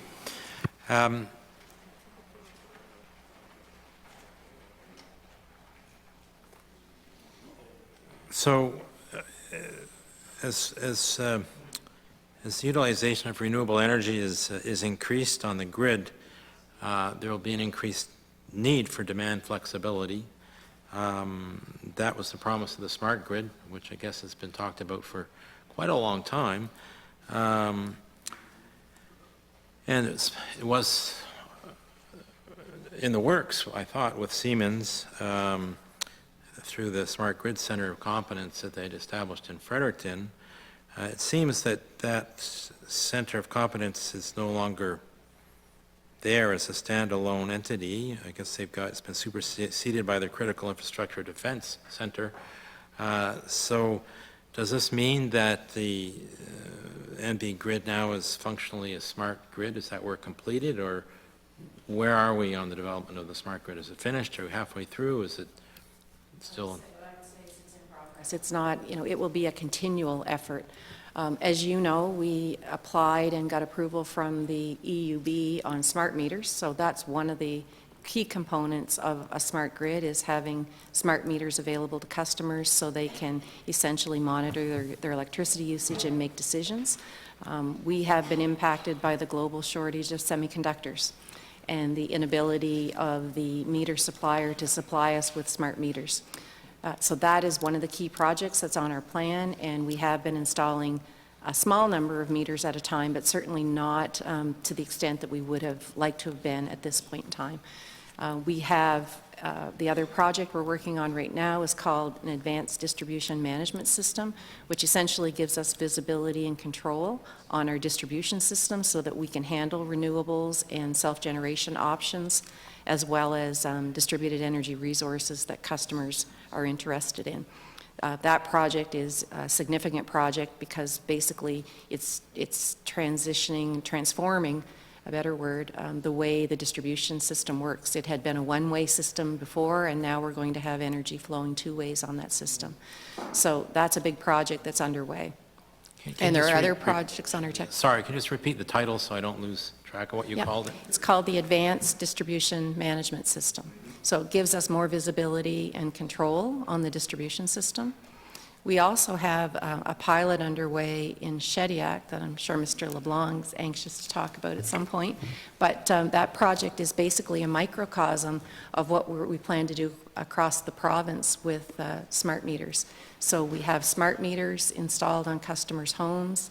We have Tesla battery walls in customers' homes. We have time of use rates being piloted there.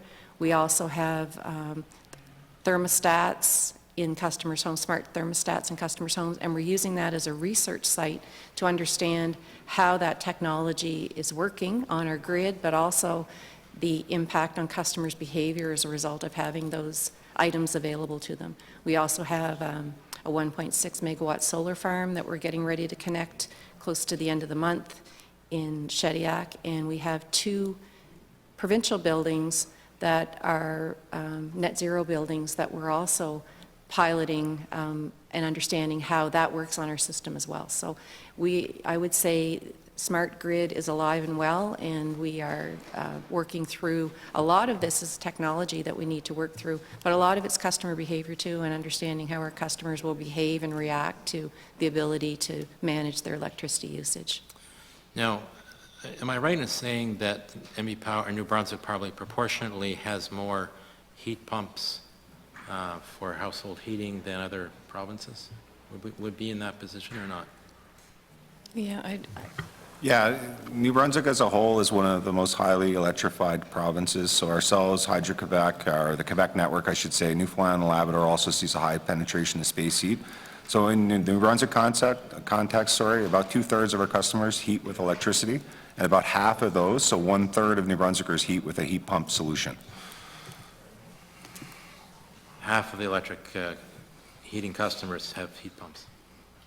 Well, 2/3 of New Brunswickers heat with electricity, and half of those heat with a heat pump. So it'd be about 1/3 of New Brunswickers. Got it. So with a smart grid, can you modify the operation of the heat pumps? Like, for years we were getting this example of, well, you can modify the way people's water heater works with the smart grid. That was always the example. So a similar approach available with a heat pump, or do we need a new kind of smart heat pump for that to work? No, you would need some sort of way to obviously connect to the heat pumps, and sort of a technical solution there. So the answer is yes, you could. Now it'd be a different, question to say, should we? Right, so that's one of the programs that Smart Meters is going to help unlock, is some of that energy literacy, to see the customers want a product like that. It's one thing for us to say you should do this, but it'd be great for customers to say, hey, I would like help with this. So our work at the utility is really around focusing around what does our customers want and need us to respond to, rather than us telling them what's best for them. Of course. Yeah. and I think that's also where batteries would come in too, an opportunity for us to use batteries as well. Okay. Thank you on that. So there is still, I think, you can tell me for sure whether the Smart Grid Technology Research Center that was sponsored by NB Power and Emera at UMB is still in place? And if so, is that kind of replaced Siemens in terms of the partnerships on the smart grid? So we have partnerships with both, and to my knowledge, they are both, the Cyber Center as well as the Center of Excellence are both still there. Okay, thank you. Back in 21-22, there were 2 unbudgeted outages at La Pro. What caused those outages? Outage 1, then outage 2. Yeah. I could start with one of those outages was a ruptured disc on our low-pressure turbine. Actually ruptured, it failed. It did what it was supposed to do to protect the turbine and took down the conventional side of the reactor, of the station. So there was no adverse result from that, but it was a lot of questions around why did that ruptured disc fail, and our root cause analysis revealed that it was actually an incorrect specification from the manufacturer. The manufacturer helped us with the install of that product. They were standing shoulder to shoulder with our people, but it didn't meet the technical standards that we asked the manufacturer to provide. So that would have been one of the causes of the outage. Outage 2? That would be PHT motor. Yep. So second outage at La Pro would have been related to, on run-up, we had a bladder on our PHT motor. It's like a brake, air-infilled bladder that would have had some delaminations that occurred. And the bladder actually did not hold the brakes off the motor and actually came down. Like picture on a car, the brakes would have been applied, and then that would have prevented the motor from running up, and then that would have created a lot of heat and a lot of friction in the startup process that actually related to a fire that occurred from that heat. And what were the total number of days between the 2 outages that La Pro was offline? You have that one? Yeah. I actually have a table on that. I just need to find, just give me a second. We actually sure. have the table on that.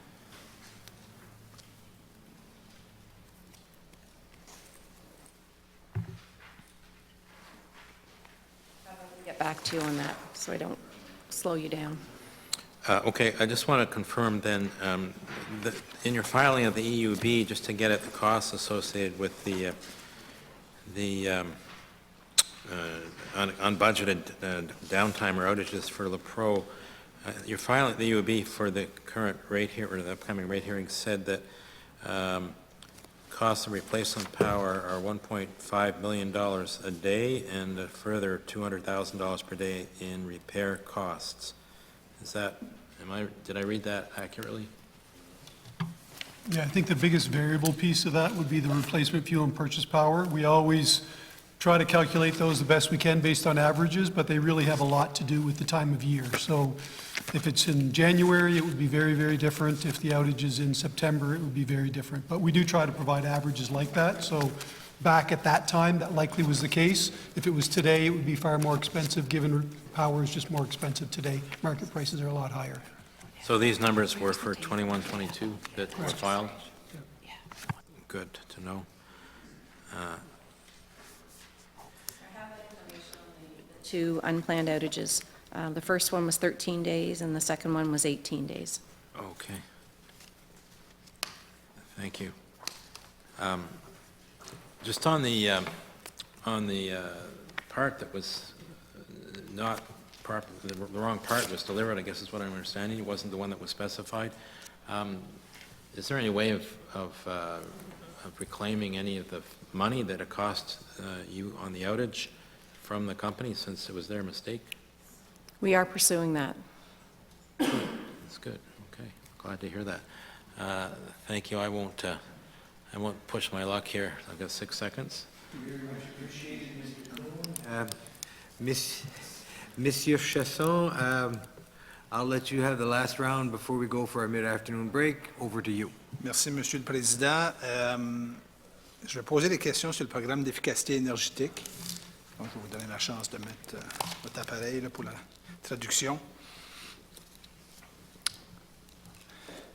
Ce que j'aimerais savoir tout d'abord, c'est est-ce qu'il y a un appel d'offres qui a sorti avant l'annonce du nouveau programme là, qui a été lancé 6 mois passés. Donc, la raison que je pose la question pour un appel d'offres, c'est que je veux comprendre le pourquoi NB Power ou l'Énergie Nouveau-Brunswick a décidé de se fier sur un contracteur pour soit l'installation des thermopompes ou l'évaluation énergétique des maisons.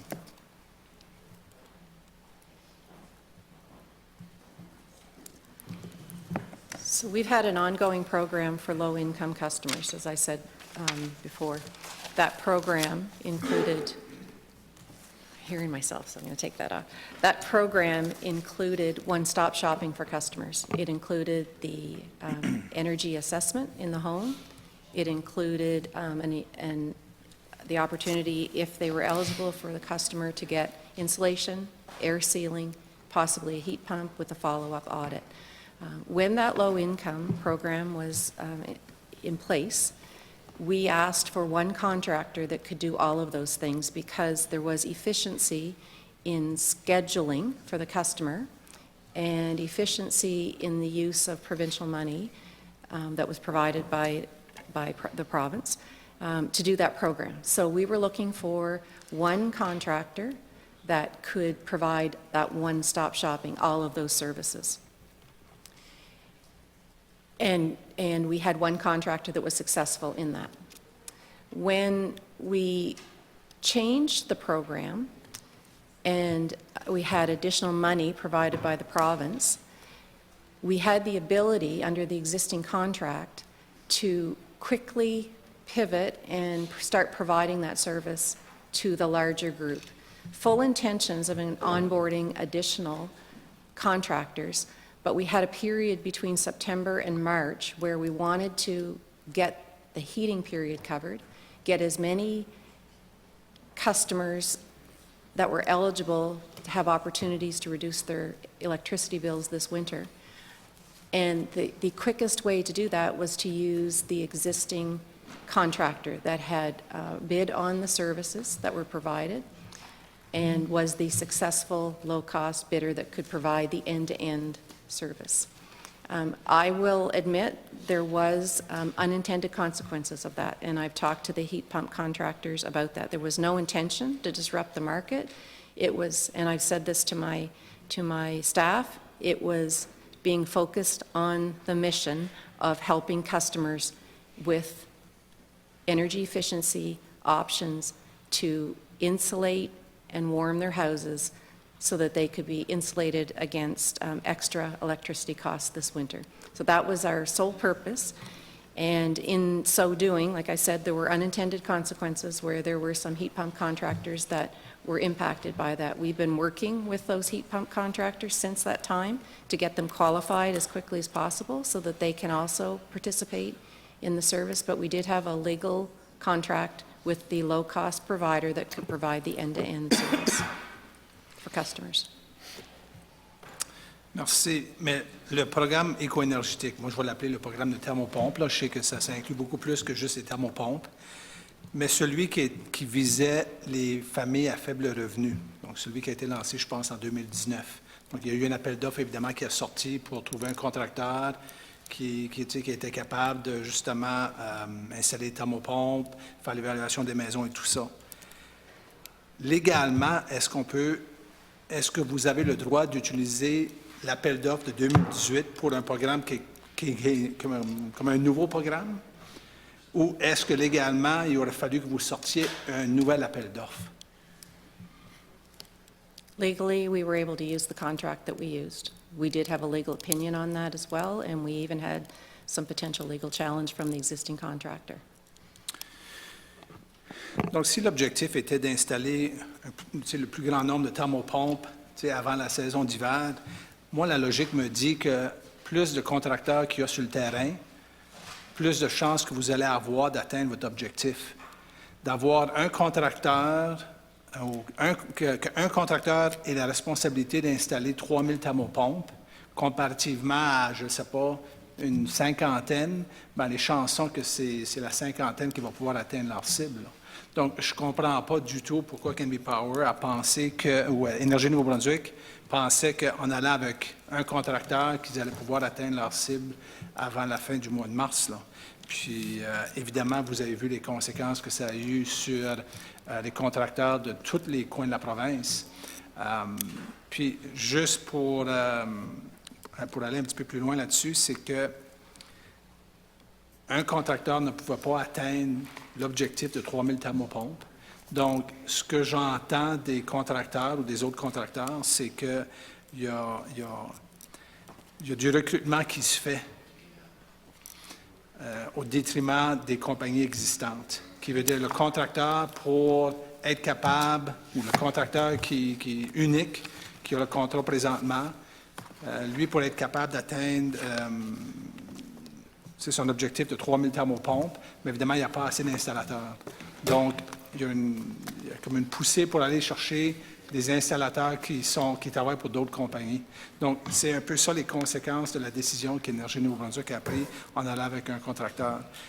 Ce que je ne peux pas comprendre, c'est que ça fait 6 mois, puis on a toujours le même problème, c'est que les contracteurs, puis j'en ai parlé avec quelques-uns justement cette semaine, ils ont encore la difficulté à se faire reconnaître par Énergie Nouveau-Brunswick pour justement être capable d'installer des thermopompes. Donc, pouvez-vous m'expliquer comment ça se fait que ça prend... Tu sais, après 6 mois, vous êtes encore dans le même processus de reconnaître d'autres contracteurs qui font déjà ça là, comme travail.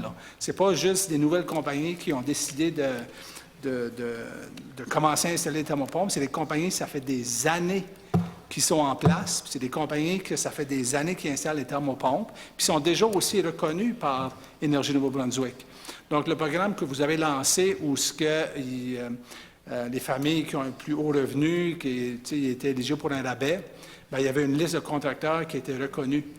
Ces contracteurs-là sont déjà sur cette liste-là, mais avec le programme que vous avez lancé au mois de septembre, eux, ils ne sont pas reconnus. Donc, moi, évidemment, je partage mes opinions là-dessus, mais je me demande si vous pourriez peut-être élaborer puis m'expliquer un petit peu pourquoi on est encore dans la même situation aujourd'hui après 6 mois.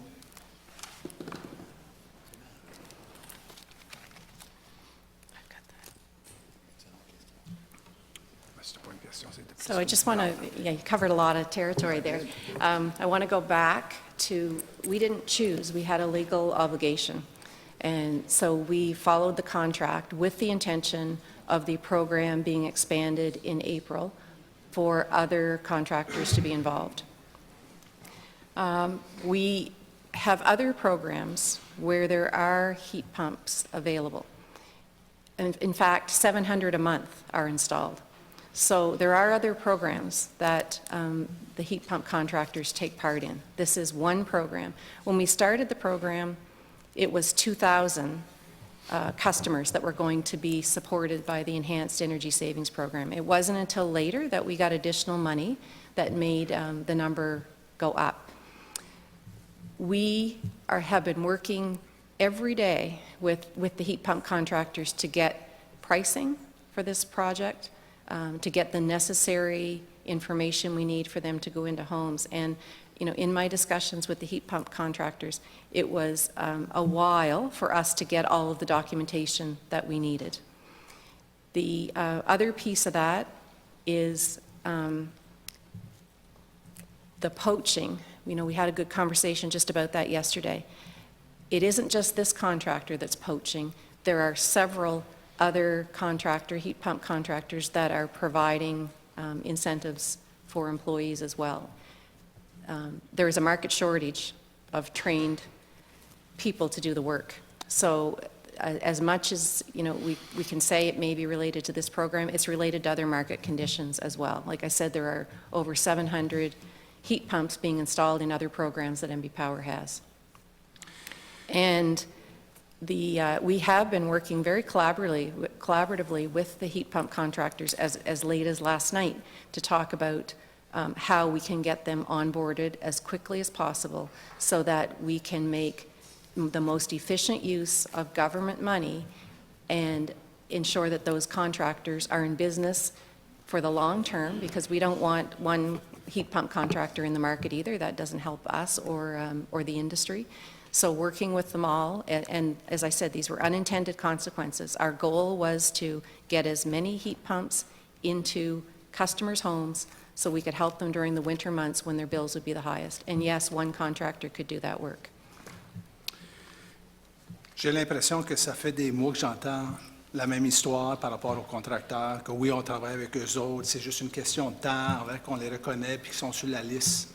Ça fait 6 mois que les contracteurs crient haut et fort qu'ils ont été exclus de cet appel d'offres. Puis c'est inacceptable. C'est vraiment inacceptable. Puis, tu sais, moi, j'ai posé des questions tu sais, à l'Assemblée législative. Je pense que j'en ai parlé souvent au gouvernement, je vous en ai parlé. Puis on se retrouve encore au même point que 6 mois passés. Puis les contracteurs en souffrent parce qu'eux autres, ils ont vu leur vente baisser, parce que les clients qui, normalement, avaient des commandes pour justement installer des thermopompes, ont dit, bien, regarde, vu qu'il y a un programme qui nous permet de n'avoir une gratuitement, bien, on va attendre. Donc, eux autres, ils ont perdu des ventes, ils en souffrent. Si ils n'offrent pas du travail à leurs employés, ils vont perdre leurs employés. Puis une fois que tu perds un employé, bien, c'est dur de le récupérer. Puis où vont aller ces employés? Bien, évidemment, ils vont aller avec le contracteur qui a obtenu le gros contrat d'Enby Power ou d'Énergie Nouveau-Brunswick. Moi, ce que je veux savoir, ce que tu as mentionné de quoi, c'est que il y avait une menace du contracteur de vous poursuivre si que vous ne respectiez pas l'appel d'offres initial de 2019. Donc, moi, ce que j'aimerais vous poser comme question, c'est que si qu'il y avait cette menace-là 6 mois passés, vous n'avez pas l'inquiétude qu'ils vont avoir la menace aujourd'hui ou demain ou la semaine prochaine quand vous allez régler la situation avec les autres contracteurs? So the existing contractor has actually agreed to certain items that we've been allowing other contractors to get involved in, and we have the right for early termination of that contract at the end of March of this year, and we'll be terminating the contract with that one contractor at that point in time, and it'll be open to all contractors following that. And we have been working daily with those contractors to get them qualified. As of now, we have over 21 contractors that are qualified to do the work. Mais c'est un nouveau programme éco-énergétique, donc je ne comprends pas pourquoi ce nouveau programme-là tombe sous l'ancien appel d'offres. Selon moi, c'est que vu que c'est un nouveau contrat, bien, ça ouvre la porte à la possibilité de justement lancer un nouvel appel d'offres. Donc, je ne peux pas comprendre l'aspect légal où ce que vous êtes obligé de respecter un appel d'offres qui a été lancé en 2019 pour un programme qui visait une clientèle à faible revenu. I understand why it might be difficult, but we do have a legal opinion that says that that's the case. Qu'est-ce qui reste à faire comme travail pour justement permettre aux contracteurs d'être reconnus par Énergie Nouveau-Brunswick, donc pour être sur la liste officielle de contracteurs éligibles de pouvoir installer des thermopompes? Sorry, can you repeat that? Quel travail qui reste à faire pour reconnaître les contracteurs afin qu'ils soient sur la liste officielle d'Énergie Nouveau-Brunswick, qui leur donne justement la possibilité d'installer des thermopompes à travers le nouveau programme que vous venez de lancer? Yeah, so we have 21 that are qualified now, and they are working with us to get work orders assigned to them. One of the challenges we have was the existing contractor had agreed that they would no longer do the end-to-end service. So the energy assessment has to be done by a qualified, accepted NRCan agency. The contractor that exists today is one of 3 or 4 in the province that can do that. So there are other contractors that can do the work, but only 3 or 4, and we are having some difficulty getting some of those other contractors lined up to do that work. So as soon as that is done, we can forward some of the files to the other contractors on the list. But we will not advance we've agreed that we would not advance any more files to the existing contractor until those other contractors are able to get to do the work. So there's work that needs to be done with the contractors that are not on the list. What kind of help? So the list is final now. There are 21 contractors on the list. Okay, but there are still some contractors that are trying to get on that list. So they wouldn't be on there they would have been disqualified through the procurement process. And that would be because their pricing was outside of the range that was set, or they didn't have insurance, or they had work-safe infractions, or there had been safety issues with them in the past. So there was a competitive process that we went through with our Procurement Act, and there were 21 qualified at that time. Being almost 3 o'clock, we will take a 10-minute health break.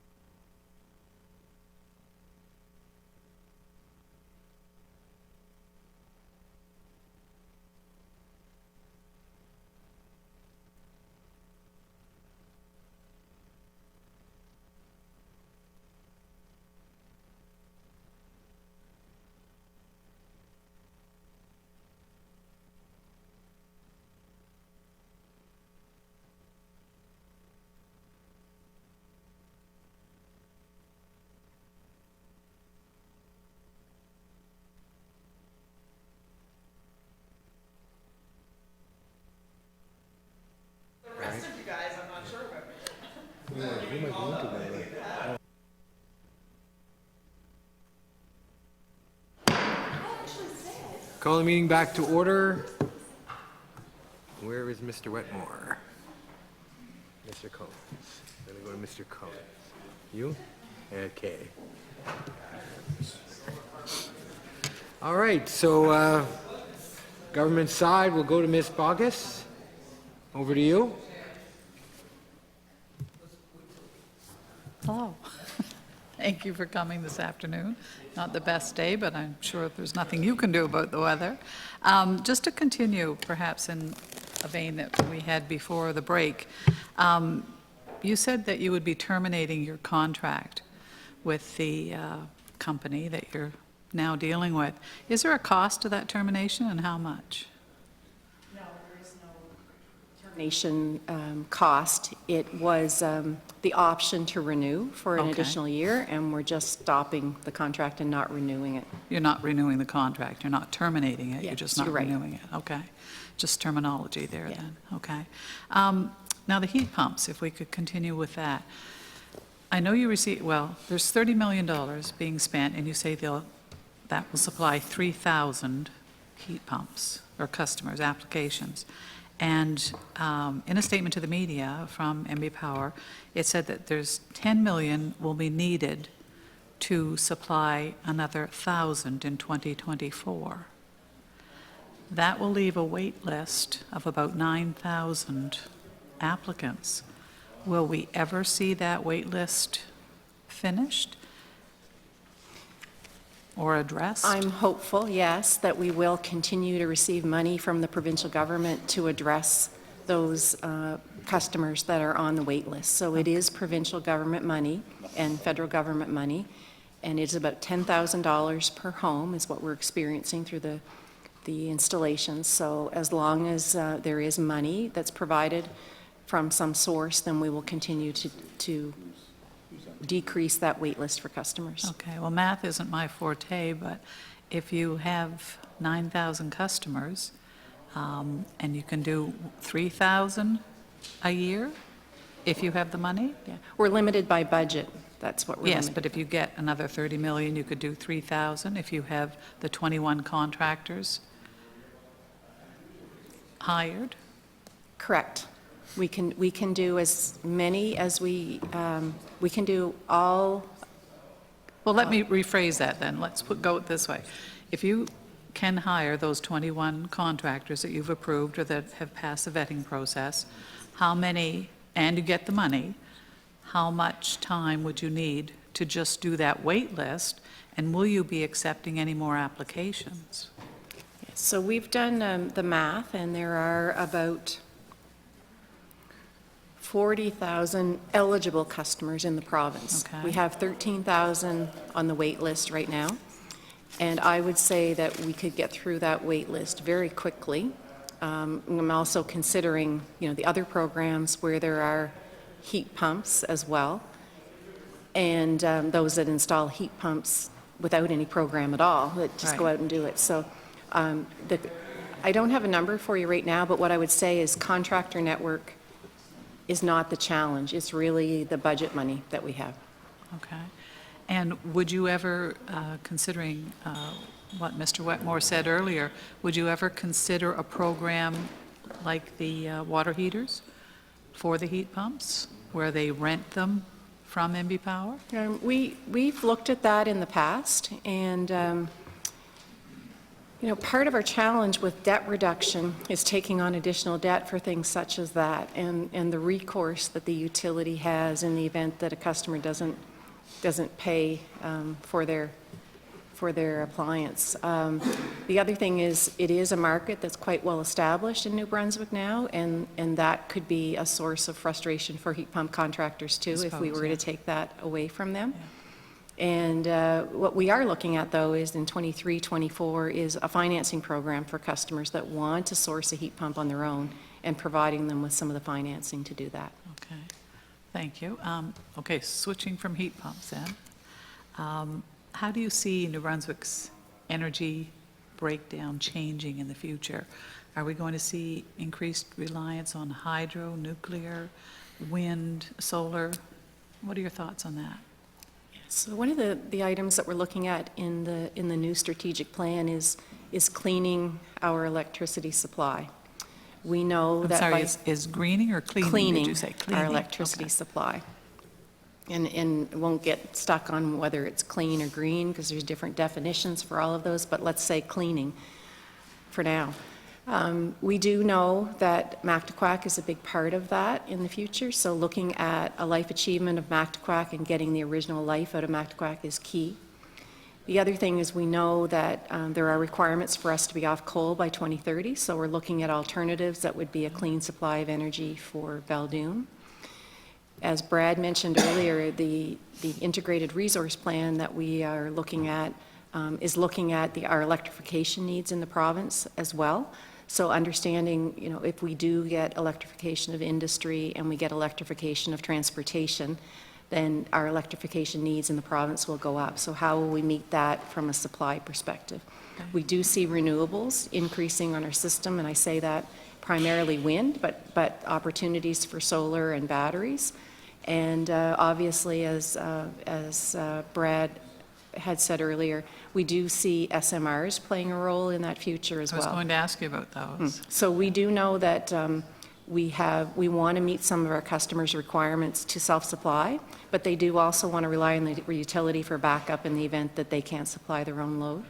Right. And we know that if we are to put more renewables on the system, we need something stable to back that up in the event that it's not available to us as well. Are you already working on that backup plan? We are. Okay. Can you sort of give us a report then on the status of the SMRs? Is there any progress being made or? Yeah, so we are working with ARC Technology as well as Moltex and the provincial government on the progression of the technology and looking for the opportunity to site an SMR in New Brunswick on the site that is currently where our nuclear plant is. So we'll soon be going to. Pardon me? In addition to? Adjacent to, yes. We continue to source federal funding to get some of that work done, and licensing is expected to start this year. We also are working on understanding the role MB Power will play in that future. So whether we would be an owner or a part owner of any facility that's developed. The build time is lengthy, and we're talking about a 2029, 2030 period for SMRs to be available to MB Power as a functioning unit. How long is the licensing process? That's a great question. It could be up to a year. Does it depend on a lot of variables, or? Yeah, I think given it's first of its kind, I think it could be up to a year. Okay. Well, that's not bad for the first of its kind. Yeah. I was thinking you were going to tell me a couple of No, years or more. I'm Yeah. just going to check with my colleagues to make sure I haven't said anything wrong on that.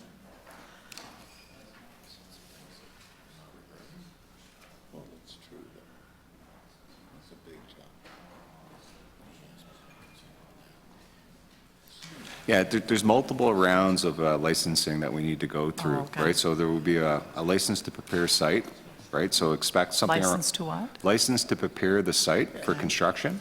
Then you need to apply.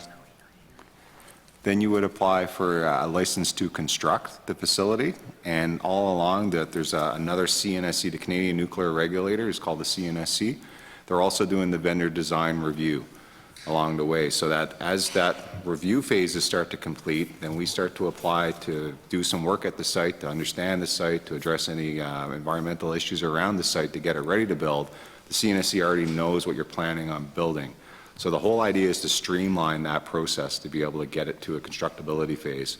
As Ms. Clark talked about, each one of those phases will take roughly a year or two to complete along the way, but they will launch in tandem, if you will, until we see that ultimate you're ready to construct phase. I was going to ask you about a construction phase, how long you thought that would be. So again, about a year, or? Oh, the construction phase is much longer than that.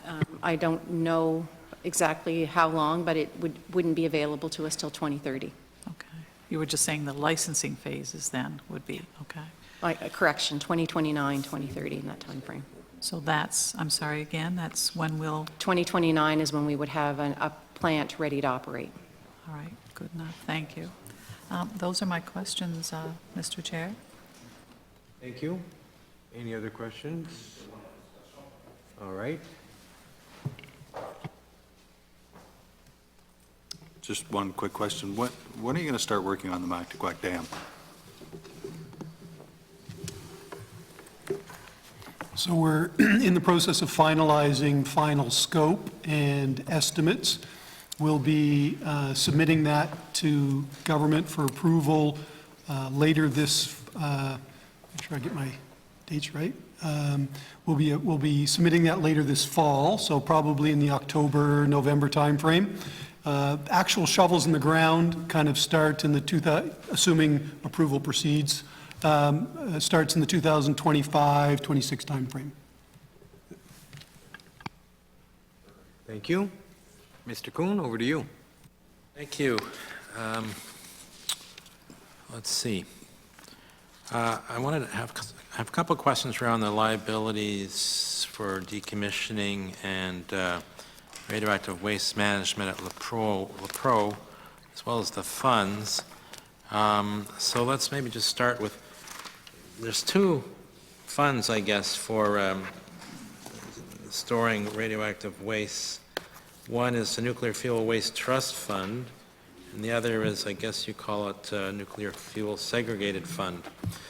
So in 2021-22, the year we're talking about here, I see from the report the required contribution went up from the previous year to the Nuclear Fuel Waste Trust Fund. So what determines that increase?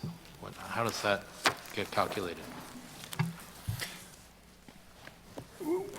Based on, think of how to explain this, based on an objective that would have adequate funding for used fuel management in the trust at the time the station shuts down. That calculation is then done, kind of spreading it, I don't want to say equally, but spreading it over kind of remaining life of the station, so you're making incremental payments into the trust. So the objective is to ensure by the time it shuts down and funding for the Nuclear Waste Management Organization is required, it's all in the trust then, so that, you know, they have kind of exclusive rights to it, if you will. But how come it was higher? What would have it caused to increase in 21-22 over the previous year? I'm looking at page 80 on your annual report in the consolidated financial statements. Sorry, I should have indicated that. To just explain, why wouldn't it be a consistent number? What causes it to change as it did?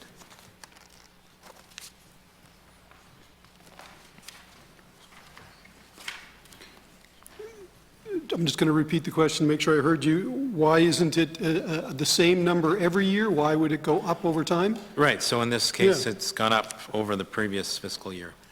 Right, so two things can happen. One is the underlying estimates for the liability can change. And the last time an estimate update was done was in 2021. So the Nuclear Waste Management Organization would have come out with a new estimate. So assuming that the liability grew based on that estimate, contribution would be greater.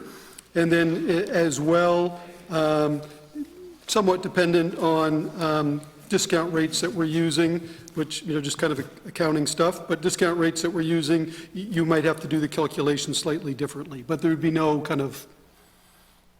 driver beyond kind of that. There's nothing that happened different in the liabilities or anything like that, other than maybe an estimate adjustment. Okay, so is NB Power bound then by the estimates that the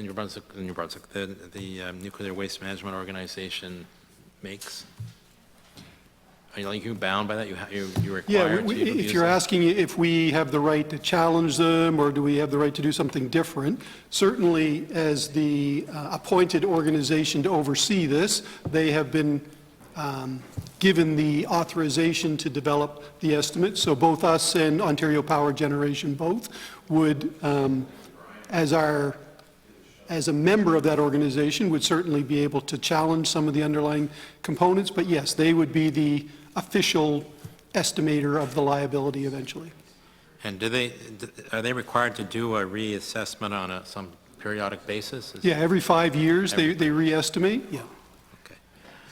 And of course, if there's new technology, they have to assess that Correct. too. Yeah, or even, recently, small modular reactors has kind of introduced an interesting kind of change in technology that ultimately will have to be addressed. So as technology changes, as you mentioned, Mr. Kuhn, they have to reconsider approaches. Okay. So sticking sort of with this theme, on page 90, which concerns the overall decommissioning and what you call used fuel management liability, I see, well, I guess what I would like you to do is walk us through it a bit, because I see the liability for decommissioning the plant at Point Pro has dropped from 571 to 551, and the liability for radioactive waste storage has gone from 427 million to 401. Is that, anyway, can you explain what causes that to change in the way that it's presented here?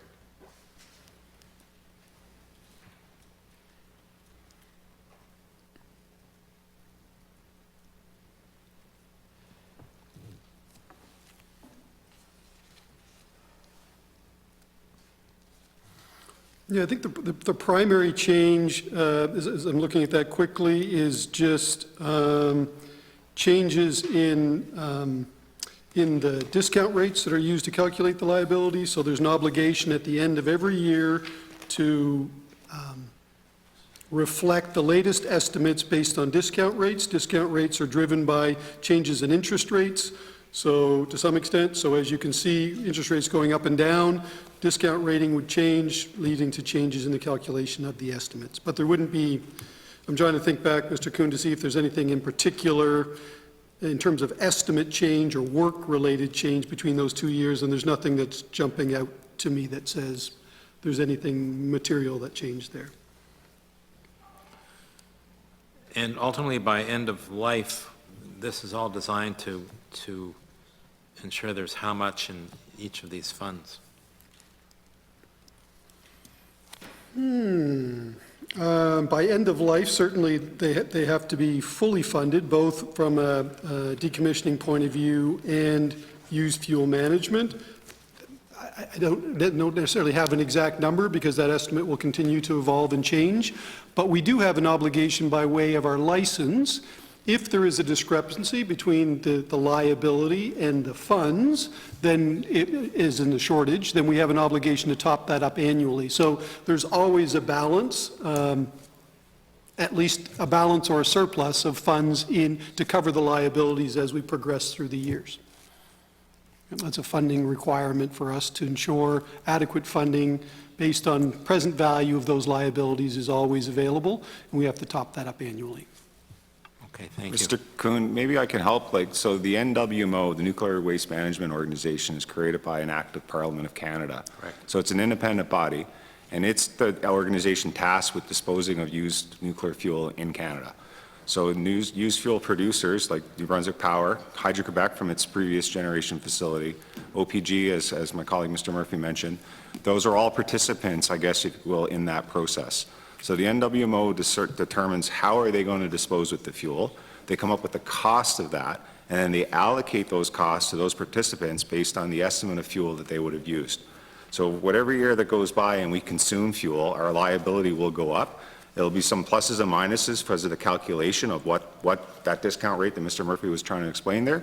But at the end of the day, they tell us based on your fuel that you're going to use by end of life, here's how much you will owe. And then we, by statute, had to have a plan in place to fully fund that trust.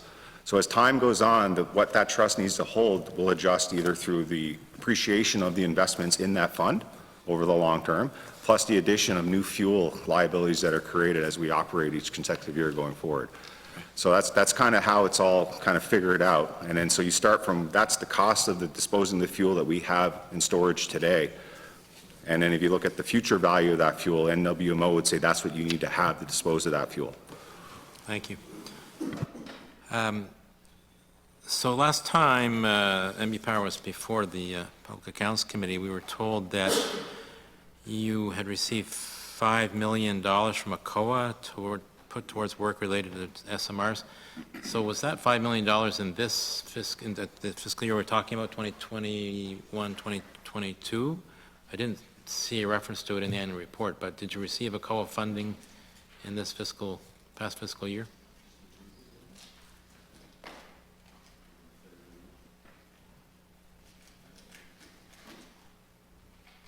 I believe it is in 21-22. 21-22. So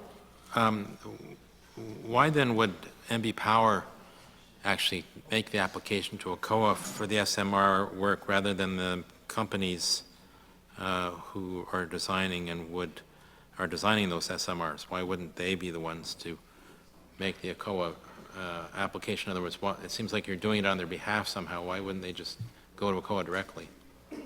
So ARC and Moltex are responsible for the technology, but the construction of the asset itself would be the responsibility of the owner or the owner's consortium, let's say. So when ARC and Moltex are looking for money, it's to advance the technology itself, but then there's obviously the building and equipment that needs to provide and house the technology. Right, but I mean, there's none of that yet, not anywhere near that, building anything.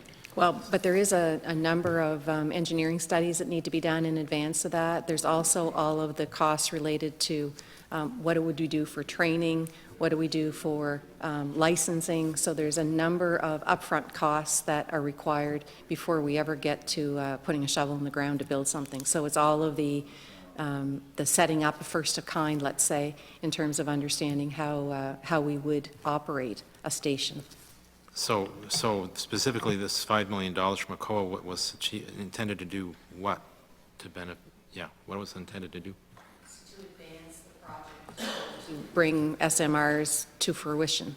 So one group's responsible, as I said, the vendors are responsible for the technology or advancing the technology, but as a potential owner or an operator, we have responsibilities for siting, we would have responsibilities for engineering, we'd have responsibilities for training and safety.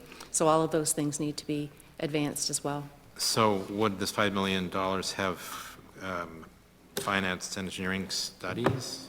Yeah, all of those things, including First Nations consultation. So there's a number of things that we've got to group together doing. Communication, working with ARC and working with Moltex as well. So would have it been used to either contract or hire new staff? In some cases, there was new staff, or it would have been used to also pay for existing staff that we moved over onto the SMR file who were dedicated to that fully. Okay. Was there any other monies, external monies that were received by MB Power for the SMR program in that fiscal year?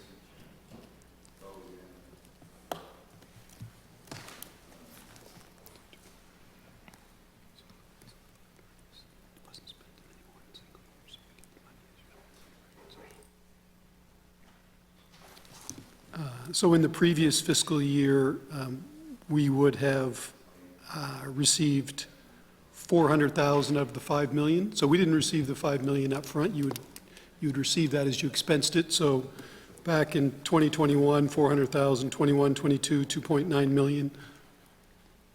And then current year, which isn't completed yet. Okay, thanks. So is there a formal financial relationship between MB Power and ARC or Moltex at all?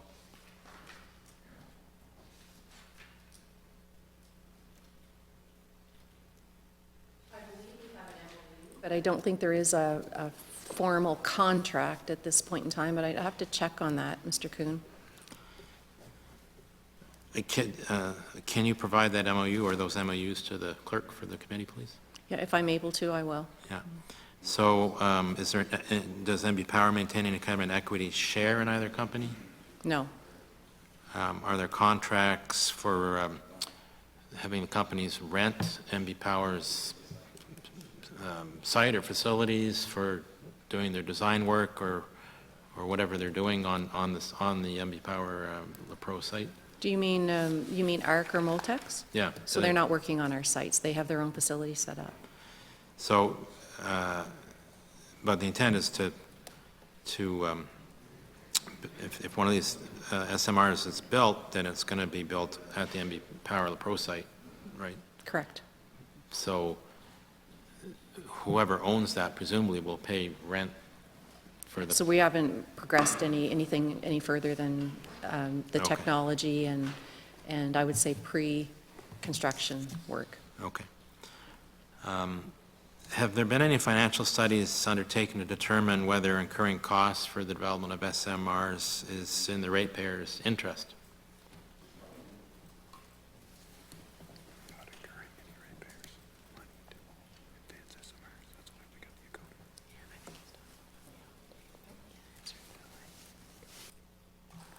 If I think I understand what you've asked, Mr. Kuhn, we aren't incurring any ratepayers' money in the pursuit of SMR. That's why we received a COA funding, and that's why we continue to look for external funding to advance that. So in our application in front of the EUB, there isn't any expenses that will be incurred to support or advance SMR development. If I could add on, Mr. Kuhn, sorry. If you look at what nuclear has done for New Brunswick in terms of avoided carbon emissions, it's an absolutely incredible story. So we think net zero is a big challenge now, but we're not for the investment in Point Lepreau back in the late 70s and early 80s. We would have actually 2,000 megawatts of coal in this province to deal with today. So what we're looking at now with the SMR investment is to say, how does that help us achieve net zero? And then to your point, is that a better solution for ratepayers than other things that we could do? If you think about the role that fossil fuels plays in our network, the firm, dispatchable, dependable power is what net zero is going to require. And if you can't get that from heavy fuel oil or coal or natural gas, you will need things like SMRs to accomplish that. Because we do have variability issues with wind and solar, and we don't need to go into that here. And battery technology just isn't to a place yet that can give us the backup that we would be required to use those sources as a dependable source. So with that said, is yes, we are looking at what's the role of nuclear. And yes, there is a value proposition, and that's based on the history that we have at LaPro today to say that it avoided all of this carbon problems that we're trying to deal with. If we're not for it, we'd have a bigger hill to climb. And then that's why the SMR play for New Brunswick Power and New Brunswickers is really important to us to say that could be a cheaper solution. To your point, that work is continuing, and we'll have more to say on that as we release things like our integrated resource plan. Thank you very much for that. Monsieur Chasson, over to you. Merci, Monsieur le Président. J'ai juste quelques questions concernant le programme éco-énergétique. Ensuite, là, je vais passer à autre chose, là. Donc, je veux juste bien comprendre la possibilité pour des nouveaux contracteurs de se rajouter à la liste est passée. Donc, de ce que je comprends, il y a 21 contracteurs sur la liste présentement. Puis, la porte est fermée pour des nouveaux contracteurs qui voudraient peut-être se rajouter par la suite. C'est-tu bien ça?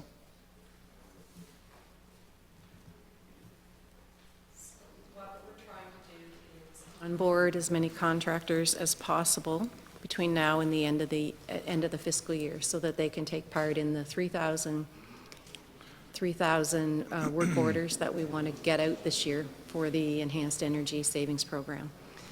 As I said, you know, the goal of the program was to have turnkey service for customers. When we responded to some of the contractor challenges, it did create other processes, administrative processes in terms of timing of, you know, getting the assessment done, the insulation done, the air sealing done, because it's not just heat pumps. We opened it up for other contractors to do all of those services. So there is additional administration and additional work and not as many contractors that could do some of those other upfront items. So yes, we have 21 contractors qualified to install heat pumps in this program. We are getting work to them as quickly as we can, but it is very complicated now with the addition of contractors in every aspect of the service offering at this time. Is there a possibility for new contractors to be added to the list, for example, let's say in 6 months, or is that window or is that door been closed? We can add, I'll have to check with procurement on that. So I'm thinking if there was a new contract in April, there would have to be a competitive process. And if they're not on the list today, it's because they were not competitive, or they didn't have the safety requirements, or they didn't have the paperwork from WorkSafe or other things, insurance, those sorts of things that were required. And if they would qualify, there may be an opportunity, but I'd have to check and make sure we're following our Procurement Act to do that. So what's being required from the contractors who didn't qualify? I'm just concerned or worried that it's maybe overkill, like what you're asking for, from these contractors, because they are in business as we speak. They do have insurance, they do obviously install, and they've been doing it for years. So my only concern is, well, if they're able to operate outside the scope of, this RFP, then why all of a sudden, in order for them to qualify, they have to be able to meet certain demands? Like, I just want to make sure that it's not overkill on your part. Yeah, it's a good question. It isn't overkill on our part. There are minimum requirements that are, and I would say they need to be, their safety record needs to be acceptable. As I said, competitive pricing. The other item is insurance. With the other programs that NB Power has, it's the customer that pays, and NB Power would provide a rebate. So it's the customer's risk and expense. With this program, we're spending provincial government money, and we want to be sure that the contractor is financially viable and stable and safe, because we're required to also provide the maintenance on those contracts for the life of the heat pump. So it's not just the installation of the heat pump, but there is a maintenance agreement that goes with that over the long term. And it's really our responsibility to ensure that those contractors have all of the qualifications they need to do the work. That's really good information, thank you. Talking about the maintenance and the warranty. So if someone does qualify for the heat pump program, gets a heat pump installed, there's issues with this heat pump 3 years later, does he go through NB Power, or does he have to go through the contractor that actually installed the heat pump? How does that work? He'll go through NB Power, and NB Power will be in contact with the heat pump contractor that installed it, because as I said, it's intended to be as simple as possible for the homeowner. So that was the intention, and we'll do that. We have, which is the administration costs of the program. Yeah. Okay, well, that makes a lot of sense. I think I'm good with the heat pump program. I think we can move on. Okay, so let's, what other topic? Point Le Pro. Let's talk about Point Le Pro. So there's a lot to be said about Point Le Pro, but I kind of want to start on the fact that, I think you mentioned it, someone else had asked a question about Point Le Pro underperforming.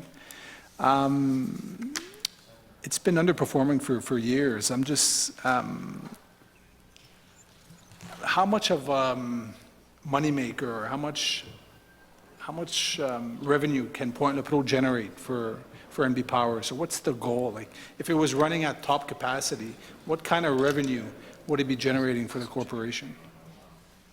Yeah, so I'm going to let Mr. Murphy answer the financial question. Yeah. But Le Pro has been a good asset for New Brunswickers. When it operates very well. When it's operating efficiently, it operates well. We've had a few years where the performance has been, the capacity factor has been lower than expected. When we look at a stable fuel source, it is very low cost on our system in terms of fuel, where the other plants are very costly with oil and coal. We have had some challenges coming out of refurbishment, there's no doubt about that. But the last 2 years have really been the biggest challenges for the station. But before that, we had capacity factors right after refurbishment that were as expected. But the last couple of years certainly have provided us with some challenges. If I'm not mistaken, I think, your own experts, the target was to be able to run Le Pro at 89% or high 80%, and it's been a real challenge. I don't know if you've actually been able to run it at that percentage in the last 10 years. So the concern I've got is, well, what kind of public trust do we still have in Pointe-le-Preau? Like, I think it's very important that Pointe-le-Preau runs efficiently as possible. I think I agree with you. It's a great asset for the province. The problem is it's not running, to the level it should be running, and it's costing, revenue to NB Power, which is after that passed on to consumers. So my concern is, well, have we identified the issues, and what are we doing to actually address this? So the 89% capacity factor is a lifetime capacity factor for the station, and when we have outages, obviously, the capacity factor is significantly lower in those outage years. But, yeah, I'm not going to shy away from the fact that there have been some challenges in us in strong performance of the station. The station has a recovery plan now in place, and we've been making capital additions to the plant.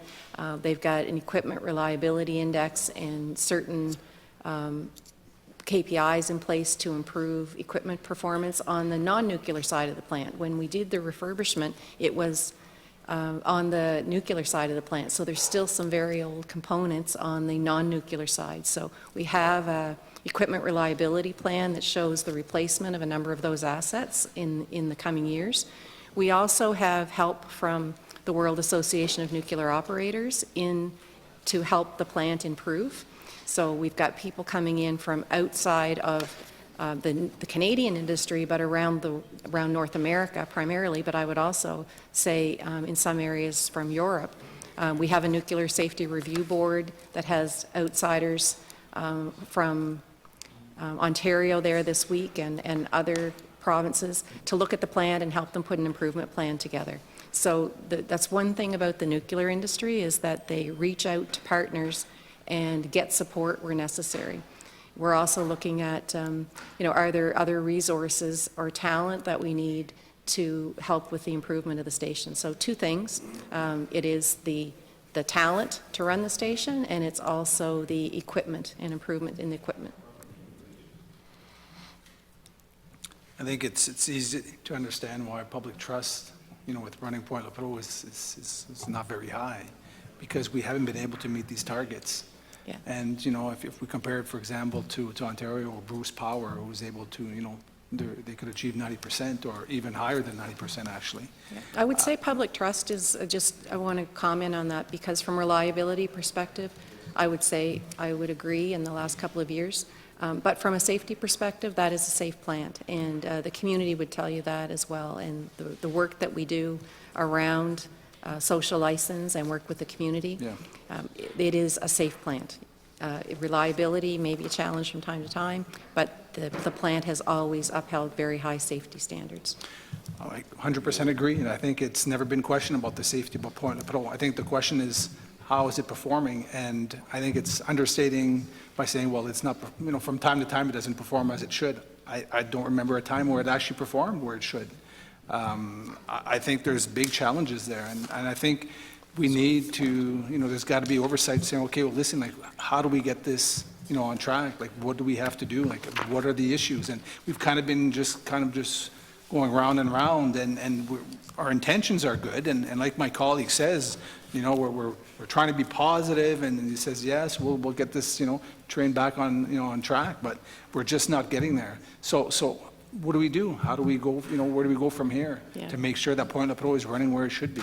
So two things we're working on is ensuring that we have all of the leadership and behaviors that we need at the station to be a top functioning station. The other piece is equipment reliability and a 10-year plan for improvements in the plant with the equipment. And as I said, the nuclear industry is always willing to help, and we've got the World Association of Nuclear Operators in helping us develop that plan for improvement. So how many employees do, when it comes to a nuclear plant, how many employees do we actually need to be able to run one unit? Because I think Pointe-le-Preau, there's just the one unit. So is there an ideal number of, okay, this is the minimum number of employees that we need to be able to run this unit? Yeah, that's a hard thing to answer, because it depends on what's going on at the station, and if the plant is in an improvement mode, which ours is, the staffing is higher than it would be if it was a plant that was running smoothly every day. So it also depends on whether or not you contract out outages or you do those outages in-house. So I would say somewhere between, I think 750 is probably a low number on the low end, and then it could be as high as 900, depending on what stage of improvement you're at. So how many permanent employees actually work at Point Lepreau as we speak? As of the end of March 2022, we had 874 regular employees at Lepreau. Okay. And the contractors, do we actually contract work out to operate the plant, or is it just maintenance and just Operation repairs? is done by licensed operators in the Okay. station, and that's a legislative requirement that we have Yeah, licensed that- operators. that It would be to support maintenance activities. Okay, so when it comes to operations, there's no contract work being given out? Yeah, I guess it's depending on how broadly you define operations, but no, primarily it would be on the maintenance side. So what are the big costs when it comes to operation for Point Lepreau? Like, there's got to be 2 or 3 items there that really take up a lot of the, of the money that's being poured into Point Lepreau to operate the plant.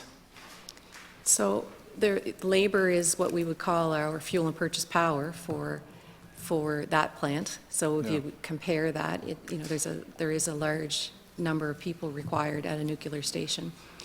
The other thing I would say that is different than a lot of our other stations is the level of oversight and documentation and procedures that are required for a nuclear power plant, that I would say are marked differences from our conventional generation fleet.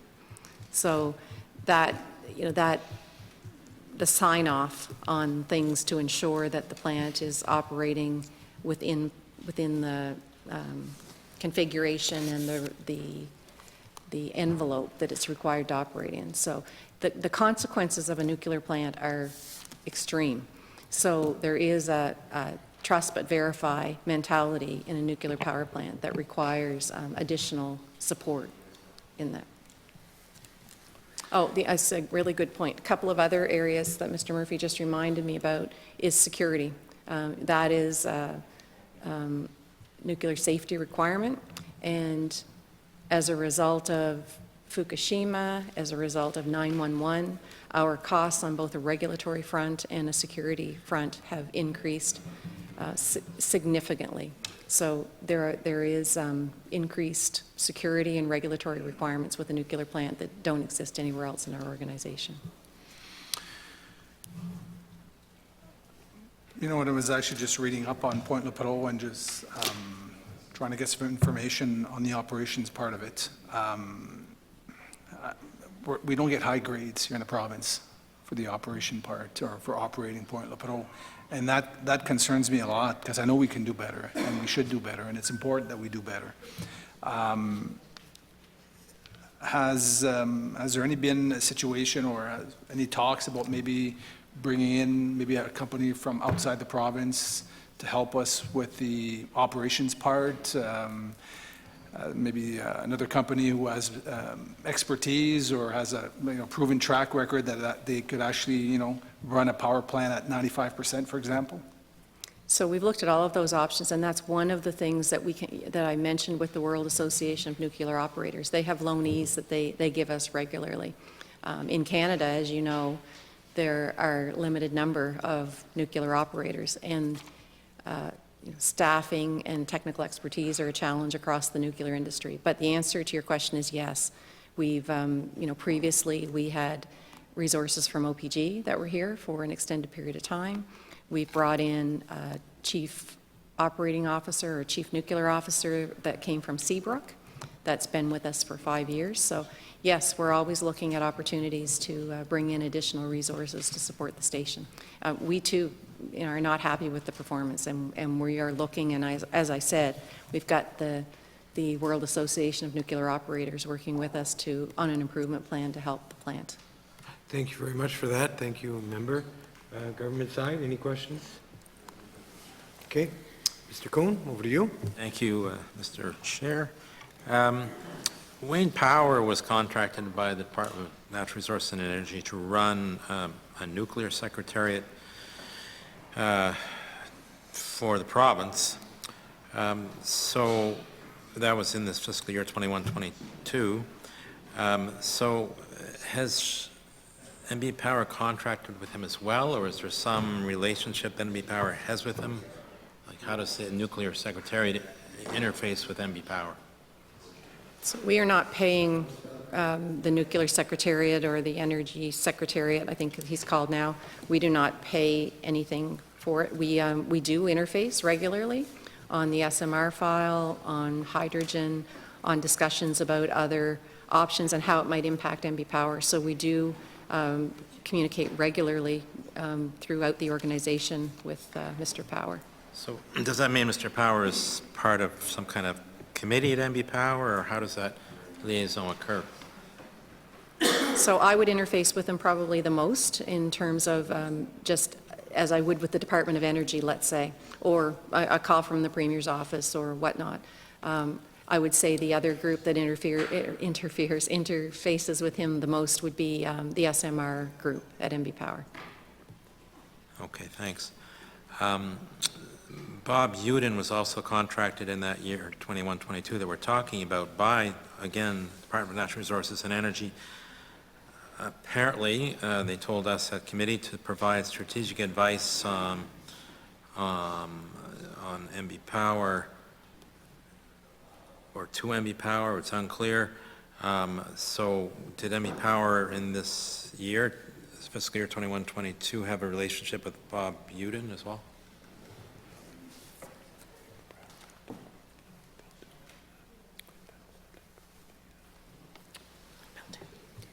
Yeah, we would have had conversations with Mr. Uden around equivalency agreements and why those were relevant for Belledune and providing some advice to government on that behalf. The other file there would have been discussions around would have been maritime iron. I think that's outside of the fiscal year that you mentioned, but that big file for the Belledune area, he would have been involved from a government side, interfacing with NB Power and the proponent for that project as well. But just to be clear, we did not pay Mr. Uden. Right. No, as I said, it was, he was contracted through Department of Natural Resources and Energy in that fiscal year, 21-22. But it was regarding NB Power, so I wanted to ask what that was. So you're saying equivalency agreements was primarily the discussion with him in that year? Yeah, around Belledune. Okay, thank you. So in the annual report, it points out that New Brunswick Energy Solutions Corporation was dissolved. Didn't have a very long life. Why was it dissolved?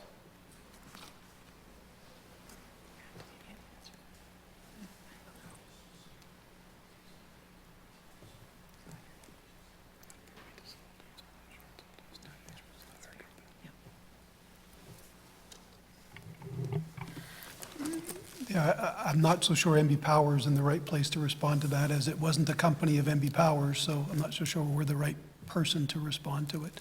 Although we would have had membership in it, we would have had board members there, but it wasn't a company of NB Power. It was a Crown Corporation of Department of Energy, so I think maybe, I'm not so sure we're the right candidates. I will just comment on perhaps probably not as specific as you'd like, but certainly I think through the discussions on potential role that they could play in things like whether it was SMR development or other energy-related projects, I think I can only conclude that they decided that it wasn't an effective way to do that. And, you know, some of the projects they were looking on came to an end, so I guess it must have been decided that it wasn't an effective way to go about that business. Well, I asked because it's cited as a note to your audited financial statements, note 31. So it must have come up, I should go back and look, but it must have come up in the financial statements because it's here as a note. So maybe there's some financial implications of it being dissolved, or at least it had to be addressed if there weren't, maybe. Just one moment, please.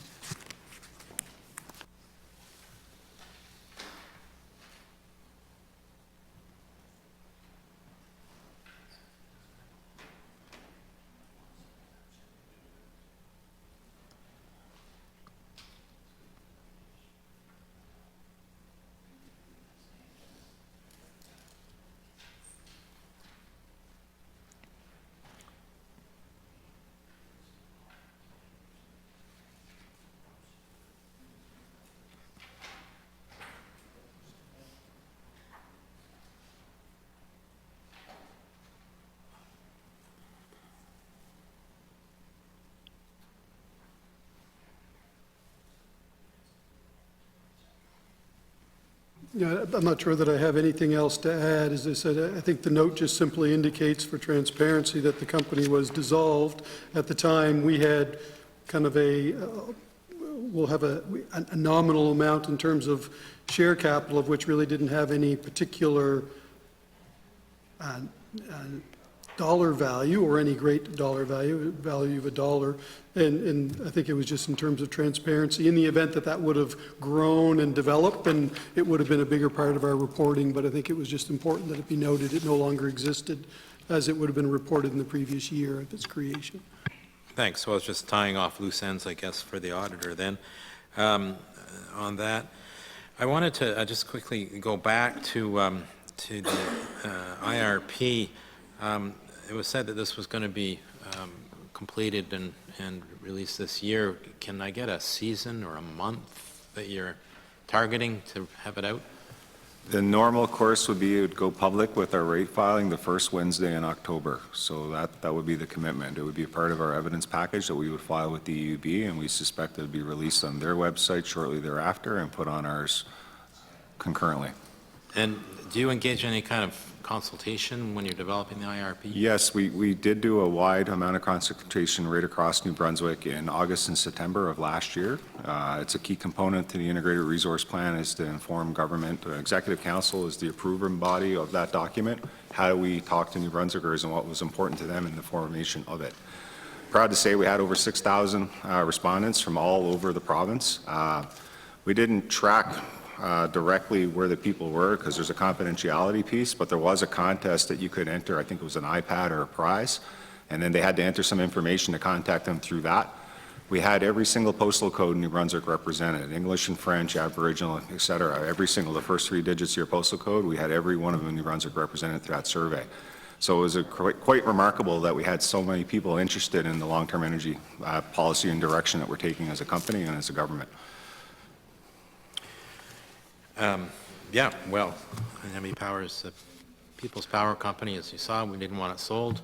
There's a huge effort to prevent that from happening, and people have high expectations that the people's power company is going to actually serve the people. So I'm not surprised, actually, that there was that much engagement in where NB Power might go.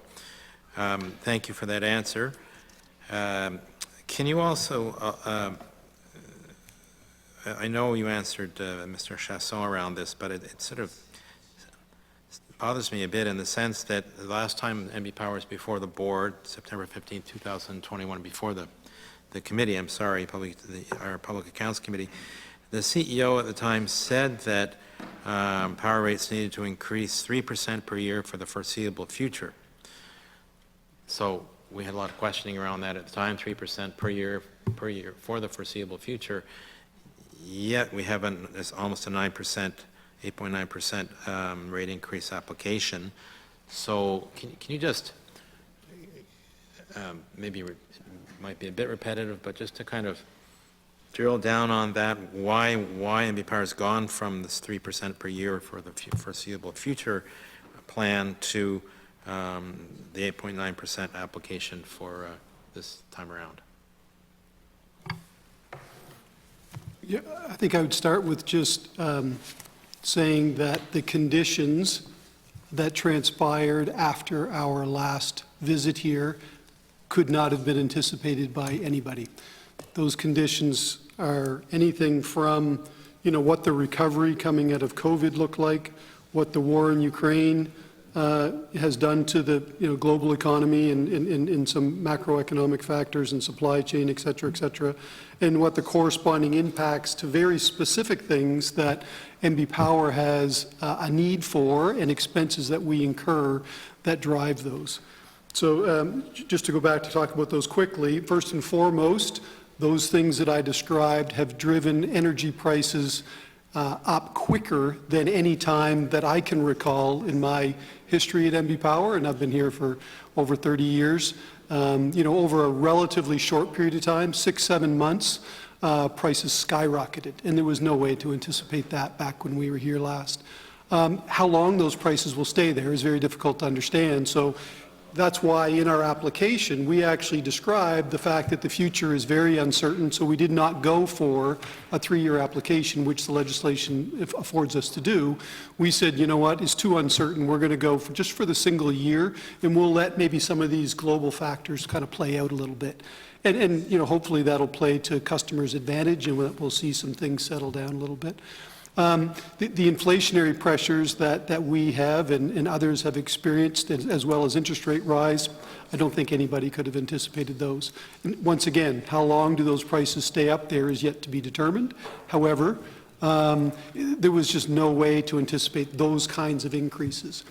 It's not unique to New Brunswick, to MB Power, New Brunswick. You know, we see all of our peer utilities facing the same kinds of challenge.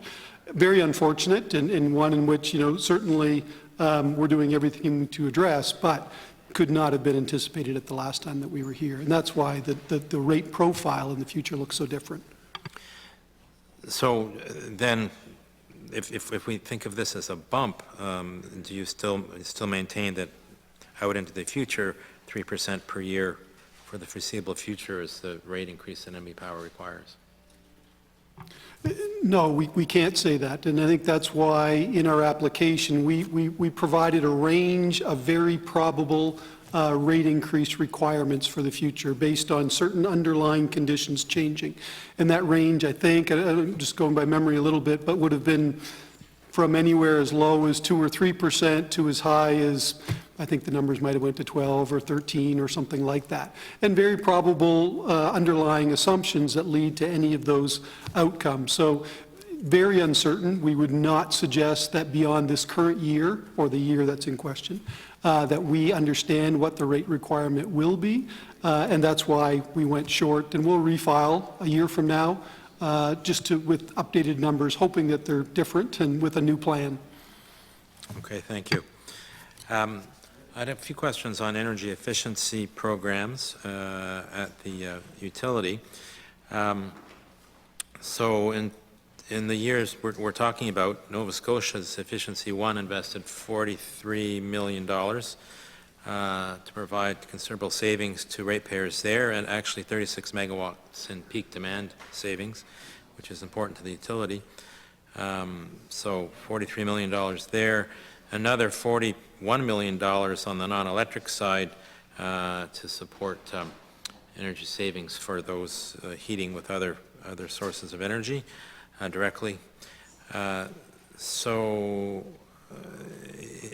much was spent? I think I saw it, $30 million, is that correct, in the year we're talking about, 21-22, on energy efficiency programming out of MB Power? Is it 30 million? Or was that just on the electricity side?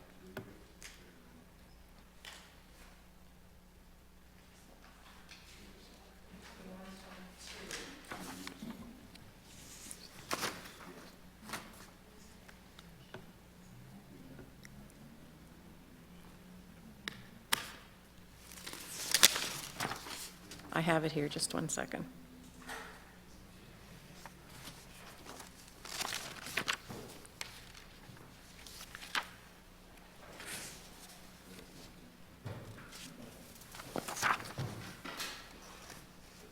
Let us get that for you. Okay. Was there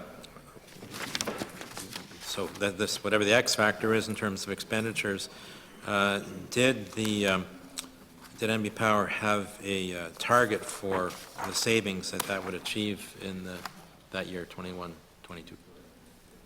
Obviously, the savings. So the number, you were correct, is 32.8 million. That's Okay. what was spent in the year in question, 21-22. There were not specific targets set by government at that point in time. We were also trying to balance our own energy efficiency dollars with other priorities that were going on in the organization. So we did not have any targets that were set by the provincial government, but we did achieve 42 gigawatt hours of reduction in that year through all of our programs. Thank you. Thank you, Mr. Kuhn. Mr. Shahan? So I still have more questions around Point Lepreau, but I'm going to come back on the 8.9% rate increase. I think my colleague, Mr. Kuhn, asked a couple of good questions. So Many good questions, yeah. So you applied to the UB for an 8.9% rate increase. I imagine you have all the documents to justify why NB Power really, really needs this 8.9% rate increase. Well, what happens if the EUB only gives you 4%? How is that going to change things for you over the next coming year? How are you going to adjust to the fact that you're not going to get the 8.9% that, from my understanding, you really, really need in order to be able to operate? I think it's important just for us to understand at a basic level kind of that process and the EUB's role in that in terms of approving rates. So as part of that, they will test and have interveners test the prudency of all of our costs. Should they decide that some of the costs are not prudent, they'll disallow those specifically and adjust the rate increase. It would be very unusual, I guess I can't think of a time, in which they would adjust the rate increase arbitrarily without identifying specifically what part of our application did they disallow and deem it not prudent because we did not provide adequate evidence to support it. I'm not suggesting that they won't conclude that in some part of our application, and if they do, then we'll have to look at, okay, whatever that was, foregoing that, whatever it was, or making an adjustment someplace else, an equivalent adjustment, so that we can live within whatever rate increase they provide us. But we have, if you look back over the last number of years where they've disallowed something, it's very, very specific. Disallow an expense for this or disallow an expense for that. So that was what we would expect the process to be this time as well. And I would just add to that, the regulator has two roles. One is to protect consumers and ensure that electricity rates are as low and stable as possible, but the other part of their responsibility is to ensure the utility is healthy as well.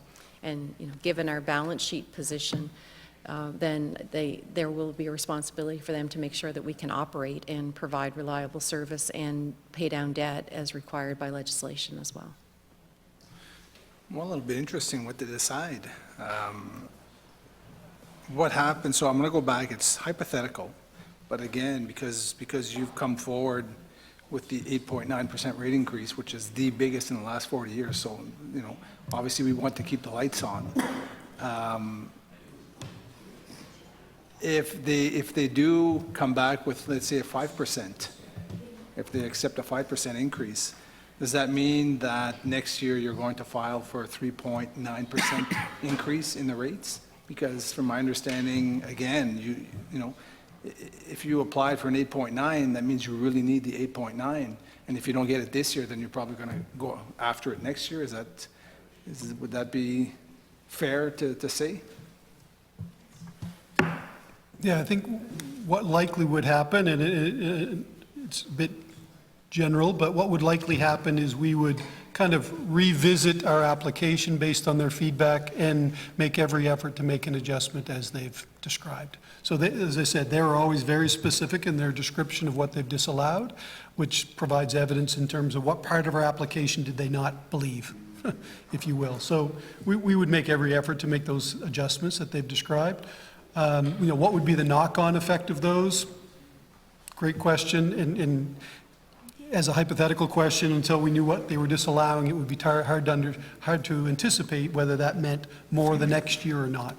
Just to give you an example, we were disallowed costs in one rate application. We had put additional money in to fund a low-income program for New Brunswickers.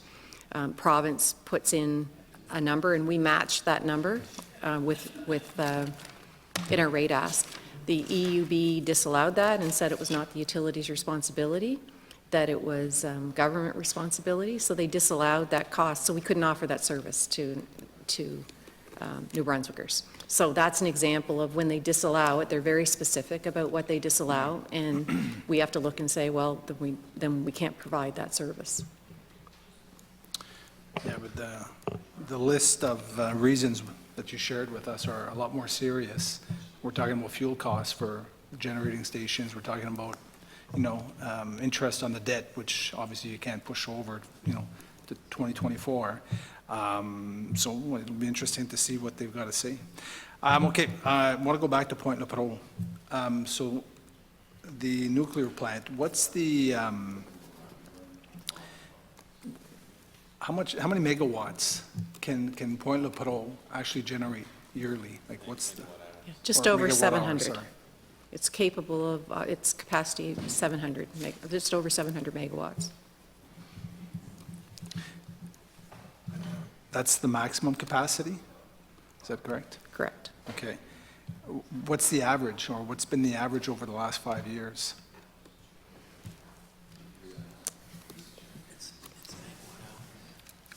Yeah, if we,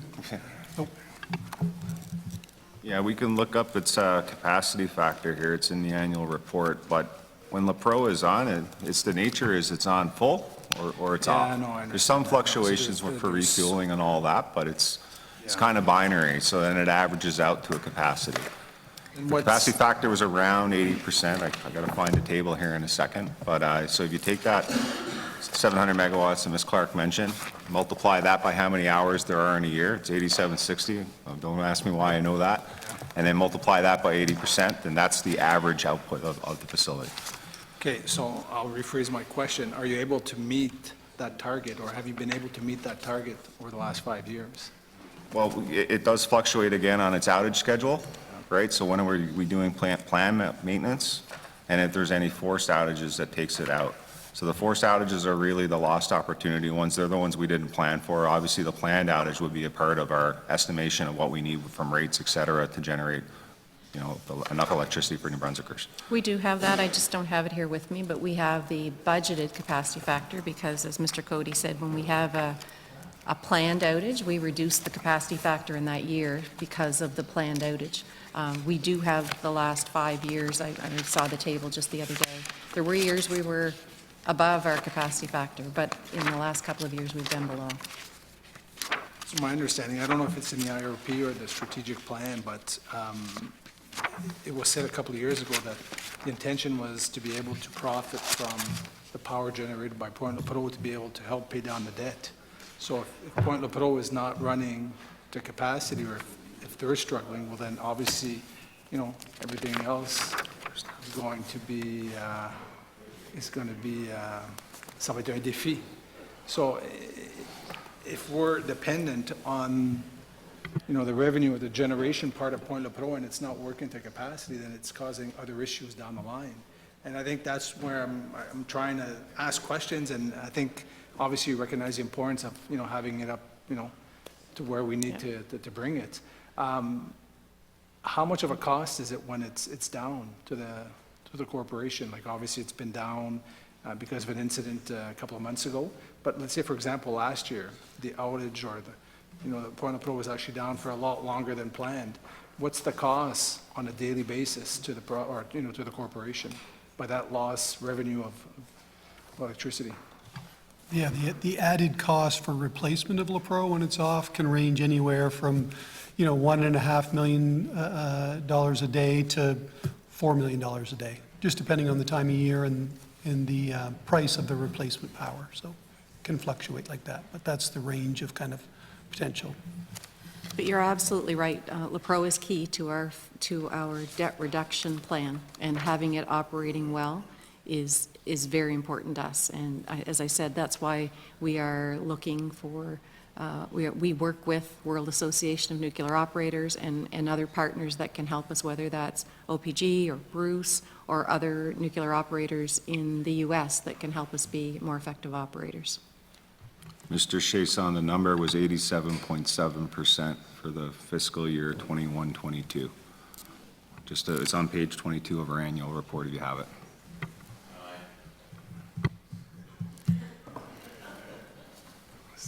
I think the other way to think about that is it costs $1.5 million to $4 million when it's not running, and it's saving that when it is.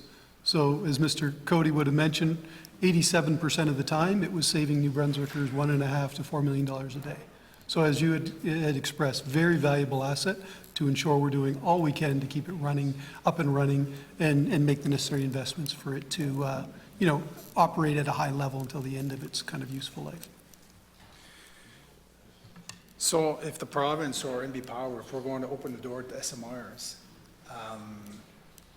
how are we going to reassure the public that, yes, we're going to be able to be, to handle the operation part of the SMRs if we're already struggling with Point Lepreau?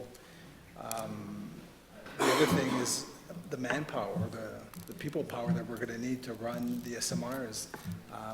Do they exist? Are we able to maybe be able to, seeing as it's probably going to be on the same site, the first one, are we going to be able to use the expertise that we have now, Point Lepreau, to be able to run SMRs, or do we have to bring in a completely new crew to be able to run it? Yeah, both, actually. So we will use some of the existing resources who have qualifications to operate nuclear assets, but it will require training and onboarding of new resources as well.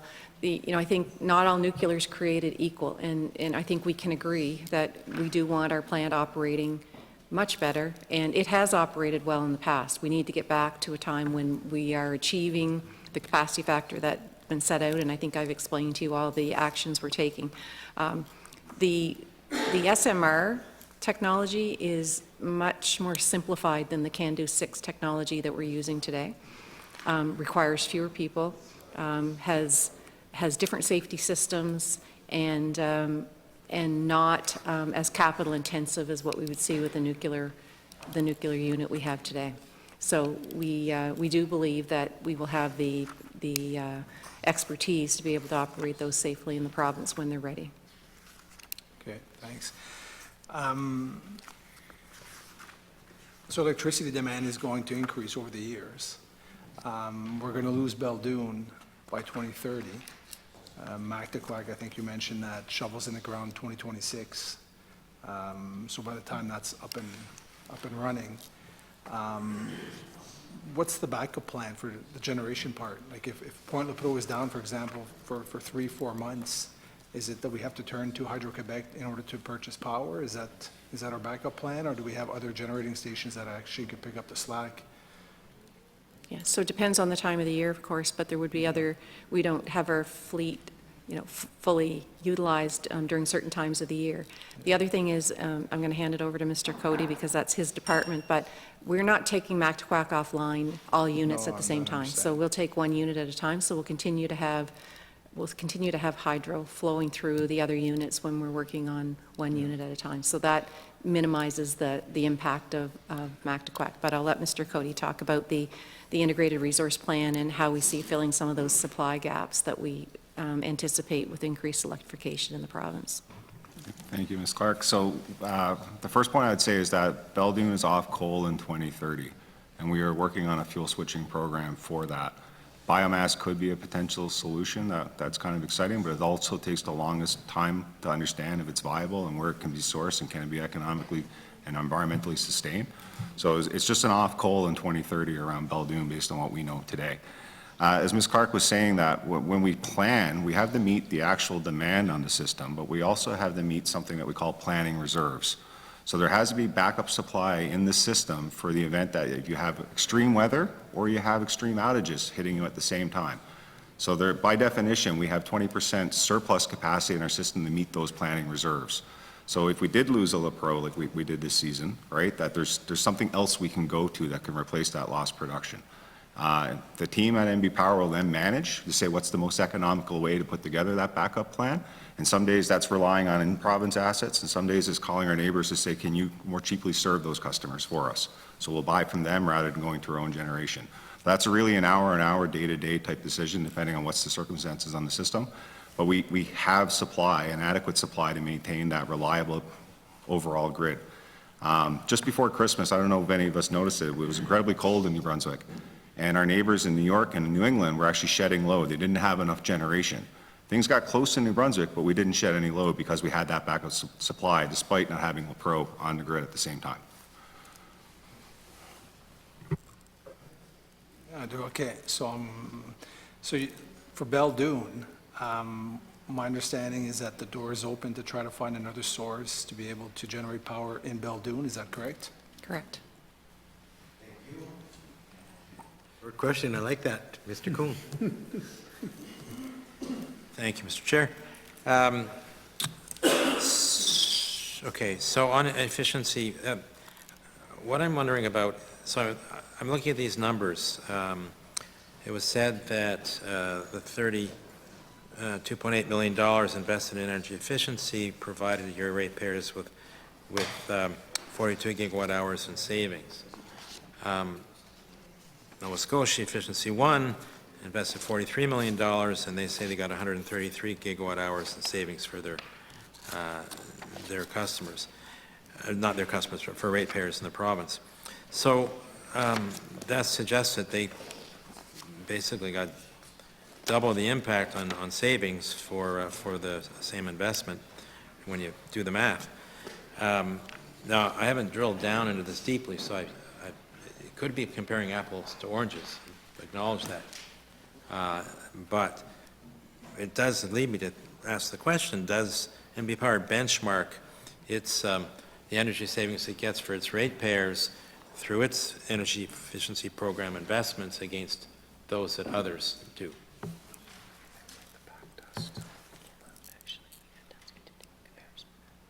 Yes, I don't have the results here with me, but yes, we've had Dunsky do a review of our programs relative to others, and whether or not the programs we're offering, the savings we're getting, and the ease of use of those programs. So we have had a benchmark against other energy efficiency organizations.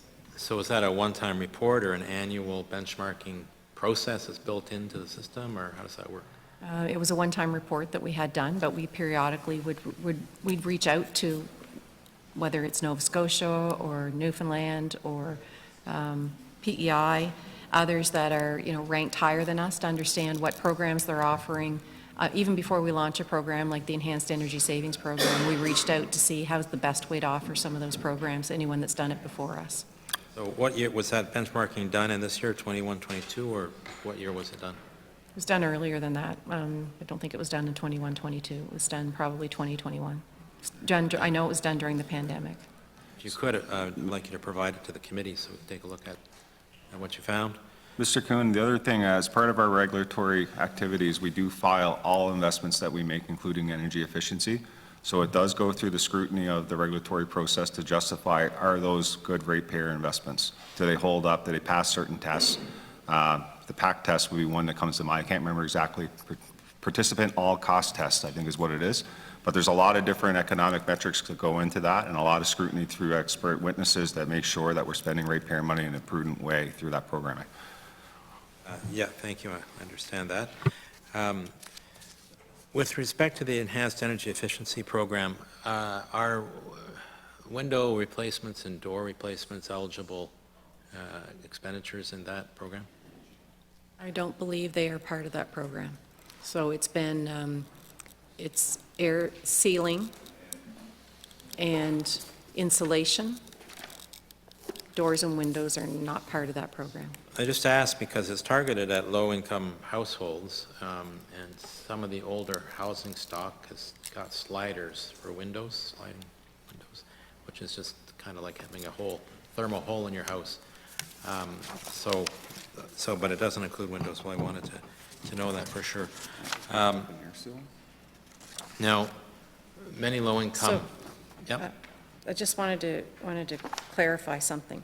There are other programs, like the Total Home Energy Savings Program, that does include windows, doors, but the Enhanced Energy Savings Program does not include windows and doors.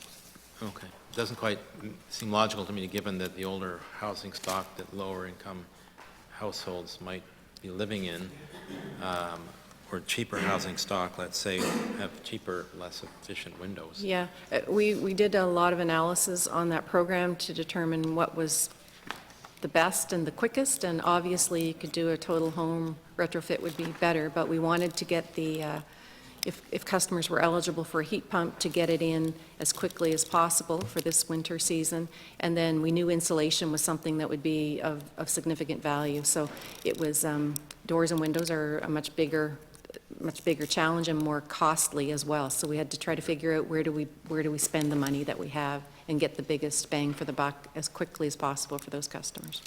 Okay, thank you.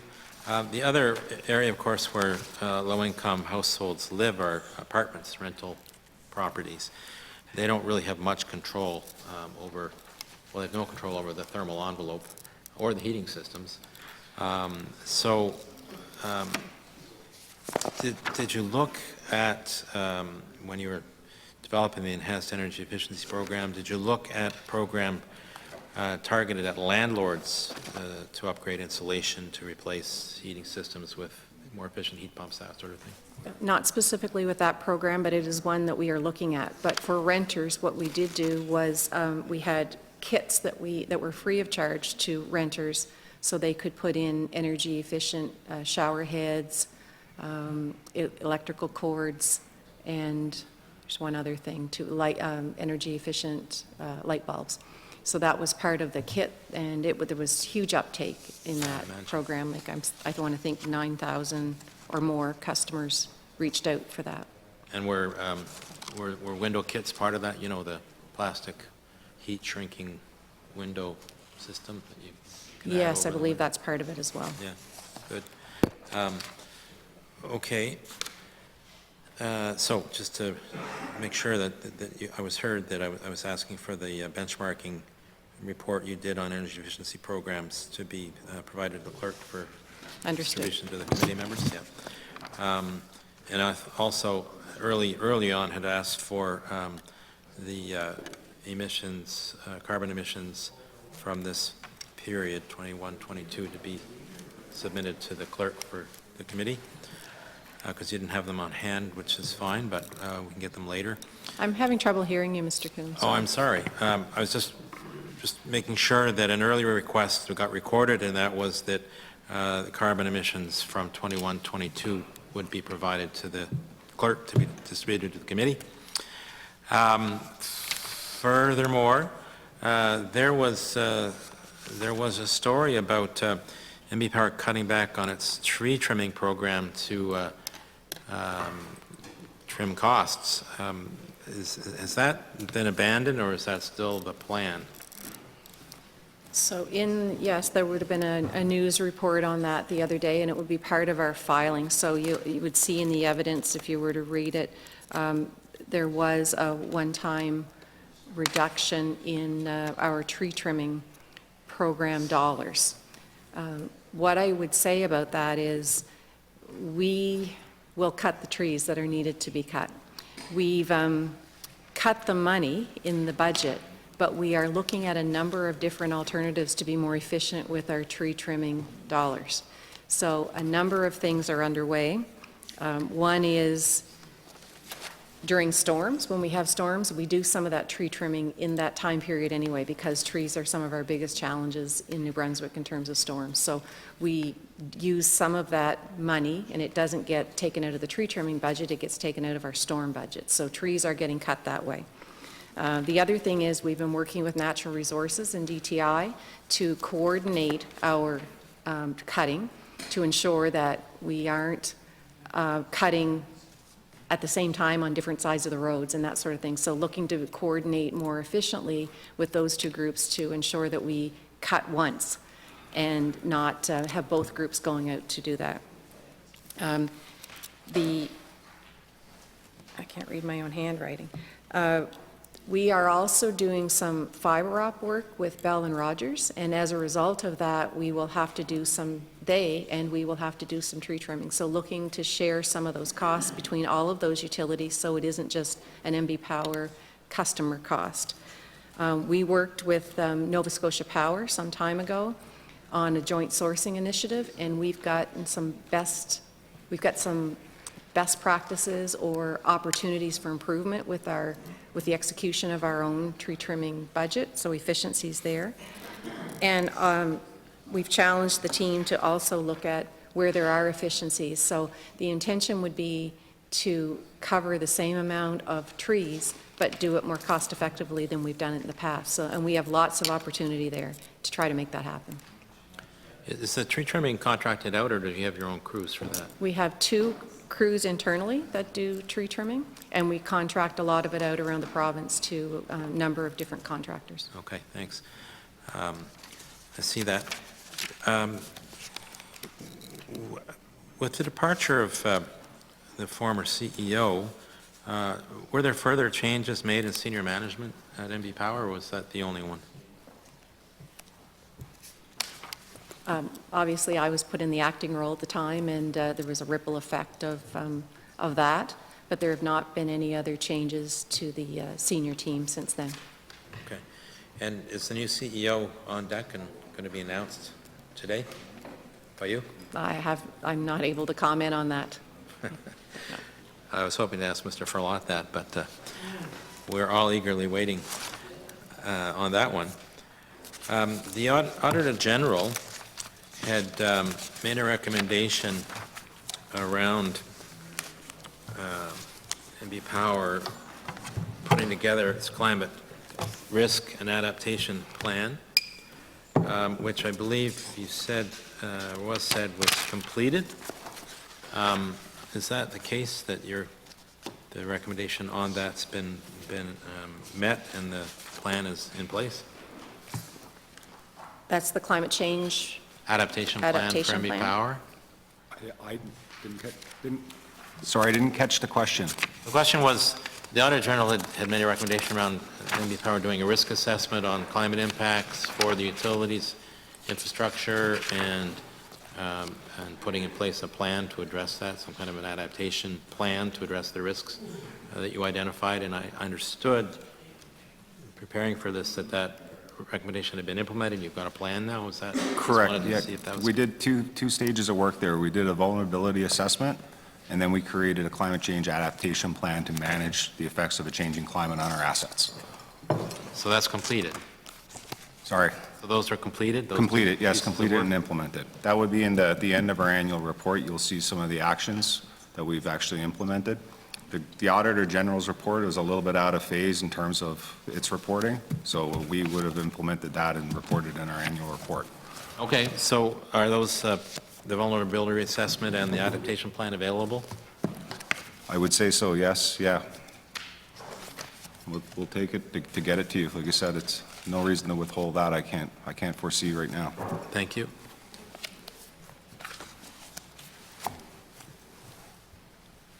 One of the recommendations of the Auditor General, too, was that NB Power publish in your annual report consistent performance indicators connected to the short, medium, and long-term energy efficiency objectives and the New Brunswick Climate Action Plan.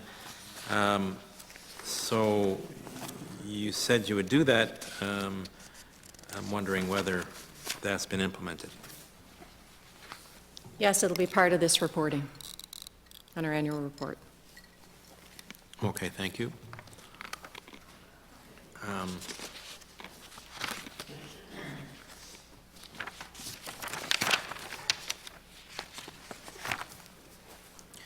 Do you feel that, that the recommendation on ensuring that a sustainable funding model for all fuel energy efficiency programs is now in place? That was a recommendation of the Auditor General. Yes, NB Power has begun offering all fuels, and we've actually rebranded to Save Energy NB, so it's not even affiliated directly with NB Power website. So if you're, for example, if you're an oil customer now, you go to Save Energy NB and you can figure out what savings programs are available for me.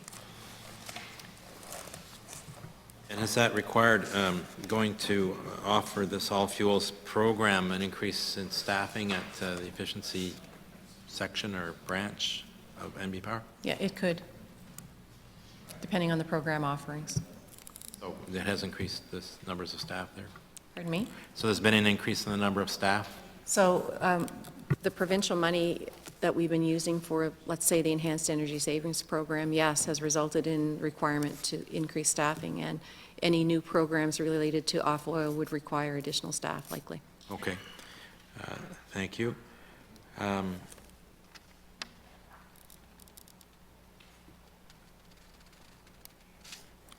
So the other recommendation around energy efficiency was to develop and implement a plan for alternative financing mechanisms to reduce financial barriers to energy efficiency improvements for moderate income households.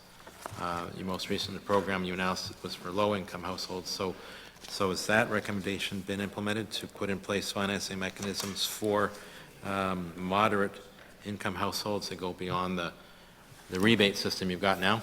So there will be programs in the fiscal year 23-24 for moderate income households, as well as a financing program. Chasson? Thank you very much, Mr. Chair. I just want to go back on a question that my colleague asked. He is asking good questions today, so I appreciate that. About the tree trimming program that was cut. I read that article, and in the article it said that it actually saves you money, because obviously when there's outages and you know, it actually makes it that the power comes back a lot quicker. So I don't understand the rationale behind cutting a program that's only about 2.5 million, where there might not be any savings at the end of the day. If there are power, like you're almost betting that there are no power outages, it's the only way you could recoup your money. So I don't know if you could kind of maybe just elaborate a little bit more on that? So again, we did cut the budget, but we're looking to be more efficient in the way we actually execute tree trimming. So the same number of trees, the same kilometers, the same hectares can still be cut by working with others to share some of those costs. So we're already incurring them, whether it be DNR, DTI, Rogers, Alliant.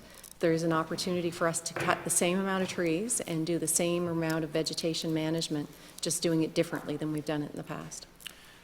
Has there been a study done? Like, are you confident that it's going to get done? Like, I don't know if it's like a pattern that seems to be kind of just keeps coming back, where it's like, well, we'll cut with the expectation that this is the result that we're going to get at the end. But how do we know that, you know, by cutting the budget, that you'll still be able to maintain that target of cutting X amount of trees or maintaining brushes or whatever? So we do have a lot of data inside the organization. We use LiDAR. We have data analytics that would show that our SAIDI and SAFE results are actually improving in the areas where we have done the tree trimming. And the fact that we were on a 7-year rotation for our tree trimming, what we found is, as we go back to some of these areas and go into new areas, the trees have not grown back as we thought they would. So there isn't the requirement to do the same amount of tree trimming in those areas that we had anticipated. So the trees haven't grown back as quickly, so we can look at doing vegetation management in other areas that aren't as expensive as well. Okay. So the intention is not to cut back on our tree trimming activities. The budget for tree trimming was cut by that amount. But rest assured, we will cut trees if trees are required to be cut to maintain reliability, because it's one of the KPIs that we measure, and we know it's important to customers. Again, when we have storms, some of those trees get cut anyway. They just don't get charged to the vegetation budget. They get charged to our storm budget. I'll make a note to ask the same question next year when you're in front of committee, see if, okay, to go back to Pointe-le-Pro, how is it managed? Is there someone, like, is there a vice president, or who's actually operating Pointe-le-Pro plant? So there's a license holder that is responsible for the daily activities that happen at the plant. We have a chief nuclear officer, Brett Plummer is his name. Yeah. And he's the one that I referred to earlier that has years of experience as a chief nuclear officer. Believed he worked at Seabrook. Okay. So is it contract work, or is he a full-time employee of MB He's Power? on contract to us. He's on contract? Is there a reason why he's on Full-time. contract and not a full-time employee? He wasn't interested, I think, at the time in being an employee of MB Power, and we needed his expertise, and therefore he had his own company and wanted to be a contract employee, not a long-term employee. Like, it's a contract that we have with him for a finite period. So would you hold him accountable if you're not reaching your targets with Pointe-le-Pro? Or if you're underperforming, as you like to say? Well, when we do the root cause analysis as to what caused the outage, in some cases it can be equipment performance, and in that case we look. There's a bigger net to spread sometimes on that. It can be as a result of challenges in the station, unknown things, But ultimately, the chief nuclear officer is accountable from a hierarchy perspective for the plant. So when is it going to be time to pull the alarm and say, okay, well, there might be issues here? Like, have you had that discussion? Like, how many years do we have to underperform before we start asking questions? Well, you know, like, somebody's got to be accountable. Like, Yeah. the buck stops where? It's part of the reason we have oversight in the station on a regular basis to determine what are the challenges, what do we need to fix the challenges. And like I said, we've got people in there now helping us develop that improvement plan, and if it requires a replacement of leadership, we'll do that. I feel it's the same rhetoric for the last 10 years, we've been kind of hearing the same rhetoric. We're kind of looking into it, we're asking people from the outside to help us, but someone's got to be accountable for it. I mean, someone's got to say, okay, listen, if we're underperforming, there's, you know, someone's got to take, not necessarily the entire blame, but somebody's got to be accountable. Understood. Blame and accountability doesn't make the plant run better, though. We need to get the right people in to run the plant and run the plant well, and that's what we're focused on. And obviously, we will hold people accountable for that as the utility. But what we want is the plant running and running well. Is there, so he's on contract work, so it's not long-term. Is there a succession plan? Is there someone in-house that's being trained to be able to take that position as a CEO? Or you're just kind of going year by year, see where this, you know, this contract with Brent Plummer takes you? No, absolutely not. There is a requirement in the nuclear industry that you do succession planning and that you plan for, and best practice is you promote from within. And in New Brunswick, it is difficult to source nuclear talent right down at the operator level. So we are looking to develop, we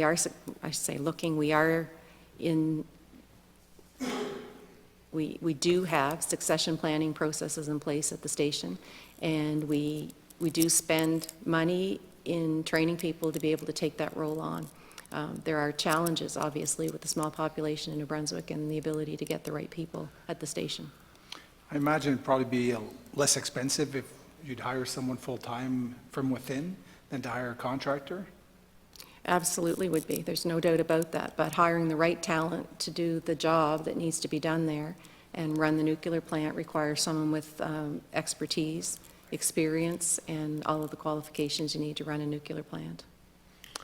And there's no one in-house that actually can do that. Have you actually looked into it to see if anybody else has the qualifications? Yeah, at this time, there isn't. At this time, there isn't? So we're dependent on this consultant who doesn't want to be paid as a full-time employee because he's got his own company. We're not dependent on him. There are others out there that we could use. We believe at this point in time that Mr. Plummer has all of the attributes we need to get the station up and operating. He's done it in other plants, and we haven't lost confidence in him. And he's been with the company for how long, or how long has he been hired as a contractor? I want to say 4 or 5 years. 4 or 5 years? Okay. And we've underperformed for 4 or 5 years? No, not 4 or 5 years. There are years, in that 4 or 5 years, there are, I want to say, at least a couple of years that the plant performed above target. Okay. What's the long-term plan with Mr. Plummer? To keep him on, is it a yearly basis? Has he indicated that he's got X number of years before he leaves, or is this? We're always working on succession in the event that, you know, he decides to leave. Okay. And we always want to, we're working also to ensure that there could be people capable of stepping up when he leaves. There just isn't anybody available right now. So if he were to leave tomorrow morning, we would have to hire probably another consultant or a contractor or contract that out because there's no one in-house to be able to do it. Correct. What's the salary of Mr. Plummer? Like how much does it cost NB Power to have him as a contractor for the year? I have an estimate, but I'm going to check with Mr. Murphy to make sure. This report is a range. What's that? This report publicly is a range.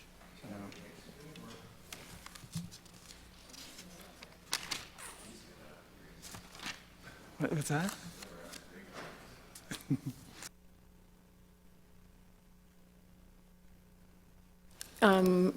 Just doing the conversion, it is between $800,000 and $1 million, which does sound to be a lot in New Brunswick context.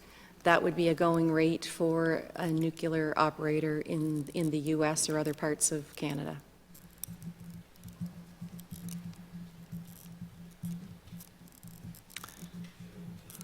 Okay, almost $1 million.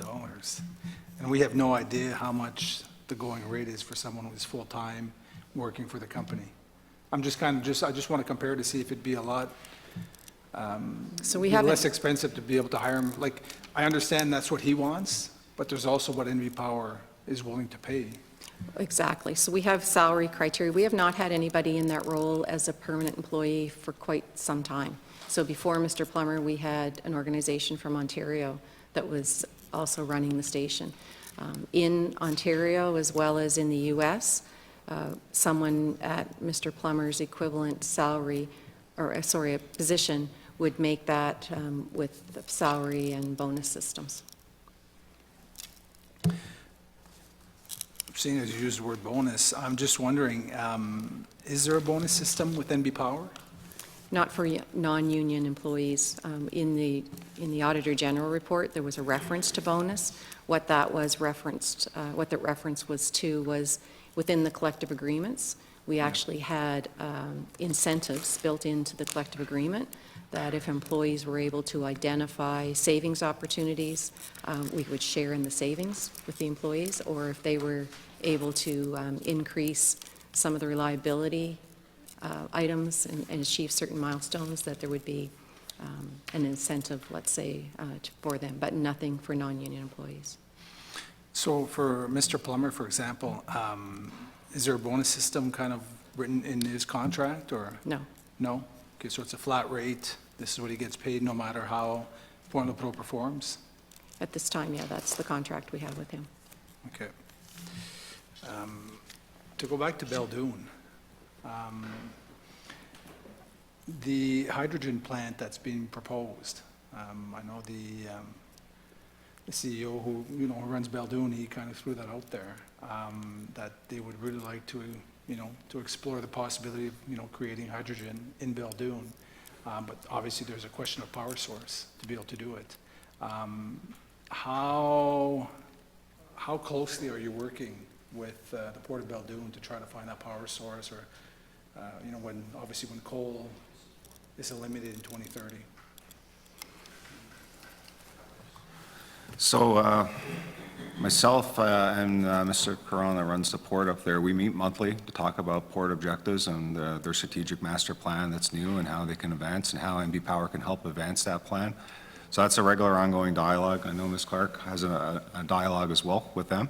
I have several individuals that actually used to work at the Beldoon facility. They're now in my group on business development, and they're working with proponents around the hydrogen or other opportunities that may be coming down the pipe to say, how can we coordinate and work on that together? Our view would be that could be an electrical customer. So our view is, how can we provide what you need to make your business viable, and how do we do that in a competitive way? So that's the lens that we would look at it. We're not interested in what they're doing with the electricity, like if it's making hydrogen, et cetera, et cetera. We just want to know, what do you need and when do you need it? And here's how we can offer a competitive offering to make that happen. And then they take it and say, can I make the numbers work on their side? So I'm hearing that there's, we're 2023, 2030 is just down the road, but there's nothing concrete yet with like a solid plan on how to replace coal, after 2030. So when's, like when do we start panicking and say, okay, listen, we have to move on this file. If not, we're not going to be able to meet the deadline. So we have an action plan put together on how to evaluate what is the recommendation that we'll present to the executive and to our board of directors for sanction, and then we'll go through a regulatory process on that recommendation and say, this is the option that we're recommending for Beldoon. So in the meantime and lead up to that, the world moved from coal to natural gas, right? And if 99 plants did that, one went to biomass. So we're trying to find the one. We're working with the plants that have successfully done that to understand what were their technical challenges, how did they accomplish it, what did it cost, et cetera, et cetera. Because in our view, the biomass option is the one that needs the most work because it has the longest lead time to figure out. Other solutions will take less time, so we're working towards preserving all options for Beldoon. So understanding the biomass option between now and 2024 will be key for us in the next little while, and then that'll either emerge as a viable option or be eliminated. We are planning on going to market for some test fuel later on this year. There will be an REOI, a request for expressions of interest, to figure out some different types of fuels. Biomass is not just something you go pick it off the shelf. You need to specify what kind of biomass, what's its moisture content, what are you looking for. So we're trying to assess all of that. In the last calendar year, we actually did a tremendous amount of modeling of the boiler so we can run different fuels through a digital twin of our boiler to see, would that work? Would that actually cause technical issues in the boiler? Could that be a successful fuel? So as we start to hear from biomass suppliers, we're going to actually then send that information into our model to say, yes, that's a viable solution, or no, that one would cause technical issues, we can't touch that, to be able to select what is the right fuel. For example, we could go with white pellets that the Port of Belledune is currently exporting today. That's one option. Or you could use something like a torrefied wood product, which is more like a charcoal. Kind of the big green egg barbecues, for example, would burn a torrefied wood product. And what we would be saying that the trade-off between those is torrefied would be more expensive than white pellet, but the capex required to modify the boiler to accept that fuel would be less. So there's a big optimization activity happening to say, okay, well, which levers do we pull? Do we want to pay more for fuel, or do we want to invest more into the asset? So all of that work is going to happen over the next 2 years to come with a recommendation to say, yes, biomass is on. If not, we're going to go look at the other alternatives around that. So 2024 is the date we have to make a decision, and then that we would advance that through our regulator, because it will be a significant project that would have to be approved as a least cost option by our regulator. Thank you very much for that. Mr. Kuhn. I want to ask some questions around the corporate risks that you've identified in your annual report. The ones that you identify as moderate. So particularly, I mean, failure to meet earnings targets. Is that anything more as than not getting the rate increases you're applying to the EUB for? Is that what that specifically refers to, or are there other things that might cause you to fail to meet your earning targets? No, it's more. So we establish targets of both income and debt reduction annually, and this would be about achieving those objectives. So whether that's rates, whether that's managing our costs, whether that's all of those things that result in the outcome of income and debt reduction. It's all of those. Right, but you flagged it as moderate, not modest or low, so you must be more concerned about that. Yeah, the references to moderate or low or modest, so that's around appetite. So think of that in terms of how much risk the organization is willing to accept in pursuit of achieving certain objectives. So just to give you a quick little example, in terms of LaPro's safety, we would have a very low appetite on taking risk on safety, whereas opposed to we would be willing to take a little bit more risk in the achievement of financial results. That's how you should look at those. Yeah. So those are appetite statements. Those are decisions that the organization makes to establish the tone for how much risk is one willing to accept in pursuit of certain objectives. Okay, all right. So with respect to regulatory requirements, how does having a moderate appetite for risk there play out? What does that look like? Yeah, so regulatory could be anything from kind of rate regulatory to others. So certain regulatory environments, obviously, we would have very low risk, like the CNSC or like some other elements like safety regulators. Other regulators, in pursuit of our objectives, we'll use the EUB as an example.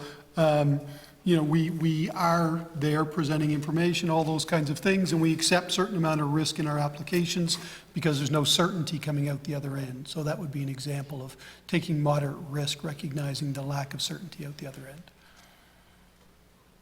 And with respect to emerging markets, you also list that as a moderate appetite for risk. Yeah, in emerging markets, so this is an area where we're looking at opportunities to pursue areas for perhaps alternative revenue generation, like products and services. We accept that if you're going to pursue that kind of area or those kinds of things, we have to accept risk in pursuit of objectives. So you have to take some risk to get reward when you're in a competitive environment. That would be an example there. And in reporting your top corporate risks, who really is the audience for this information, for this assessment? So the audiences are kind of multifaceted, I guess. First and foremost, these would be the ones that the executive would have identified as the primary risks that we directly manage and get involved with and provide oversight to on a monthly basis.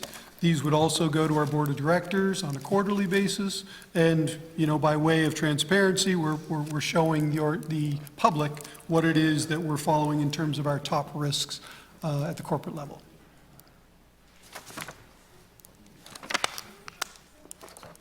Okay, great. That clarifies some of those things. I have a question around the Enhanced Energy Efficiency Program with respect to heat pump installation. Mr. Chasseau asked quite a bit on that, but there was a question that he didn't ask that I'm interested in. I hear from approved contractors that that if they install the heat pump, that Greenfoot must inspect and ensure that work is complete and satisfactory. Is that true?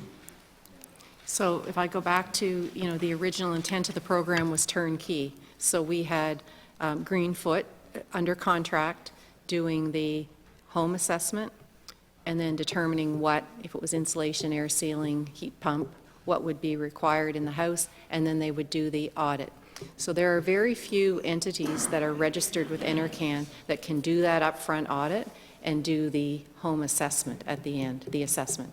So in order to keep things moving in the days the contract was awarded, Greenfoot was doing the energy assessment in the home and also doing the audit at the end. So there are criteria that NRCan requires to be done in order to certify that the home has been done properly. So they were following that criteria and obviously operating with a level of independence. So it wasn't a subjective type of review. It was a very detailed list of things that NRCan was looking for. But the difference is they're not just an energy auditor like we have around the province. They also did installations, Correct. installations. Correct. So in a sense, they're evaluating the work of a competitor. Correct. So that's, you don't But see again, that. it's not a subjective review. It's they go in and was the heat pump installed properly? Was this done? Was that? And to my knowledge, there hasn't been any rejected as a result of Greenfoot going in and doing the work. But what I'll say, Mr. Kuhn, is we've changed that.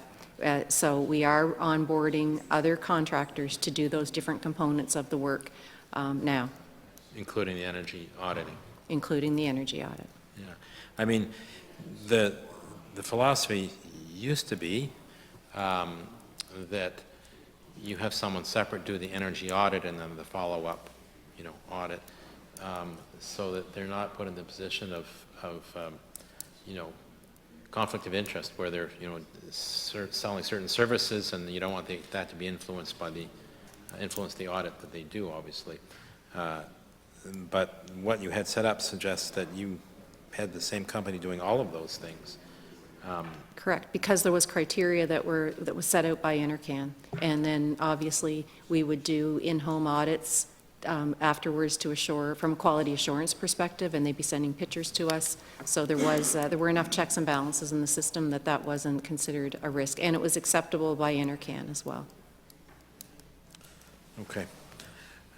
So you basically have evolved this arrangement so that other energy auditors who aren't necessarily in the business of contracting will be doing that work. Correct. The challenge is there aren't many registered auditors in the province. So I don't understand that, actually, because you have fairly decent number of energy efficiency programs that would require an energy auditor to do the work. And maybe I'm misassuming, but assuming there's pretty good uptake on those, so why don't we have... I think it's just the volume of uptake on all of our programs is just limiting the amount of work that they can do. Okay. So is there anything that can be done to increase the number of energy auditing firms in the We province? can onboard more people for sure, and we've offered that to the contractors, the heat pump contractors, to see if we can get them interested as well. It does take time, obviously, to get qualified and probably some investment. Yeah. Well, I suppose if there's a sense that energy efficiency programs are going to continue to grow, and that the volume of work associated with them will be considerable, then more people would go into that Correct. business, right? I mean, we did go through this period when Efficiency New Brunswick was dismantled, where auditors were out of work, basically, before MB Power had really ramped up its work on energy efficiency. Indicative of the labor market shortage in a number of areas right now. So, so we lost good people during that period. And I hear you saying that it's taking some time to expand that workforce again, or that number of companies again. Okay. So, Mr. Chair, those are my questions for today. So thank you. Thank you to Ms. Clark and her colleagues today for their responses, and we look forward to seeing the documents that you will be tabling for us. Thanks. Thank you very much, Mr. Kuhn. Monsieur Leblanc? Thank you, Mr. Chair.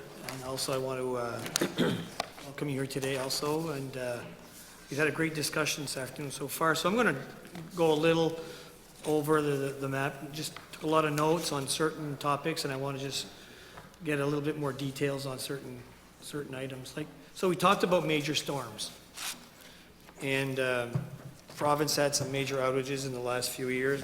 You know, in my area, especially the southeast, heavily impacted with some major hurricanes. And so I don't know if you have numbers. We talked about major storms, you had a budget, or you had numbers, and I'm trying to look at your financial statements, and you might say I'm looking at the wrong page, but so for like 219, I don't know if you have that, or 220, 221, what would have been budgeted on a normal for major power outages and storms and on an annual base? And if you have the actual cost. So just while Mr. Murphy is looking for the numbers, our budget is set based on a 5-year rolling average. It's a formula that the EUB put in place. So we look at the last 5 years of storm costs, actual storm costs, and that's how our budget for storm costs is set.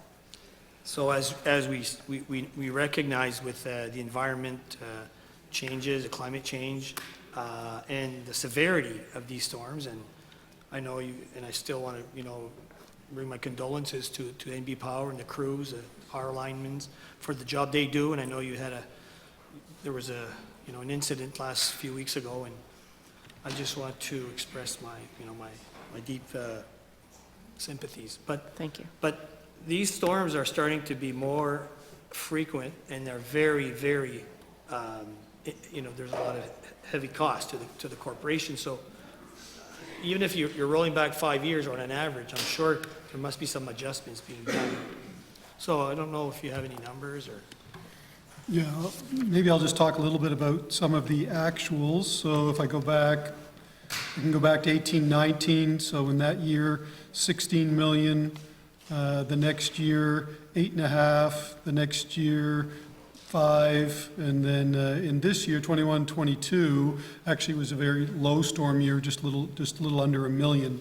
So you can see, a bit of a declining trend there. We peaked back in 16, 17, where we had that really big one, and that was kind of like 35 million. So we peaked back then, but I think some of the efforts that's been ongoing that Ms. Clark would have talked about, whether it's vegetation or storm hardening, are having some impact. But So I want to go there. Yep. So I know my colleague talked about, you scale down, but are there any, I know you're talking with other partners, but are municipalities being involved as far as bylaws and actually, because they have boots on the ground, they see what, the trees also, and are there any partnerships with municipalities, towns, cities to actually partner up on the vegetation side of cutting certain trees in certain areas to, bring the cost down on their side and your side? Yeah, I don't know, it's a really good point. I don't know that we've looked at partnering with municipalities yet. I do know the municipalities reach out to Mr. Scott when they identify trees that need cut, and we move there quickly, but it's a good idea. So anyway, that's just an idea. Thank you. Also, on the other side, you talked about smart meter programs. I remember a few years ago, you were at the EUB, and you had a problem with the supply chain. Have the smart meter programs all been installed as you were, you had a plan to? Yeah, so the supply chain challenge, we need about 300 and, I want to say 60,000 meters. To date, from Itron, we've got about 20,000 meters. So Itron has not been able to supply us with the meters that we've needed to roll the project out. We do have the province divided up into 3 discrete areas, and our plan at this point in time is once we have enough meters in inventory to do one area, we will do that one area and roll the meters out. You do need a mesh in order for the meters to communicate to one another, so we didn't want to impact the customer experience with a smart meter by doing rollouts with not enough meters for an area to get that connectivity. So we made the decision that we would hold back in any area until we had enough to get that critical mass so that the meters could operate properly. The other thing is once you start installing smart meters, you don't need to send a meter reader. You don't need to send anything to get the reading, but if you don't have it installed in the whole area, you do still have to send meter readers out. So obviously, 20,000 on the 360,000, it's not acceptable. Yeah, we would have been halfway through our installation had we received all of the meters. Okay. All right, so I will keep you to the fold on that, make sure where we are. Yeah. But Shediac does have all of their smart meters. Yeah, wow, thank you. So let's talk, I was fortunate to be on the Climate Change and Environmental Stewardship Committee, and I remember on that committee, we had, the MB Power, the corporation in front of us many times, talking about vegetation programs, and the spraying programs, and you were using the glyphosate product, and there were recommendations made, and I know that you guys also were, agreed to certain regulation change. So I would like to have an update on, have you upgraded, and have you been good stewards of bringing down the spraying of that product on the power lines?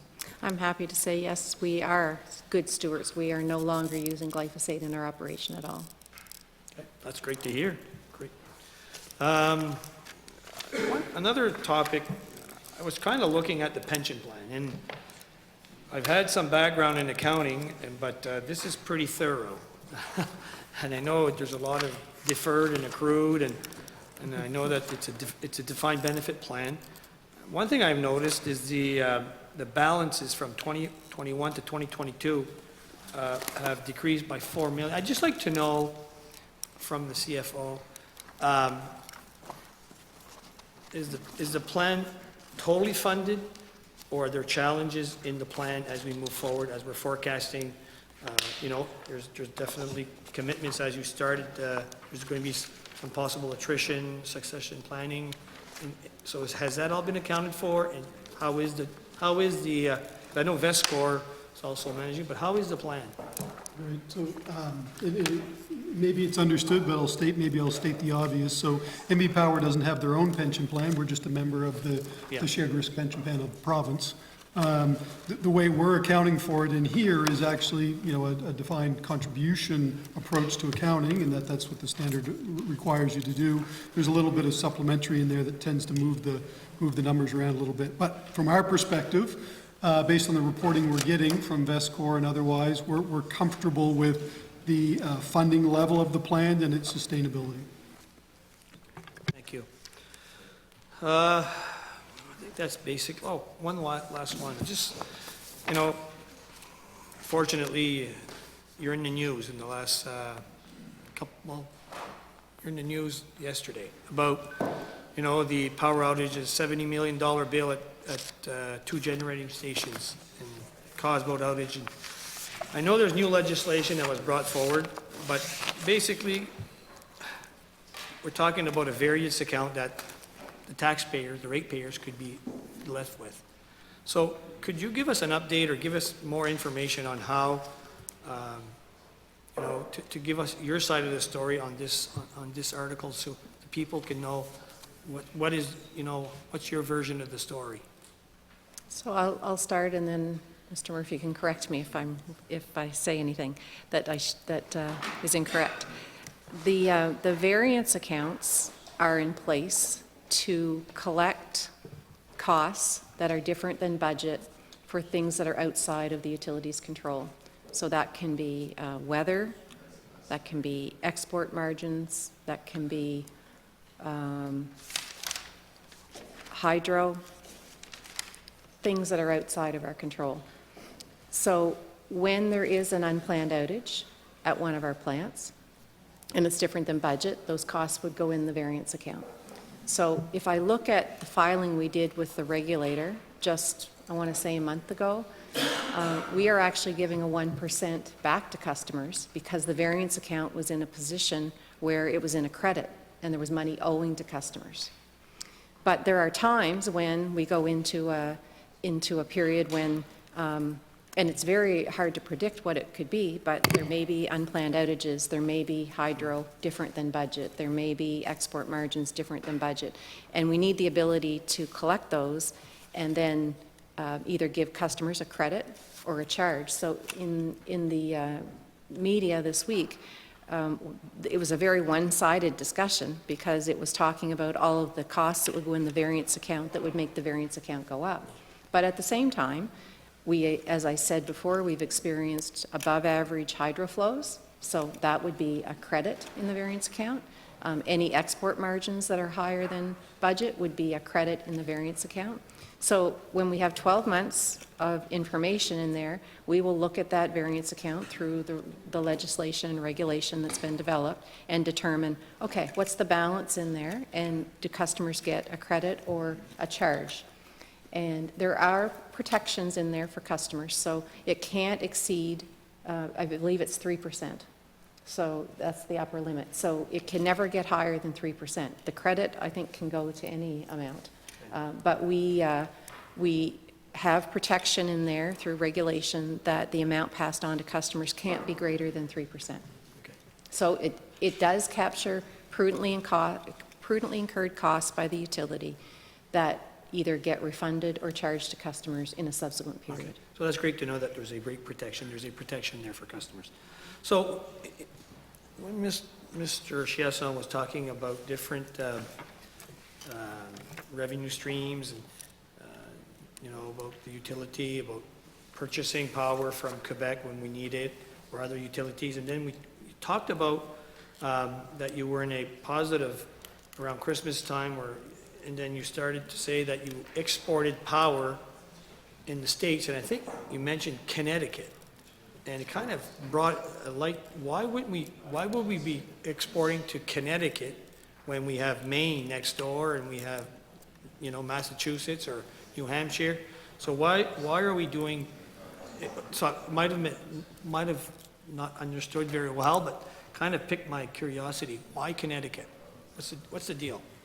Yeah, first and foremost, I think to your point, we are very active in Maine. So first and foremost, and we've been active in that market for a long period of time. What we've decided is as we max out our opportunities there, that's when we've decided to move outside of Maine.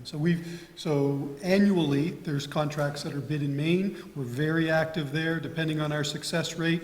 We may choose to move outside of that, but we feel like it's that time where expanding beyond those horizons is important so that we can see if we can pick up additional revenues. We looked at the workings of the market down there, how familiar we were with the way it operated, and we thought it was similar enough to Maine that we thought jumping into that market wasn't a huge risk. So we're just starting there, but not to say that we don't end up in Massachusetts perhaps as well. How long you been doing that in Connecticut? We just started that this year. Yeah, we just started. So then we've just taken a very small, applied or a bid on a very small piece of it just to get some experience first. Okay. We'll see whether that works for us or not. But, yeah. And I think, just to clarify, we're not exporting energy produced in New Brunswick there. We're actually purchasing the energy in Connecticut and reselling it. Okay. Okay, Good clarification. good clarification, thank you. So, I don't know, that's all the questions I've had. I just went around basically around the circle there, it seemed. But, Mr. Chesson, that's all my questions. Thank you very much. So I've got a couple of just different topics that I want to touch on before the end of our time.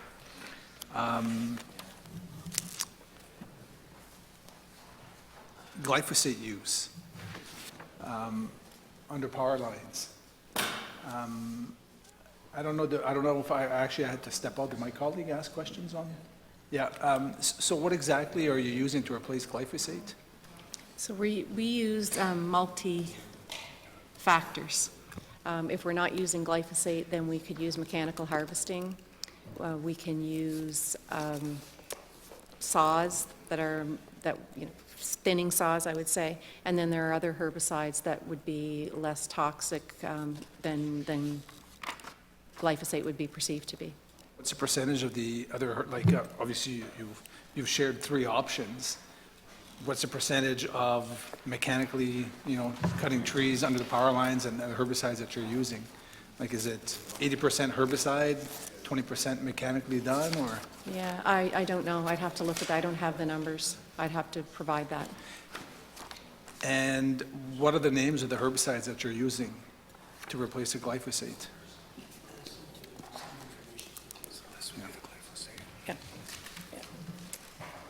The other herbicides that we traditionally use are, I would say, Clearview is one and Garlon is another. And you're confident by saying that they're less harmful than glyphosate? That's my understanding. And did you get expert advice on what product to use other than glyphosate, or? I did not, but we have foresters on staff, and they would be looking at what the impact of those herbicides are, and where they're being used at, to minimize any environmental impact. Let's not forget they're regulated by Health Canada as well, so they are approved products to be used for the applications that we apply them to. And environment as well. Glyphosate is also approved by Health Canada. Agreed. So, yeah. I guess I want to know the percentage. So if you were using 100% glyphosate and now you've kind of put that aside and you're using another chemical, are you still using just as much? Yeah, we were never using 100% glyphosate, so I'll get you the numbers. You give me the numbers? Okay, you'll be able to share that with me. Maybe send it to the clerk? Okay, perfect. Thank you very much. So the Mactaquac Dam, I know my colleague asked a question on it. And you said shovels in the ground by 2026.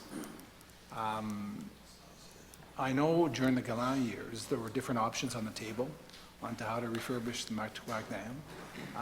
Is there, I don't know, are those options still on the table, or is there one option that kind of sticks out and that you guys are, that NB Power is going to go with in 2026? So leading up to 2016, we would have done a fairly comprehensive review, as you had mentioned, on all of the options. Coming out of 2016, based on economics, based on environment, based on social factors, the life achievement, which is the name of the option that we selected, life achievement, which is a very intensive refurbishment of the existing asset to ensure it can get to the end of 2068, was selected. Since 2016, we've been doing a lot of work and further designing that from an engineering perspective. When we go to present finally the project for approval, it will have updated, though, the other options as well. So we'll show, based on the update of those 4 options, that the preferred option remains the most economical, et cetera. So we'll provide updated estimates for all of them, but most of our effort has been put into the life achievement, given that it clearly was the outstanding winner at that time. Okay. To come back to the glyphosate issue, I don't know why I'm sticking to it, but I don't know if you can maybe share at the same time, like the names, I think I asked you the names of the products that you're using to replace glyphosate. I don't know if you have any stats on concentration levels that are being used. Are there peak seasons where you use more of the chemicals under the power lines? I don't know if you can kind of prepare like a one-pager on what's being done by NB Power, or do I have to ask questions in order to get information? Yes, we can provide you. Okay, perfect. Okay, the EV charging stations around the province. Just kind of curious to see, like, do you guys have stats on how much they're being used? Are there stations that are more popular than others? I know there's a circuit around the province.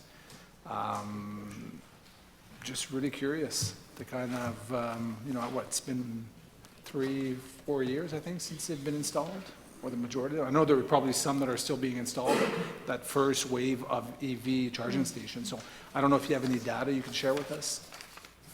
I don't have any here. I don't, my colleagues might have something. I don't have anything here, but we certainly have stats on the EV charging network and the uptake, where the biggest use is. And okay. Are there any plans on expanding the program, like installing more EV charging stations in the province? So MBs, there are, but what I would say is, you know, our regulator has made it clear that that we cannot use customer money to install charging stations. So they believe that to be a public sector activity, although we have been involved in projects where we've sourced federal government money for charging stations and helped with the location and helped with the actually co-branded in some cases charging stations. But the EUB would have said that that was not a good use of customer money, and it should be done by the private sector. So that first wave of EV charging stations, was that customer money, or was there federal funds that were made available to be able to install them? That was done primarily a combination of customer funds and the EV charging, or sorry, federal money. And the rationale from the utility perspective was, it's good, that's good load for the utility, and we need to get the market started, the EV market started in New Brunswick. So it's good load, it's good base load for the utility, and it's also good for load management. If we can increase the number of EVs in the province, then there's good load management capability as a result. I think there are we may approach the regulator again at some point in time to see if we can get in that market, but at the time, those costs were disallowed. Okay, thank you very much. And you'll share that information with the clerk, the EV charging stations and, Yep. and the data around it? Perfect. Yep.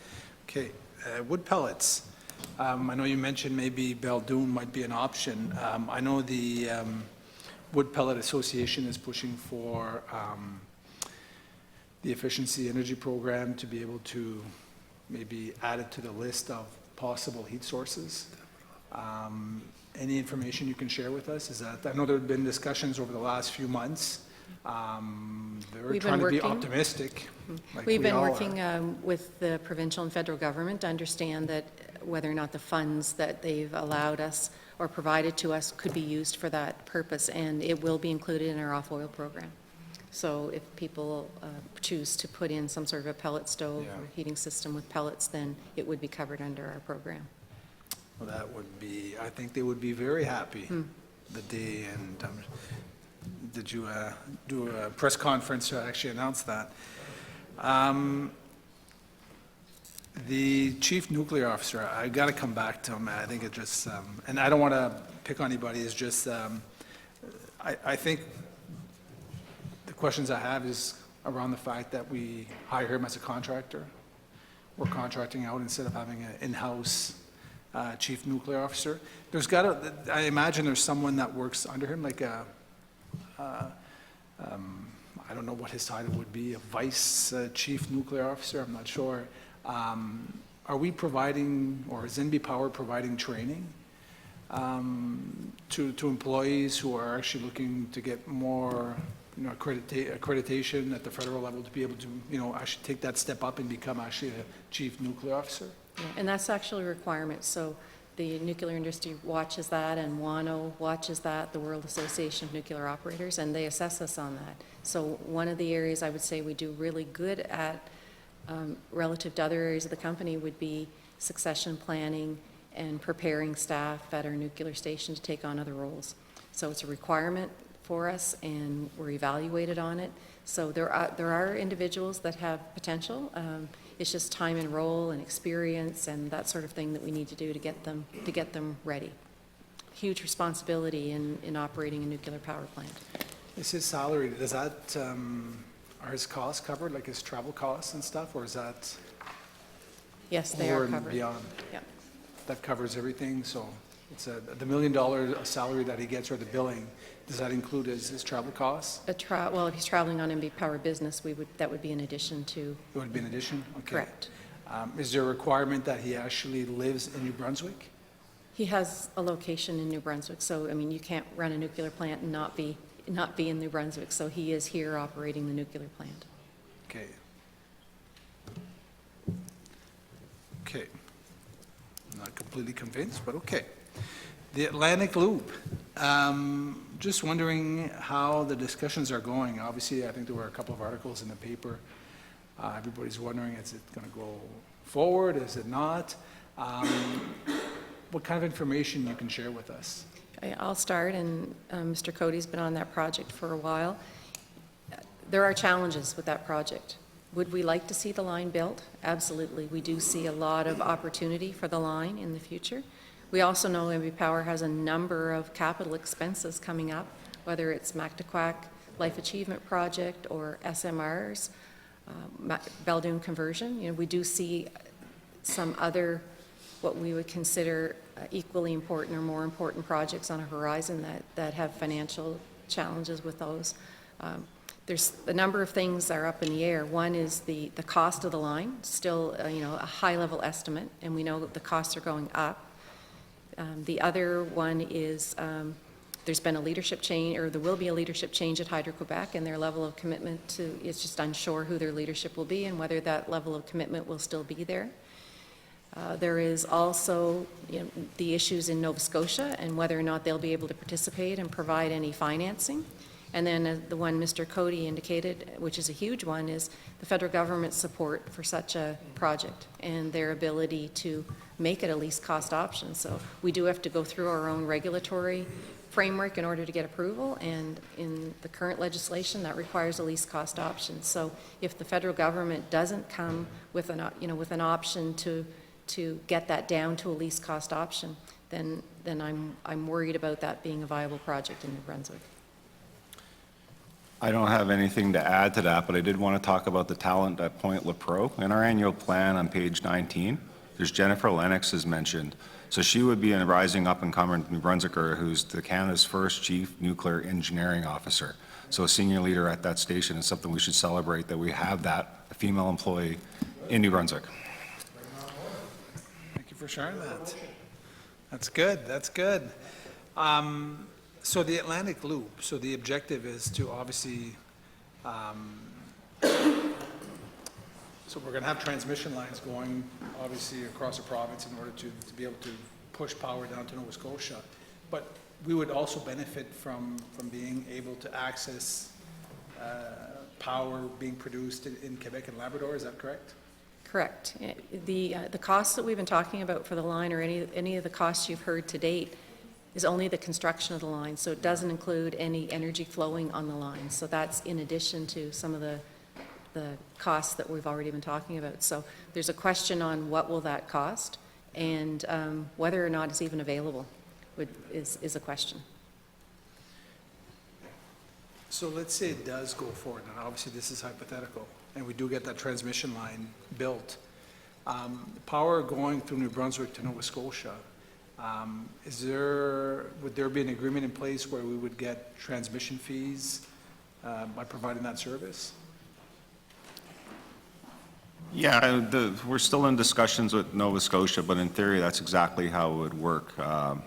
We would be the delivery agent, if you will, for that power. Would use our network to reach their province. We haven't finalized any of those discussions, totally what it would look like. The notional one we've been talking about at the table is sort of like a 50-50 arrangement with us and Nova Scotia sharing the cost for that infrastructure. They have a little bit more because they're a little bit more aligned to get into Nova Scotia than we would, but roughly 50/50, and then we would work with them to get them the power, and we'd divvy up the benefits to the cost, if I can put it that way. I think the CFO mentioned about a long-term agreement with Hydro-Quebec at the beginning of the session. Is that still in place, a long-term agreement? And for how many more years? So we have an agreement with Hydro-Quebec. Like I said, it's been a long-standing arrangement. We renewed that agreement in 2018-19, and it runs until 2040. 2040, okay. Is that, so how does the agreement work? Is it like a fixed rate? Is it a sliding scale where depending on the time of the year? Is it that they're guaranteeing that they're going to sell X amount of megawatts per year, per year? I'm not sure how that Yeah, exactly no, works. I'd say it's a fair deal. It works well for both parties. We have a minimum offtake from that agreement, and there's no ceiling on how much we can take. And there's a pricing mechanism given on how early we notify when we need the energy. So if it's going to be sudden changes, that'll be a little bit more expensive than the stuff that we order for next month or next week, for example. I guess the reason I'm asking is every province is going to start to feel a crunch on, their power needs. I know OPG, they're looking for more power. I imagine Hydro-Quebec will probably be in the same situation. So I'm just wondering, like, long-term, can they guarantee us that they could supply power if we do need it? And knowing that, themselves as a province, they're going to need more power to be able to, to supply their residents and their businesses. Yeah, no, that's a really good comment. What I would say is we have negotiated protections on, to make sure that that supply is secure, and if it is not going to arrive like we expect, there's certain conditions that have to be met. Otherwise, they have to keep us financially whole. So we're in a really good place from an energy security perspective with that deal in particular.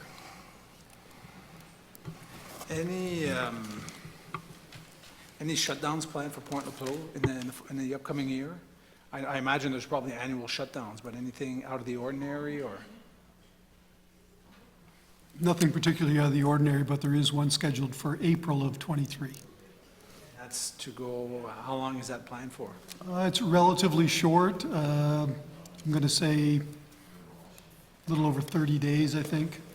Yeah, relatively speaking, short from the pros outages perspective, yeah.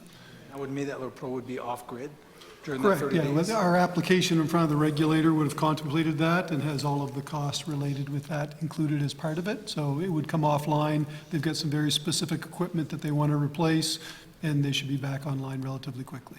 Mr. Seychelles, you asked about the costs when Lepreau isn't generating. We plan those outages in April because that's when the freshet is happening, and that's when Mactawac is generating the most. So we have a surplus of energy fuel from our hydro fleet at that time, so the replacement cost at that time is almost nothing. So it's a really good time to take the outage. Peak times of the year, have you noticed over the years that they've changed? Like, do we still, traditionally, obviously the peak times are usually in the winter for us, but because of the milder winters and because of the fact that now everybody's got heat pumps and they've got air conditioning, are the peak times during the year changing? Like, have you seen changes? Not to any appreciable amount. We do notice, like I have a heat pump and I do use it for air conditioning, so there's a bit of that going on, but it isn't really showing up in any material way in our overall system load when you look at it from an annualized basis. We have to keep in mind it's a really sharp peak in the winter season. So the average load on the New Brunswick grid in the winter season is about double what it is in the summer. So you don't foresee any big changes with peak seasons and having to adjust to be able to supply power to all the residents of the province? Yeah, if you follow the vision to electrify everything as a part of a climate change mitigation, that would see that peak rise in the wintertime. Because we've already penetrated so much of the market with electric space heat, it won't hit our grid as hard as it will hit some of our neighbors, for example. Colleagues in PEI, they're seeing just a tremendous uptake in their grid, year over year hitting record peaks consistently, and by leaps and bounds, I might add, because they're going from an oil heat base to an electric heat base with heat pumps. So in New Brunswick, it's not going to hit us as hard, but there will be an upward rise as we do more electrification. The long-term plan with Bayside Generating Station is, what's the shelf life of the Bayside? How many years do we have left? So we're just coming off an outage from Bayside. We replaced a turbine and generator set on the natural gas side, not on the steam side. So that is a brand-new unit. It could operate for the next 40 years. So we're navigating the regulatory policy changes that are coming down to see, well, will it be affected by those regulations? If so, how? Our view today would be the Bayside generation station is amortized till 2038, and that's what it would see a retirement. But with that new information, like I said, with the new turbine genset, it probably has life beyond that. And we're in the process now of figuring out what's the new amortization schedule for it. You talked about rising fuel costs, natural gas, but just access to natural gas, has that become an issue? Not for MB Power. We have a long-term supply of natural gas that will actually take us out to 2038. So firm access to the pipeline and contracts with many counterparties to keep that pipeline full. I think I'm done. I think, yeah, I don't have any other questions. No more questions? No? Well, if you'd like any closing remarks. Thank you. Thank you. Well, in saying that, look, that's great. So the committee will be adjourned till 9 a.m. tomorrow morning when we have Atlantic Lotto in.